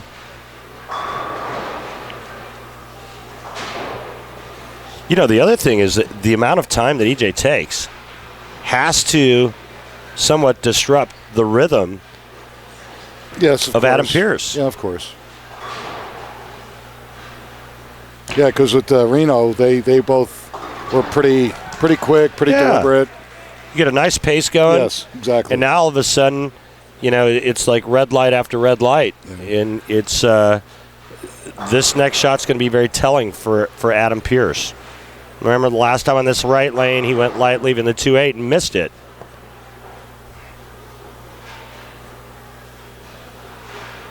Yeah, but he is on a strike here, and again, chop some of that handicap down. Just make a good shot. Double here would really help. Double here, and he's almost got it all back. Yeah, he's almost got the entire deficit back. Sure.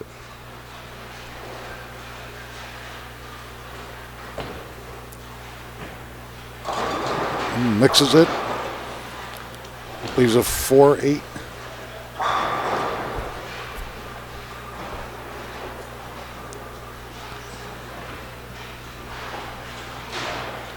Anytime you see a player take his hands and kind of give it that, you got to be kidding me look, that means that he didn't expect that ball to do what it did. And light again, and another very choppable spare, staring at Adam Pearce, the 4-8.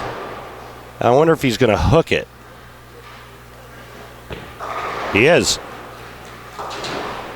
Good conversion there. So again, let's see what this rhythm, this whole thing about rhythm. Light, both times on the right lane. Pack on the left lane. Let's see if he comes back with another good shot on this lane. He's cut the lead to 24.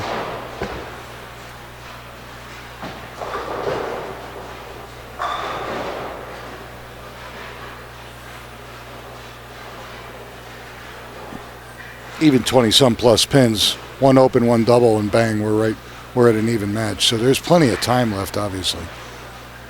Adam's getting up frame number 5.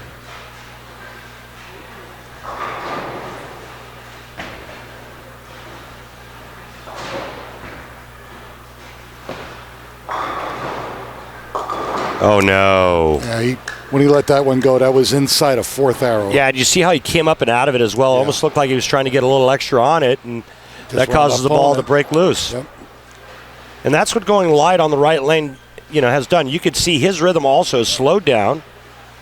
The pace of this match is half as fast as the last match, and that affects the player. Sure it does. Oh, look out. Okay. Unfortunately, he's not making up any ground here. 74 in the 5th. Now he's trailing by 1. He's actually losing by 1 scratch now. Yeah. Forget about the 37 that he's got to cough up. All right.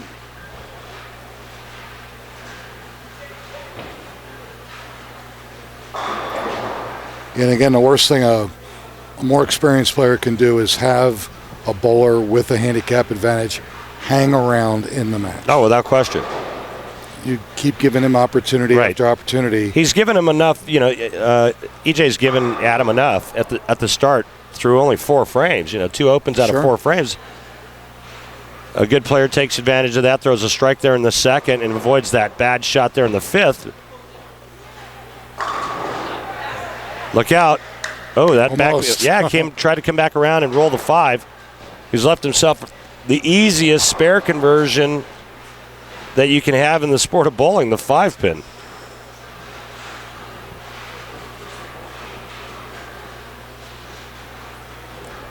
But he has had a tendency to pull the balls, and he's still pulling it a little bit, so we'll see how he responds.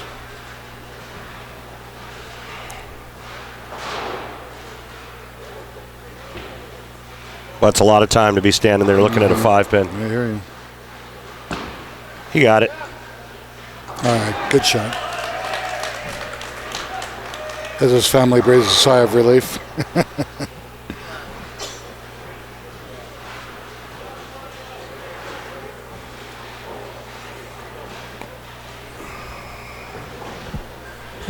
This has actually turned into an even scratch match, so he's up 37, half the match to go.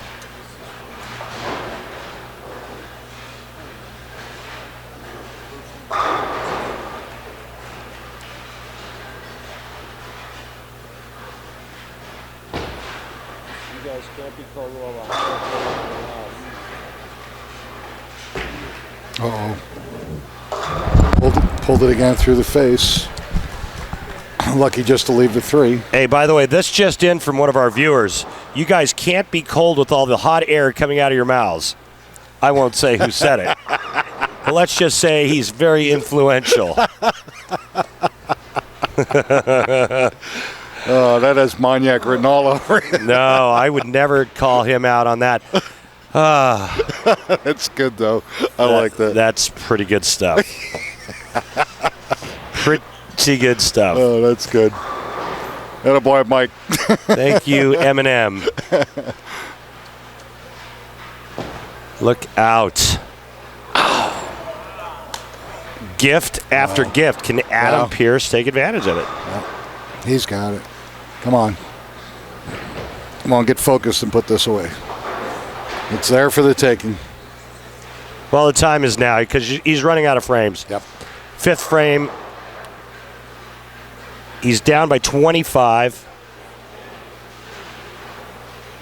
2 strikes here, he cuts it to 15.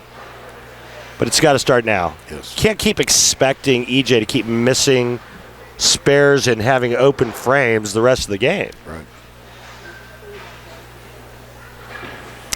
He's thrown 6 frames. He's got 3 opens, three spares.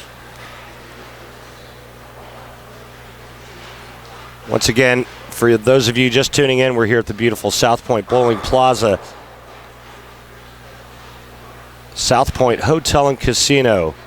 Just a great facility. You can see on the masking units all of the events scheduled for the upcoming years. There's a good shot finally on that right lane. First strike on that right lane.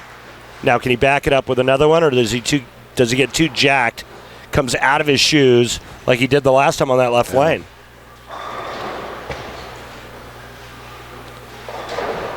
Yeah, I was watching where he laid it down on a monitor, and the last time it was about 21 and wasn't going right.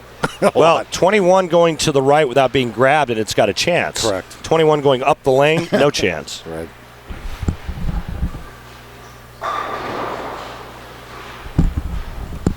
How about that 21-year-old phenom, Jordan Spieth, winning the Masters today? I wasn't surprised. I was actually kind of surprised it got as close as it got. Pretty incredible. Yeah. What an incredible young man. Yep. Just an absolute phenom. I didn't see where Tiger ended up, but Tiger finished tied T12. okay. Oh, he jacked on that one. And a huge break. Huge break, yeah. Just can't pry it off right now. Nope. Makes a good shot, makes a bad shot. Good shot, bad shot. It's almost like the shots that went light on the right lane have affected him somewhat to where he feels like he has to help it. So again, the situation is simple. He needs to convert the single pin spare and then hope that EJ doesn't mark in the next 2 frames. Yeah. It's the only way he can cut into the deficit. Sure. It's either that or call Jeff Gillooly. I don't know if you remember that name, but I do, but from where? well, he was the one that clubbed. He was Tanya Harding's boyfriend. Oh yes, who clubbed Nancy Kerrigan in the knee with the pipe or the bat with the club, whatever it was. That knocked Nancy Kerrigan out of competition. About the only chance Adam would have is if Jeff Gillooly showed up here, and that's saying if EJ keeps marking. It's amazing some of the stuff that comes to my brain. Wow. It's so sick and so fun at the same time. Jeff Gillooly. Wow, did you pull that out? Yeah.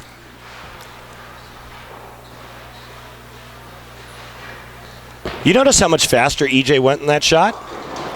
Oh, my. What a monster break. Monster break. Was it just me, or was I not watching by the time he stood up on the... That was much faster, wasn't it? Maybe somebody's been telling him to... Maybe he heard us. Nah. No, impossible. Not enough hot air for that. Mike.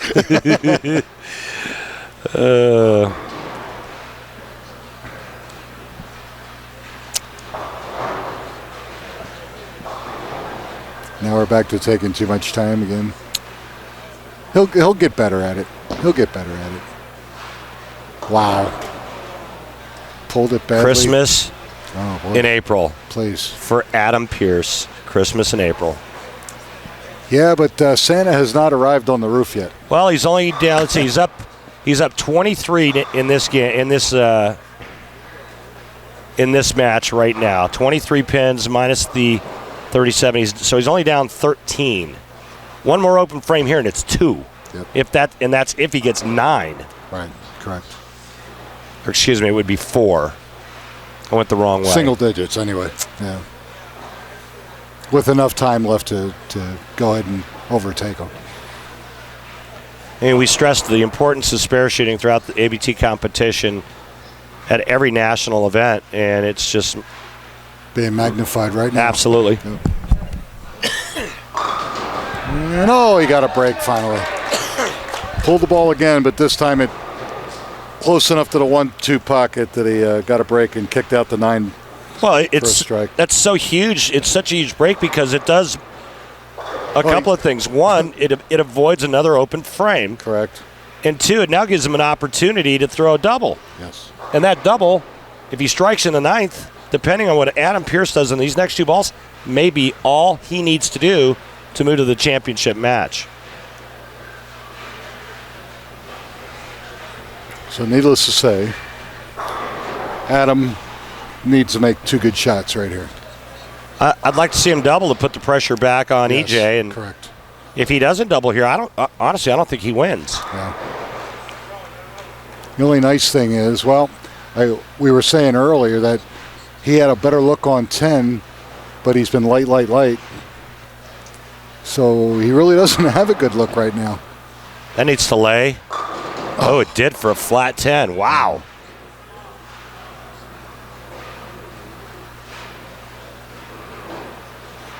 Well, again, if he makes a spare, he's down 15. And then, again, like you said, if EJ doubles, it goes right back to 25. Right. And we're going into the 10th frame. Needs to almost an impossible situation. Cannot miss this spare. No. He has to make the 10 pin, come over and throw a good shot on the left lane and set up his 10th frame.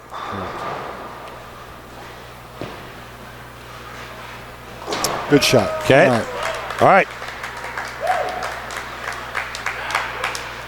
I'd love to see him throw a good ball here or get off of this lane, but a strike in a 9th for him is huge. Yep. Sets up the 10th, like you said. So even if EJ would throw the first one in the 9th or the 9th frame, then it would depend on what he does in the 10th. Correct. And he puts the pressure right back on him again. So that's a big shot right here. He needs to strike here to set up the 10th frame. But no matter what, he can't shut out EJ. No.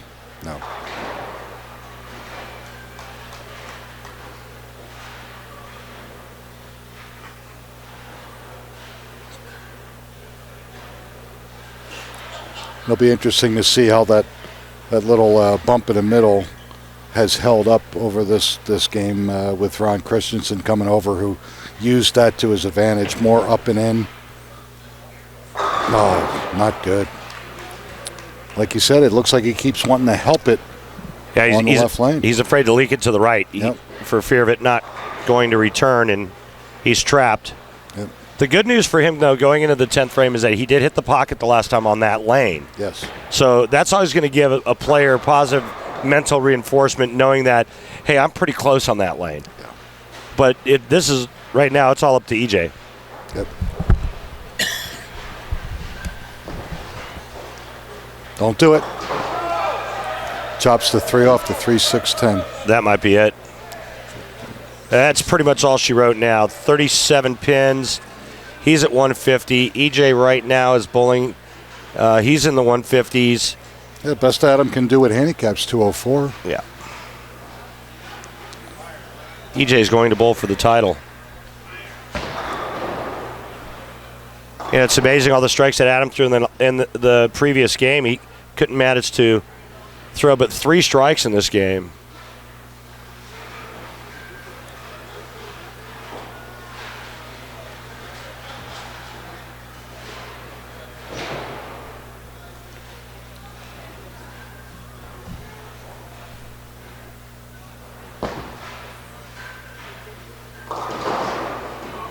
Wow.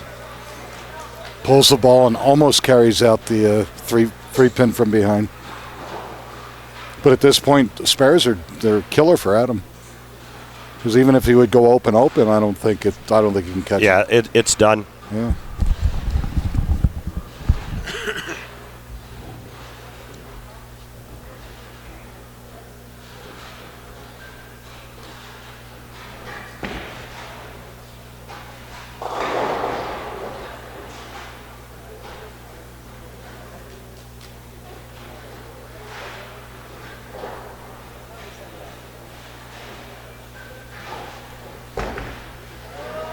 Uh-oh.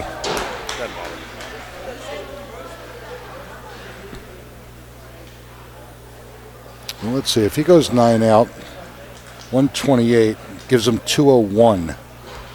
He does have to mark. But, I mean, for Adam to mathematically catch him. Because Adam can strike out for 204. And if he goes 9 out, he'll shoot 201. So any mark here and the match is over.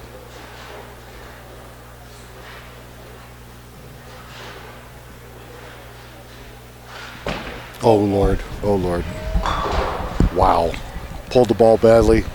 Takes out the 4-7-8. Any mark, and he takes 3 off the left. Wow. This has gotten very interesting. And Adam's going to finish on a lane that he has a better look at than what he just got off of. That not necessarily saying he's going to throw 3 to win, but his chances are a little bit better, and a lot better now that that EJ throws such a horrible ball. Think about how much. Think about how much easier the task would have been for Adam if he would have spared in the 9th. Yep.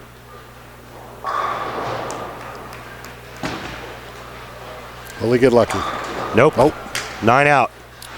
Wow. Adam can win. He needs a double and what?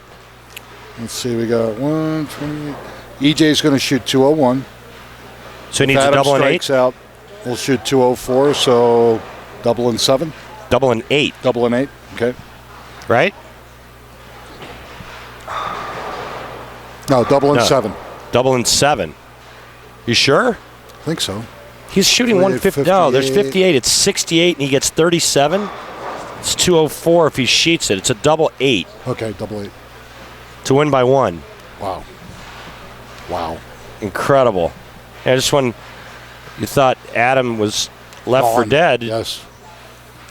now then, what's going to happen here? And again, if he spares in the 9th, he doesn't need a double. He needs to fill what? Strike spare is a count. winner. Yeah. No? Yeah, strike spare is a winner. Yeah. Yeah, because the count is no factor at Right. that point. Yeah.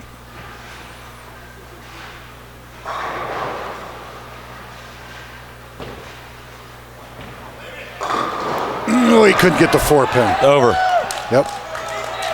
EJ is moving on. Wow.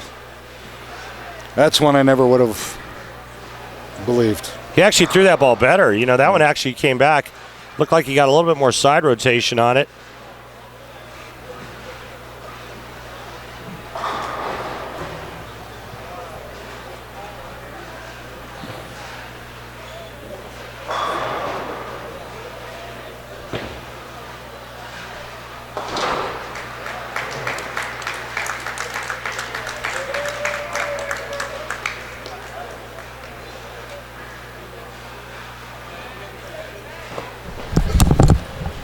So Adam Pierce is going to go home in 3rd place. Takes home a cool 62.50.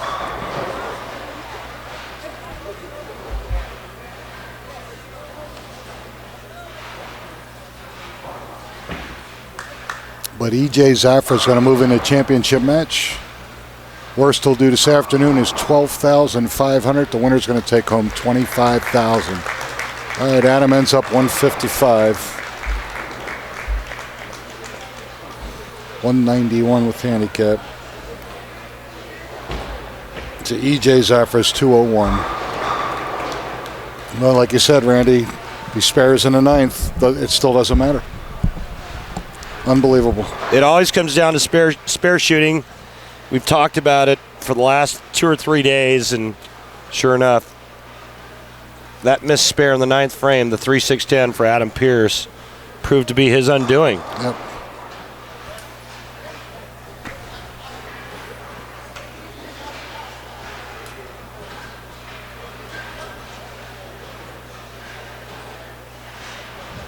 So all these squads, all these games, all these matches all come down to our final match here. EJ Zafra taking on our seated leader, Ron Christensen. Both bowlers out of the Las Vegas branch. That's called keeping it in-house. Yes, sir.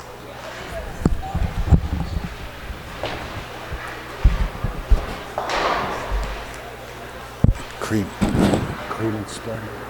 Okay.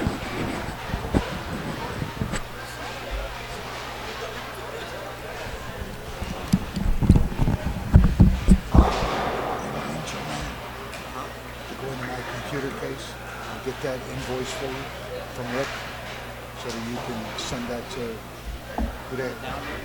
Yeah, I got it in the office. Yeah.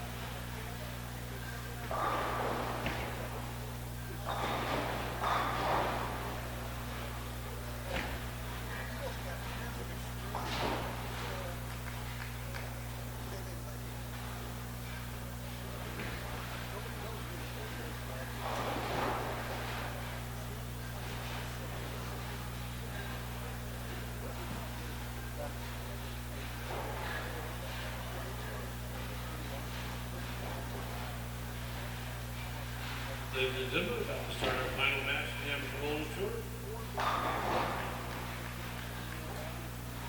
In our final match, we have Ron Christian and E.J. Zacko.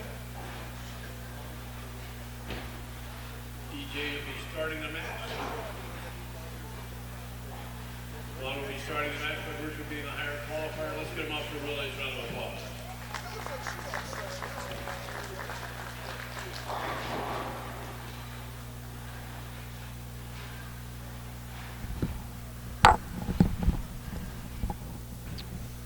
Okay, ladies and gentlemen, we're ready to go. We're set for our championship match. Ron Christensen and E.J. Zafra, both out of the Las Vegas branch. And Ron has elected to go first. That means he will finish last. And E.J. will have a 29-pin advantage in handicap in his championship match.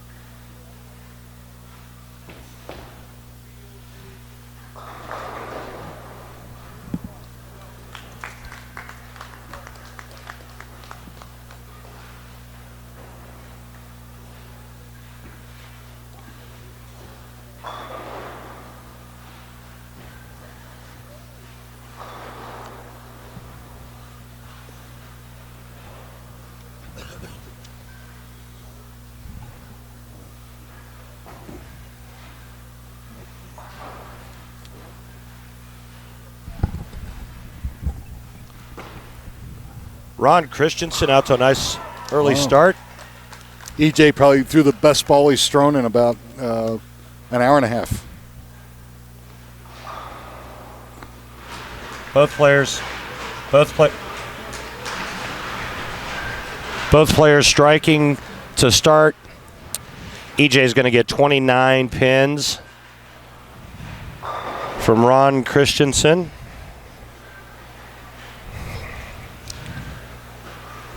And again, Ron had the option. He elected to lead, so he will finish last.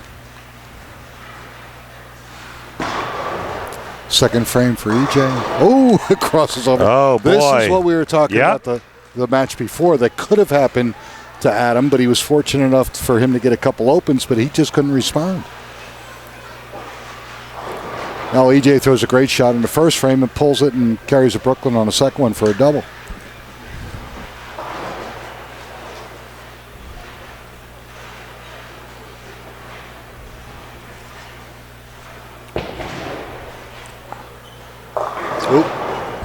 Ron went high, left to 3-6-10.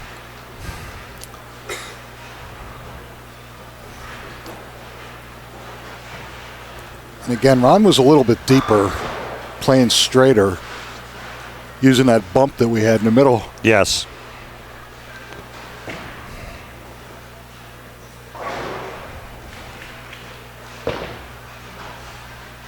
All right, good shot. All right. He wasn't worried. I wasn't worried. Some of the spectators are worried. Down 39 through 2 frames. Last thing you want to see is an open frame. Well, yeah.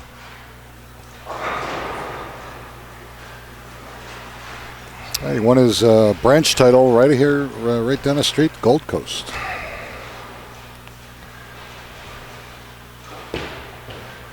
Will it hold? Oh, no. Not good. Oh, my Gatsby.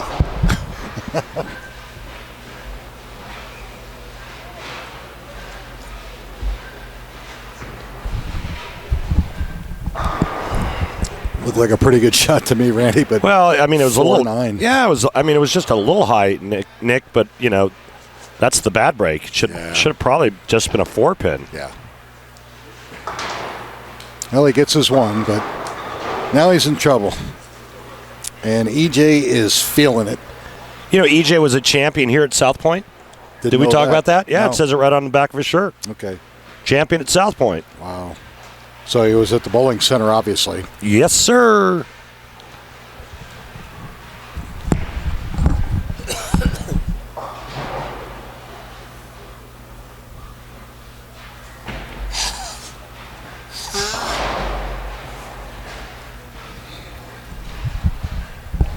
Poor Scott's going to have to disinfect the headsets after I get done with them.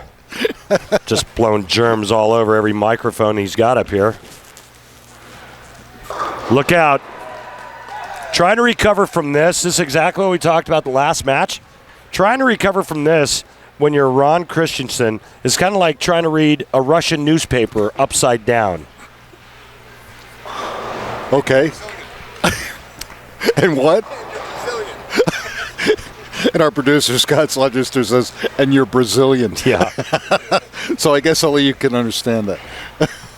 Wow. Yeah. It's going to be. This is the nightmare for a better. Absolutely. I don't want to say a better player. Well, he is a better player. That's why there's a difference in average. Yeah. But, you know, little high leaves himself a 4-9, so he goes from a spare to a non-makeable spare, realistically. And he throws one good shot in the first frame and then just pulls the ball, and had a 3-bagger. You can see he's starting to think about the $25,000 because he got up there, and that was like warp 8. Kind of hung on his thumb a little bit, and it was real quick. And then you saw the body language coming back. Hey, take it easy. Yeah, you better cut down on those dilithium crystals. Yeah.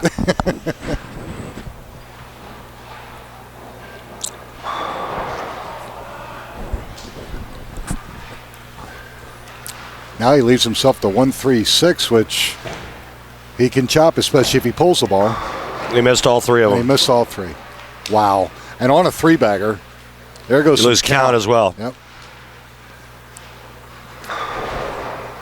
Yeah, Ron's been around the block a few times, so I don't think he's rattled, to be perfectly honest with you. Well, even if he doubles here, he's still going to be trailing by scratch in this game. But, you know, he's got to start striking and put some pressure on EJ. Give him something to think about at least. Yeah.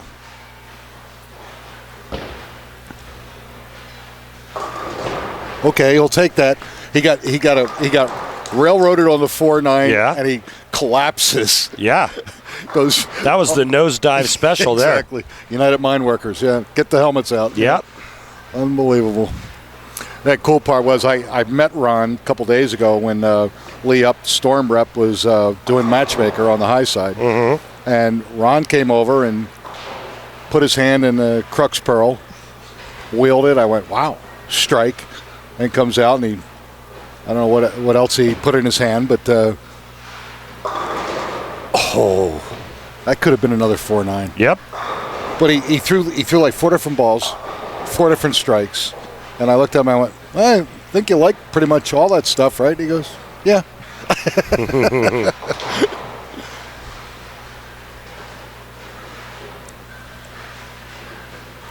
Then of course Corey's trying to get him into 900 global stuff. All right, good spare.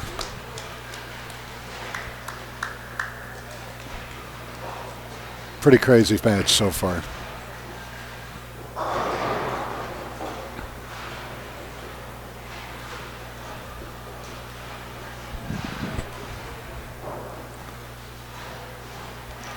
Got to give a shout out to Vicky Carruthers watching her husband Nolan in the stands drinking Bloody Marys, and we're well into the evening. That's not a good sign. Well, must be a special. There's only one thing on my mind right now. It's who's going to win possibly $25,000, and when do I get to eat? Yes. Oh, well, he almost did the exact same thing Ron did. On that same lane. Yeah, only he couldn't carry the 10. Question is, can he convert the 10? And at this point, I would put it at about 30%.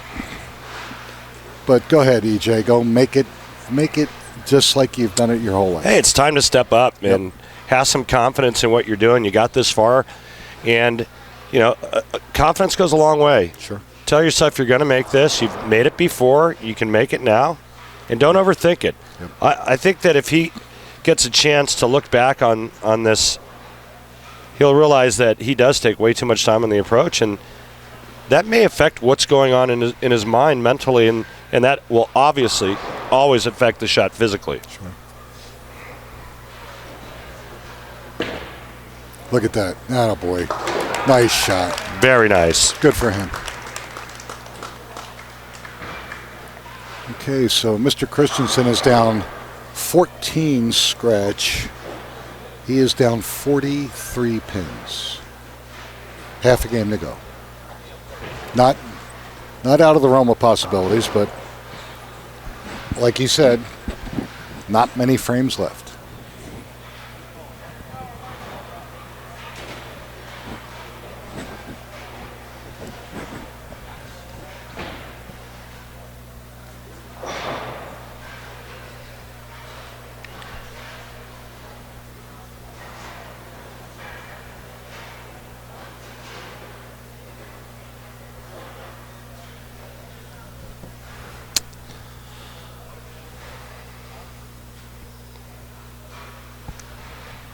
One-game match, Nick? Is this a one-game match or a two-game match? One-game match. One-game match.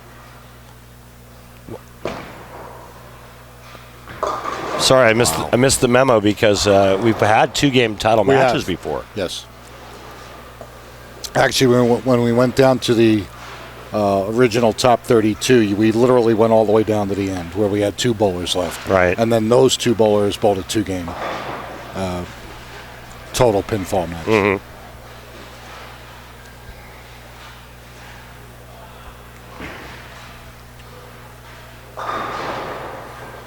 Leaves himself to 3-6. Again, if you can make the 10-pin, this has got to be a piece of cake. Yep. Mentally, he missed it. Yep, he put it out in the weeds. Yep. Wouldn't come back. You know, his physical game isn't that bad. No, not at all. With a little bit of practice and some work and somebody giving him a little bit better routine as to where to stand and look when shooting spares. Yes. Working on his physical game a little bit, he'll start to throw more strikes. He'll make more spares. His scores will go up. And let me tell you, he's living in the right part of town for that. Yeah. We got some great teachers. Yeah, there's a lot of good instruction here in Las Vegas. Look out. Wow. Ron having trouble hitting the pocket. Leaves a 3-6-10.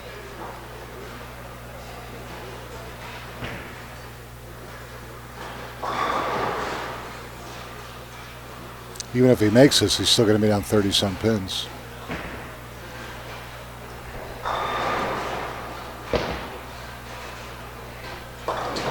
Oh. Nice break. Wow, huge break.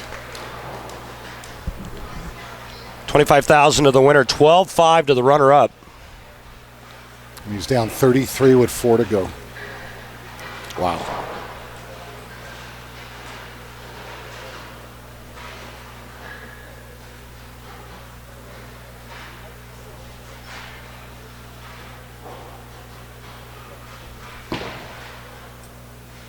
And he's high again. Yeah. He's got to create some more angle. You know, the ball's just too straight up the lane, and especially when you're letting it go to around third arrow. Remember, the pocket's like the 17th board. Right. Yeah. I mean, you've got to create a little bit of angle into the pocket, right? You got to give up the pocket a little bit. He's got to open up that targeting a little to the right. Look out. Wow. And another single pin. Wow. Missed. He had a chance to take advantage or to cut into that lead, and an absolute mental mistake right there. Bottom line is has nothing to do with the handicap of EJ. Absolutely It has to do with the fact that the two opponents that he's faced bowled really bad games. Really bad games, yes. Way under their ability. Absolutely. So you're absolutely right. Handicap has nothing to do with it. Because all things being equal, that 70% of 225 means that you have the advantage.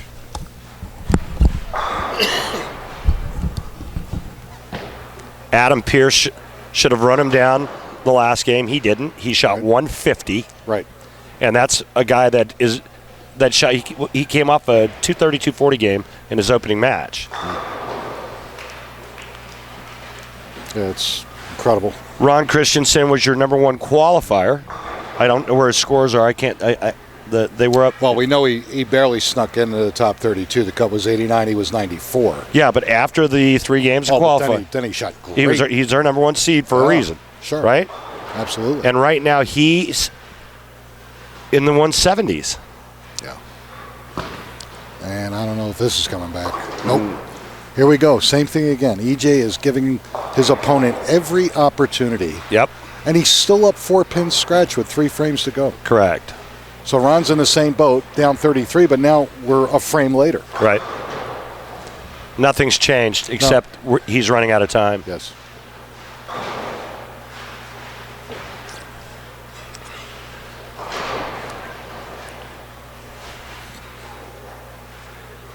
Yeah, and hopefully if EJ has the ability, obviously our producer Scott Sledgester is going to edit this and have it on his webpage at coloradosports.tv, where they can go in and click on individual matches or watch the whole thing. And it would be to EJ's benefit, like you had talked about, to get an opportunity to watch himself. I think, Nick, all the players that have been on. Sure. Oh, wow. That was a pretty good shot that was just a little bit left the target, but he actually rolled it nicely. Yes. It's one of his better shots of the game. Yeah. Leaves a 6, 7, 10.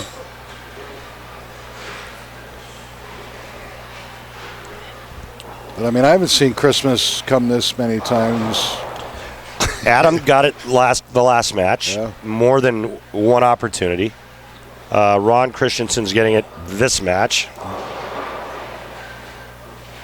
But you know what? Like we said, if EJ goes on to win, it isn't because of the difference in handicap. It's the fact that his 2 opponents bowled badly. That's exactly right.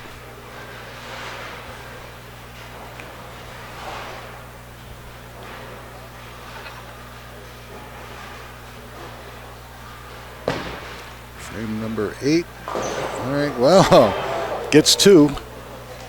So he's 125 in the 8th. And if Ron doesn't double but marks, he takes 7 pins off. He'll be down 22 with 2 to go. Yeah, if he marks. That's why I said it. Because right now we don't know. Nice, okay. Gave it a little bit of room on that right lane. Pretty good shot there. Yep. Now, can he back it up with one more just like it? Oh, that would be huge for him. You know, we're coming down to the final 9th and 10th frame. Yep. And if he strikes here, he's going to give EJ a lot to think about. Yeah, because then the lead's cut to 10 or 12, 13, something like that. He's going to give him a lot to think about. Sure.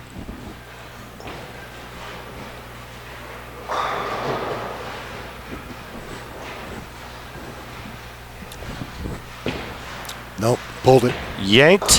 Yep. Oh, and very lucky. Yes, not to have the 4-7 along with the 6-9-10 that he left. Almost the Greek church. Yeah. See if he can convert here. He would have to have EJ go back-to-back open frames in 9th and 10th, I think, to have any chance. Give him 140. Spare here and a double would get... Oh, he missed it. Yes, he did. That's unbelievable. As good a bowler as he is, and he misses that. Yep. Misses that single pin spare in the 7th. EJ's going to walk away with $25,000. Yep. And not shoot over 140. Yeah. But look what his opponent shot. Yes. Adam Pierce shot 150. And Ron Christensen's... Even if he punches, is only going to shoot 168. Right. Incredible. I've seen it happen before, but I don't see it a lot, to be honest with you, Randy.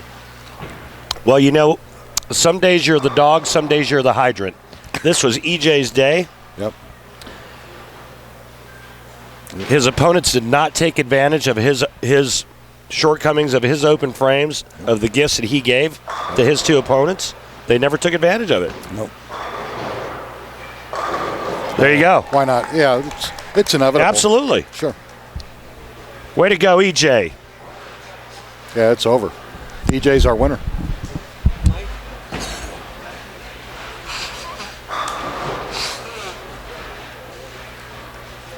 Here's the other killer.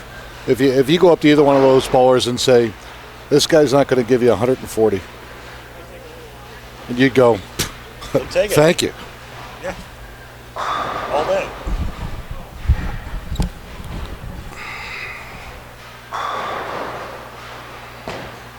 Pulled it again. It's all right. Doesn't matter. It's enough. Yeah, if he doesn't get another pin, he's at 147. Best Ron could do is 168. It's 21 pin difference, and he's spotting him 29. Game, set, match.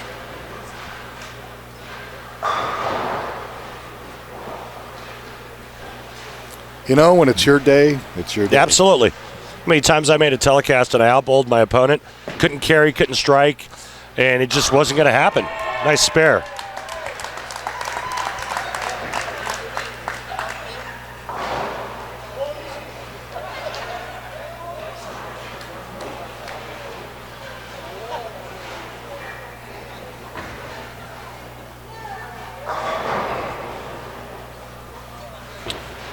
Congratulations to EJ Zafra.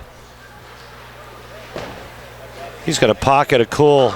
Best ball he's thrown. He's got a pocket a cool 25,000. Puts an exclamation mark on a nice performance.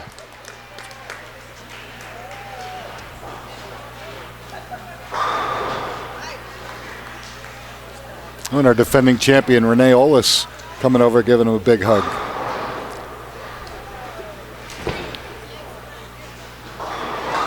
Now he throws the ball great. Of course. It's like any time you strike on your fill shot because you don't need it, right? Yep.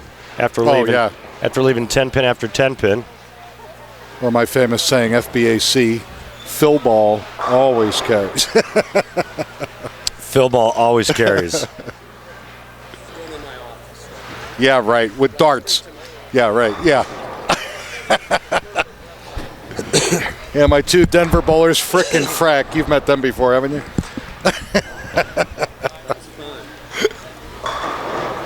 I gave a shout out to your wife. She called me back and said, "Make sure I get a hold. I keep you under control."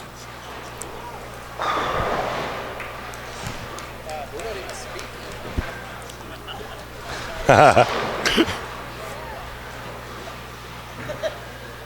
right, with the spare conversion, Ron Christensen, and he's not going to hit that. 157. EJ beat him scratch. Throw that out the door. Yep. Take your handicap theories and all that, and you can chuck it. Yep. And they can say what they want about who won this event because of the handicap, but you know what? It doesn't tell the story. No, it doesn't. The story is his opponents averaged 155 at him. Yeah. Can't do it. Absolutely cannot do it. But that's cool. And that's why we play the game. Because you never know. On paper, you're looking at the four opponents that are left and you're going, Adam Pearce is going to win this going away. Right now, Adam Pearce is saying, you know what, if I didn't miss the spare in the ninth frame, I win. Probably. Yeah.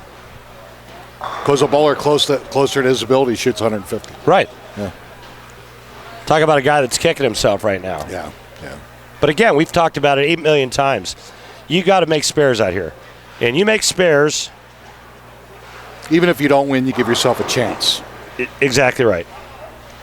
And ultimately, you can always look back and go, you know what, if I wouldn't have missed that one spare, I would have made the cut. Sure. Or I would have made the top four. Or I would have won. Yeah. Yep. The old saying, you strike for show, but you spare for dough. I'm going to go down to the floor now, Nick, and present our champion with a little something. Okay, Randy, it was a pleasure. Randy on his way down to congratulate our newest ABT national champion, EJ Zafra out of Las Vegas. And joining him, I'm sure, will be ABT National Director Myron Mitchell, as well as Jason Langtree and Mike Fagan, branch directors for the Amateur Bowlers Tour.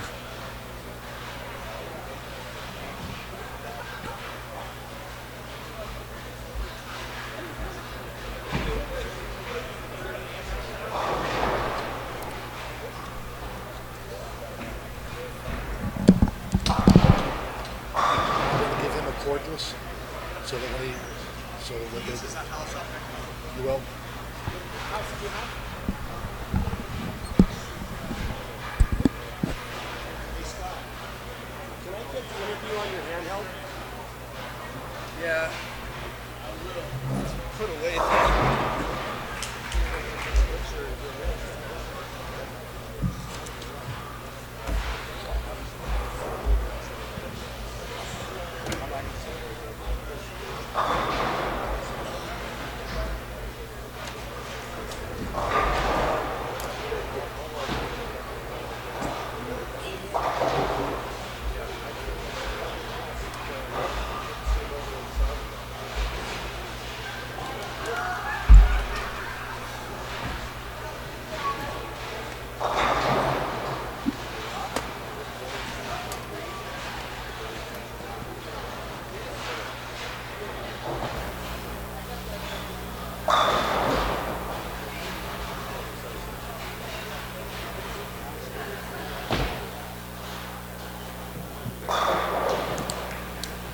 We're getting Randy his mic.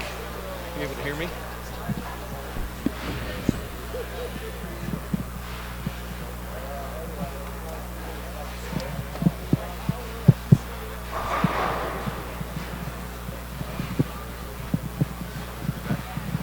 Are we hot? Yes.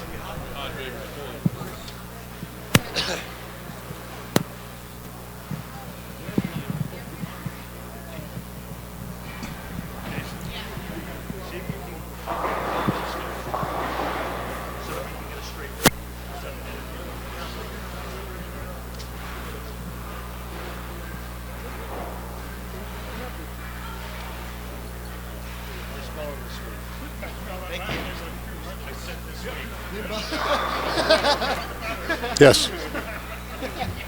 Yeah, we're getting ready to make some presentations. In just a moment, we'll have our national director, Myron Mitchell, come out, There's a lot of pressure, a lot of money on the line. along with All right. our national spokesperson, Randy Peterson, Jason Langtree, and Mike Fagan. As soon as I get the And right now, we're good to go. All right, with me is EJ, our ABT Spring National Champion. EJ, man, you made it look interesting out there. What was going through your mind when it came down the last couple of shots in that title match? Well, definitely just keep it up, keep it straight, don't pull it, and God's on my side. God, He helps me. He helps me get win this. So He's everything.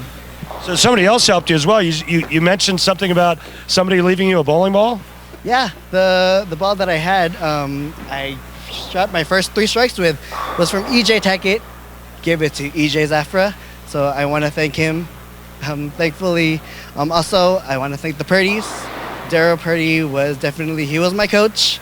Thank Elaine Purdy. She gave me that little tool to take that thumb out. And of course, my parents, and thank Bud Light. But everything goes back to God. God, He's very grateful, and He's given me all these blessings. And thank you, Randy, for being here. Well, thank you. Hey, congratulations. What are you going to do with all that money? Pay off debts. Give the rest to mom and dad. Yeah, what a nice son, huh? Hey, congratulations. Enjoy the big win.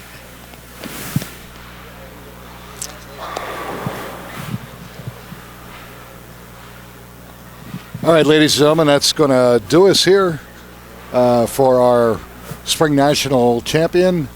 Before we go, though, we're going to have Randy Peterson talk to our second place finisher, Ron Christensen, also of the Las Vegas branch. All right, with me, our runner-up, Ron Christensen. Ron, what happened in that title match? It looked like you lost your ball reaction a little bit.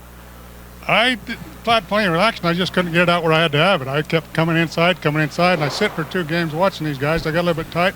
I could not ever get the ball out where I wanted it. What was it like, though, in practice? Did you like your ball reaction? Did you see what the lane was actually giving you?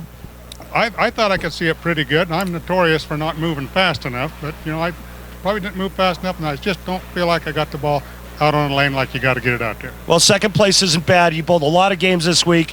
What are you going to do with that $12,500 you just won? Same as EJ, I got to pay a lot of stuff off, and if I buy anything, it'll be golf clubs so I can stop bowling. That's awesome. Hey, congrats and a great week. Way to go, Ron. Nikki, send it back to you, buddy. All right, thanks, Randy. again, that'll do it for us here on the national singles side for our Spring National Championship here at the beautiful bowling stadium in South Point, Las Vegas. And also right behind me, our scratch tournament. $10,000 is a top 8 round robin, and they're pretty much getting done there. So we're gonna go from here. We want to take a short break. We'll come back and we'll pick up our scratch top 8 round robin. We get into the position round portion of that, and we'll see who's going to win $10,000 in our scratch event. So stay with us. We'll be back in just a few minutes.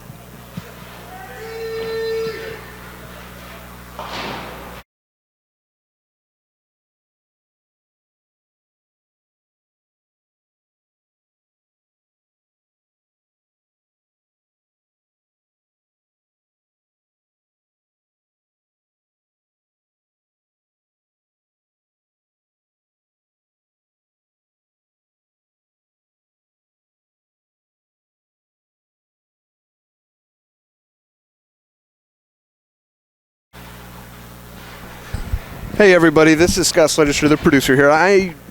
Unfortunately, I gave Nick a little bit of incorrect information. What we're going to have to do is we're going to have to end this show, which I'll go ahead and do now. But if you go down below the viewer player to the scratch finals, in just about 5-6 minutes, or as fast as I can, we're going to have that one come up. I got to move the cameras, reorient around to the new side of the house. But we're going to go ahead and sign off with our main event finals here. And give me about 5 minutes, maybe 10, and we'll be starting up with what they have left of the scratch finals. But thanks for tuning in here to Colorado Sports TV and the ABT channel on YouTube. We'll be back here in just a few minutes with the scratch finals. You can kind of see some of the play here now on your screen now. Fast as I can, folks. Thanks for watching. We'll be right back.